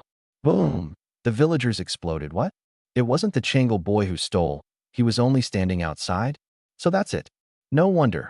Chang'e used to pilfer, sure, but he was never the brazen daredevil type. Then whoever broke into Scholar Zhao's place to steal, who could it have been? My parents suddenly remembered what Chang'e had said right after he woke. Could it truly not have been Chang'e, but fourth? I went quiet. But why, really? It couldn't just be because I'm handsome, surely. Turning it over and over, it had to be the 3 arrows at the Hyde Market that had cowed Scholar Zhao. Now I remembered. His face had gone sheet white. The 3rd arrow took the sparrow, and he'd panicked and fled home. The corner of my mouth lifted. They say at court the civil officials don't fear the generals, but scholars are people too. How could they not fear blade and bow? In feudal times, a hunter held high standing in the countryside, and a scholar dreaded offending one. A single arrow in return, then off into the deep mountains. Go ahead and try to catch him, let alone one like me, who never missed. I copied the way he'd just bowed and bowed in return, without exposing what was on his mind. You're too courteous, Scholar Zhao. My Wang family is deeply grateful. As for the theft at your residence, the truth is... I paused, my eye catching 4th uncle crouched on the ground with his head in his arms, and our gazes met. His eyes were astonishingly clear, as if released. A wistfulness rose in me. 4th uncle and the original were uncle and nephew in name only, close in age, and by all accounts close in heart. In my memory, 4th uncle never once shorted the original on food or drink, and only this one time, at Scholar Zhao's house, had fear made him slip and harm the original. So, as if moved by some unseen hand. I said, "The truth is, it really wasn't my doing. I never entered your home that day. I won't accept the gifts. Please take them back. If you sincerely mean it, then do the villagers a kindness instead. This year, lower the tenant rents a little." Fourth uncle's pupils quaked, his face astonished. Neither haughty nor humble. Every word crisp, the logic extraordinary. Scholar Zhao was actually struck dumb. The person before him, never mind the clothes, was plainly a courteous, well-spoken scholar, nothing at all like a sneak thief. But of course, the rents will be lowered, the apology stands, and on top of that, 10 taels of fine silver for you. To save his own skin, he went all in too, drawing 10 taels of official silver from his coat, bright and big. The villagers' breath quickened, a lifetime facing the yellow earth. When had they ever seen silver so large, so handsome? The Changle boy was truly blessed. No, Wang Third was blessed, fathering such a fine son. Steal from a man, and the man comes to apologize and pay. Why couldn't our family have a boy like that? After some back and forth, the rice, flour, grain, and oil stayed. The silver we firmly refused. Accept that, and what would we become? Scholar Zhao left with his 4 servants, ignoring second uncle from start to finish. Second uncle's face was ashen, only 2 thoughts in his head. The daughter sold for nothing, the Book of Han given away for nothing. He couldn't fathom why Scholar Zhao had suddenly changed his tune, sinking into deep bewilderment. Then a flash of insight. The answers are all in the books. Yes, study. Read the books through, pass the scholar's exam, become a man like Scholar Zhao, and naturally he'd understand.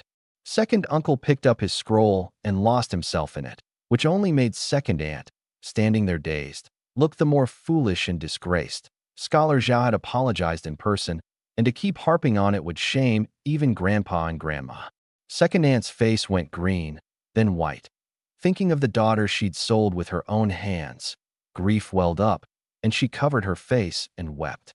Our family naturally didn't know second aunt was crying, and wouldn't have cared if we did. We were busy hauling the parcels home in high spirits. Pork, mutton, salted fish, cured pork, rice, salt, oil, cloth, a whole kang's worth, spread out. Xiaoyong's drool ran from the village head's place all the way to the Kong at home. Xiaoqian stole several glances at the cloth, then looked down at her broken shoes with half a toe poking out. Changle, you're amazing. Even Scholar Zhao came to apologize to you. Taidan was floored with admiration. In centuries of Yunxi village, nobody had ever heard of a scholar apologizing to a mudleg. Let anyone dare look down on their family now. A great weight lifted off Mom's heart. The Scholar Zhao business was finally settled, and with an in-person apology, the Changle boy would have face wherever he went, no one jabbing at his spine behind his back. Dad thought deeper. Changle, did you? He didn't get the question out, but I could guess it. He wanted to ask whether I'd used force to make Scholar Zhao come and apologize. I smiled wryly. Dad, you're overthinking it. I really didn't threaten anyone. Ask Taidan if you don't believe me. Taidan hurried to vouch. He'd been glued to Changle's side, and Changle was a good sort, even blessing and thanking the stall vendors over a meal. Only then did Dad relax. Taidan, take half the cured pork and salted fish back to your side. Eat it when you're free. Mom, your needlework's good and there's plenty of cloth. Make clothes for you. Auntie, Xiaoqian, Xiaoyong, and Taidan, all of you. Auntie was washing dishes in the kitchen, and at hearing me divvy up the gifts her heart lurched. The rice and salt were one thing, but the cured pork, salted fish, and cloth were all top New Year goods. She didn't dare take them. Changle, Auntie knows you're good to Taidan and dutiful, but… Auntie, we're one family, no outsider talk. I cut her off. When the old home cast us out, it was you and Taidan who took us in without scorn. Otherwise, how would I have held on till now? These gifts always should have had a share for you.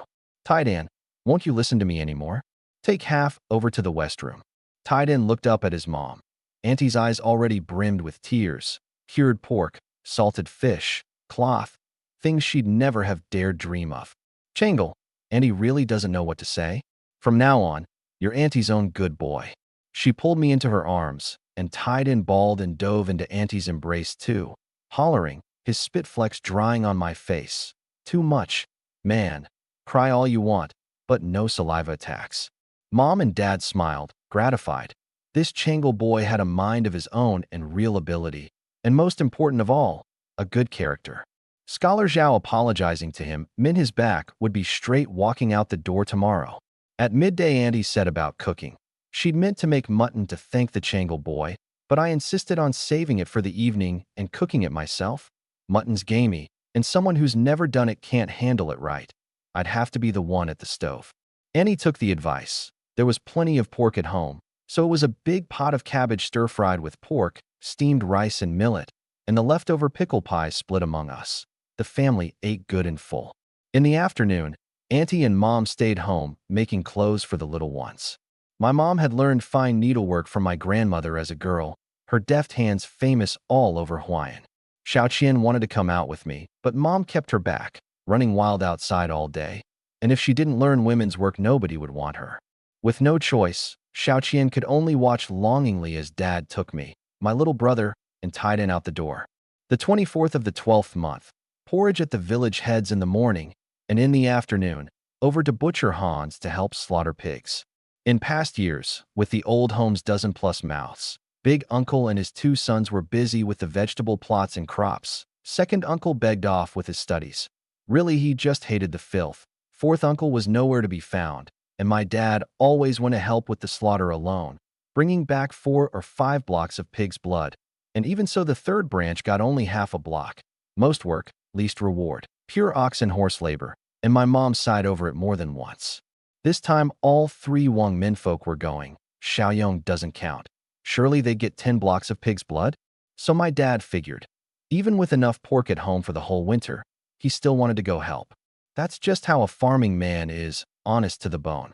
However much food there is, more is never too much. No help for it. He wanted to go, so I'd keep him company. My first new year in this world, I'd spend it well with family. Aliao, the reek of pig hit your face. Butcher Han was one of the village's wealthy households, raising 6 pigs and slaughtering 3 each year. We arrived to find a few dozen men chatting in the yard. Brother Wang third, you're here. Changle boy, helping Uncle Han slaughter pigs this year too? Taidan and Xiaoyong came as well. Brother Wang third, are your 2 households teaming up to get by? The village was where gossip ran thickest, yet no one talked behind our family's back. Big sister and third brother living together. What was there to gossip about? Besides, Changle's name was good now, certified by Scholar Zhao himself as no thief. At most, he'd been a lookout. That's right, Mom loves Changle, and so do I. I just love getting by together. Taidan grinned and blurted the plain truth, and the crowd roared with laughter. Butcher Han came out and called everyone to the backyard. I held my breath and followed. What had these pigs been eating? The stink was awful. Xiaoyong had already gone woozy, swaying on his feet. Dad, you all help with the slaughter. Xiaoyong and I will watch. All right. Butcher Han's wife burned incense at the stove, murmuring things like, no sin in the killing. May the 6 livestock flourish next year and die soon, reborn soon. Dad and Tiding got to work, pulled on grimy clothes, and 4 or 5 men wrestled down a pig that looked 250 pounds, but it had the strength of a young ox. 5 or 6 men pinning it nearly got flipped. Then they roped it and hauled it onto a long bench, and at last it stopped struggling, just grunting and squealing. Taidan was strong, and my dad, lean as he looked, was even stronger than Taidan. The 2 of them pinned the pig down dead tight.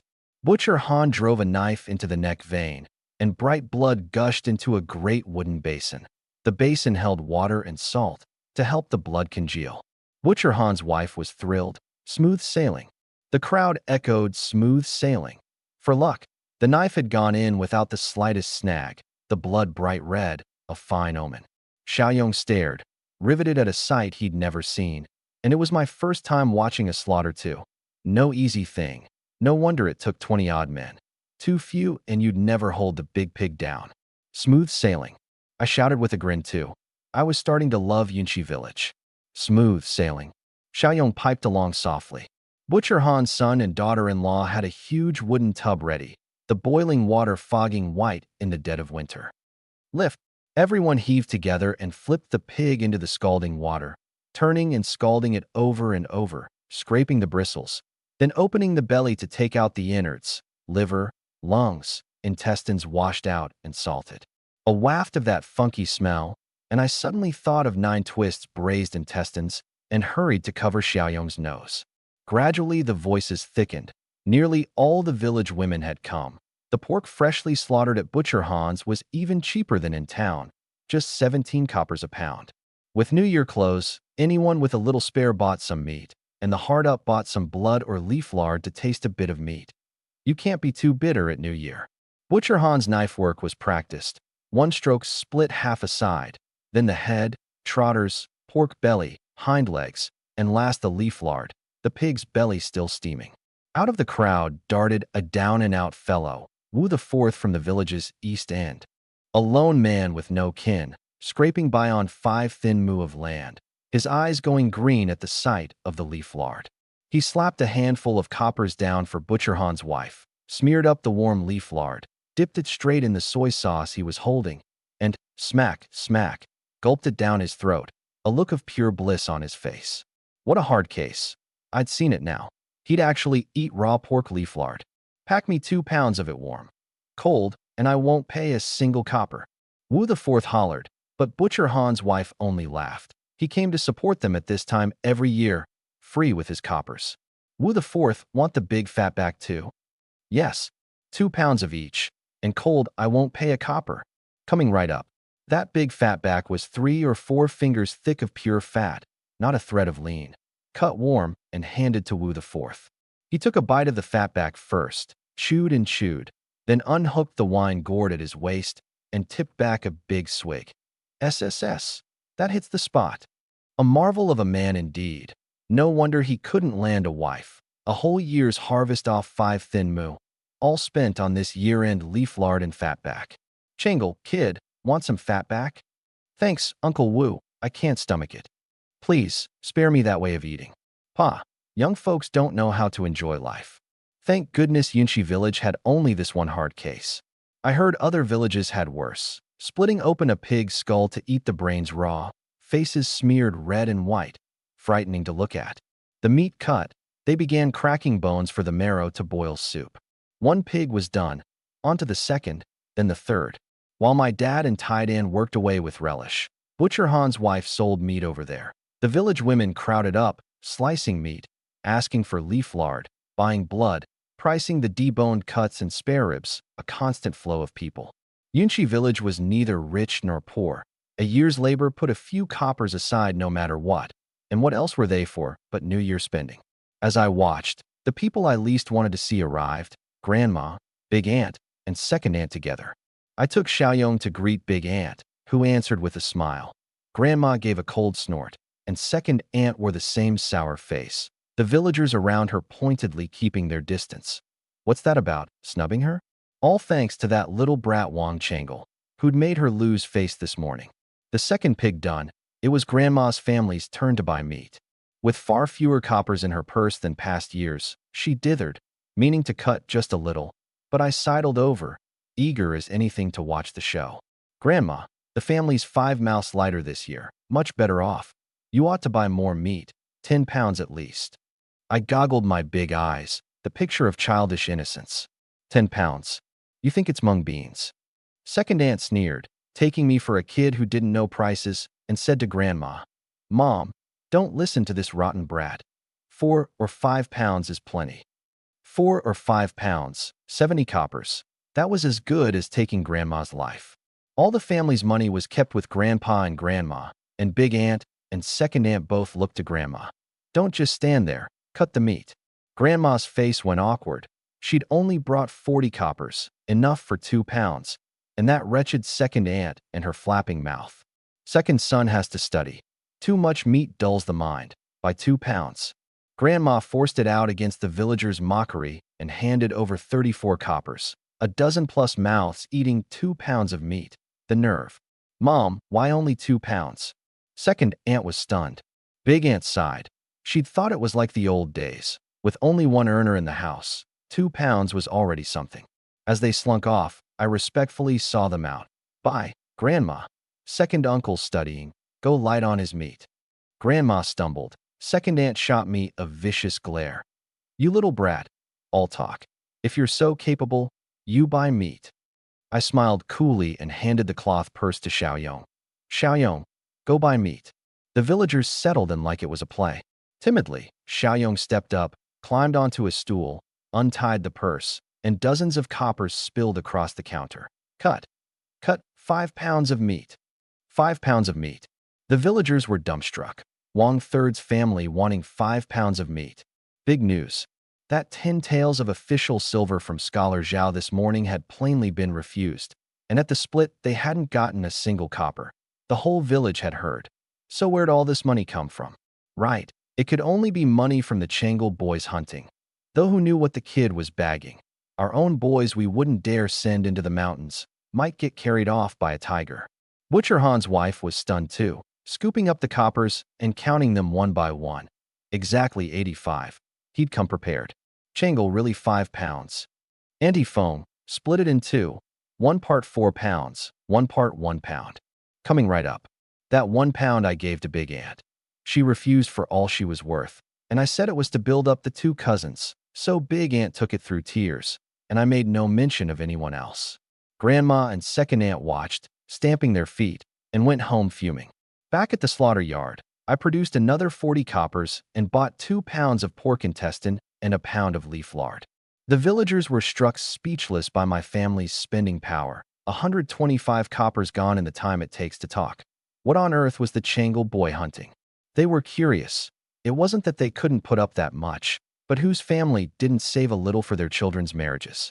You rarely saw a household as free-handed as the Wangs. When Dad and Tai Dan finished slaughtering the 3rd pig, having put their backs into it, the 2 of them split 2 bowls of pig's blood and half a pound of pork ribs. My dad was thoroughly satisfied, grinning ear to ear the whole way home. Changle, tonight let's stew the pork ribs. My dad's coming home today too. We'll all eat well together. Sesame crisps, pork jerky, fried dough sweets. My dad brings me those every year. Sure, I had a good impression of Uncle Zhao Gang, a dark-skinned, laughing fellow, about my dad's height, but a fair bit sturdier, who'd lost his whole family to Woku pirates at 18 and fled the famine to Yunchi village, where Andy had just come of age, and so the two had joined. Newly married, they'd had nothing, not even a roof. It was Big Uncle and my dad and others who, at the old village head's call, each chipped in timber and stone to build the little courtyard. Uncle Zhao Gang could eat bitterness, cleared 10 mu of wasteland on his own, but the year tide in turned 3 the village was struck by a great drought, not a grain harvested, and they survived only on my dad's help. After that he gave up farming, went to the county to do hard labor, and came back for half a month each new year before leaving again. Listening to Tiding go on about it all the time, I knew Uncle Zhao Gang came back by midday on the 24th in past years, but today he was much later. Surely he ought to be home before sundown, in time for the reunion dinner. Tidan flew home, brandishing the pork ribs to show off, only to hear weeping. Heart-seizing, he shoved open the east room door, saw my mom covering her face and crying, flung down the ribs, knelt and wrapped his arms around her legs. "Mom, what's wrong?" Auntie was crying her heart out. I came in, and my mom sighed. Someone who came back said an avalanche on the snow mountain in Shaoan Township buried the dirt road, trapped a lot of people. Your Uncle Zhao Gang. He's very likely caught in there too. The words landed like a thunderclap. Auntie dissolved into tears, Tiedon's eyes reddened, and he shot to his feet. I'm going to save Dad. With that he bolted for the door, and I caught him in one grab. Changle, don't stop me. I have to go save my dad. Of course we're going. Calm down first. How are you going to find your dad rushing out like this? Tidin stopped, fists clenched. He'd listened to Changle. Changle wouldn't lead him wrong. I soothed Auntie. Auntie, Uncle's only trapped on the road. Don't panic. Crying yourself sick won't help. Tidan and I will go find him now. Auntie, eyes red and swollen, wiped her tears dry. Changle, Auntie's counting on you. Mom, get me cured pork, candy, salted fish, a water skin. Pack whatever dry rations we've got, plus jackets, shoes, and socks. Oh, and all the coppers we have left at home. Right. Mom and Xiaoqian were off the Kong in an instant, loading things into the basket. Auntie came out of the west room and handed me a cloth bundle. 300 coppers. Changle, This is all the money. Just so long as you can find Tiedan's dad. Don't worry, Auntie, I'll do my best. Taidan, bring the shovel, the bow and arrows, the rope, the hunting knife. Let's go. Changle, hold on. Dad. Dad shouldered a basket and followed, his face grave. You two heading off so far. I can't rest easy. Seeing how set he was, Mom let out a breath. With the children's father along, at least he could watch over them some. Taidan, mind your big brother Changle and your third uncle. Mom, I know. I'll get Dad out for sure. At the gate, Auntie's tears wouldn't stop. The ever-strong woman finally couldn't hold up and sank to the ground. Mom comforted her, looking after the figures of her husband and eldest son with worry in her eyes. Through Huayan Township and on to neighboring Linan Township, less than 10 li from Shaoan. The sky had darkened, the temperature plunging, the cold wind flinging snowgrit that stung the face. The three of us each carried a basket, bow and hunting knife in hand, feet never stopping. Dad, have you been to Shaoan Township? Passed through twice in the old days. Going back with your mother to her parents' home, there's a Mount Baishur. Never thought there'd be an avalanche. Taidan, eat some dry rations and cured pork. Taidan wanted nothing more than to run flat out. Changle, I'm not hungry. Eat. Rare for me to go stern, I barked it and Taidan started. No food, no strength. How'll you save your dad? Finish it all. A packet of dry rations and cured pork stuffed into his coat. Taidan tore into it with red eyes, the wind drying his tears. Dad watched, sick at heart. Our own family had it hard enough. Big sister's harder still. In times like these, word was it had already gone to chaos beyond Qingzhou Prefecture. Roving bandits and brigands everywhere. Who knew how many more days Qingzhou Prefecture itself would stay at peace? By the time we reached Shaoan Township, it was deep night, all in chaos. Lanterns, oil lamps, candles, firelight of every kind. The township head had organized the men to dig out the snow, a din everywhere. In some spots, people were buried clean under the snow. In others, the snow had walled them in, trapped and unable to get out. Taidan was frantic, praying his dad was the second kind. Trapped, please not buried underneath. One look at the scene and he was dumbstruck. A vast field of snow blanketing the dirt road, thick as the ice on Yunshi Creek. Where was he even to dig? With no idea, he could only turn to Changle. I thought it through and asked, Dad, which way's the county seat? Dad pointed to the road running northeast. Taidan, keep up. The road west of Mount Baishur led to Yong'an Township, where my mom's parents lived. The road east led to the county seat, more heavily traveled, so more diggers worked there. Already halfway through, buried people being pulled out one after another. The lucky, sturdy men still had breath in them. The frilier women, old folks, and children weren't so fortunate, their cries and wails shaking the heavens. Taidan plunged to the very front, digging snow with every ounce of strength in him, and I hurried after. Taidan was my brother. I couldn't let him bear it alone. The three of us dug, and soon turned up a person, a dead one. Tiedan's heart shuddered. He wiped the snow off his face, not his dad, and felt a guilty flicker of relief. We kept digging, arms gone sore and not stopping, dug into pitch blackness. Maybe past 2 in the morning, dug clean through the snow. Above was a jutting boulder, and beneath it a hollow of 3 some meters, where 2 people lay on the ground, wrapped in several layers of fox fur, one pelt's tail red as blood. My heart lurched. It was Steward Zhou and Matron Feng, who'd bought my fox pelt at the hide market. Matron Feng was barely breathing. Steward Zhou's body was still warm, and I quickly fed him some water, tore cured pork into small bits and got it down with the water, and only then did he slowly come to, his eyes full of terror. Miss,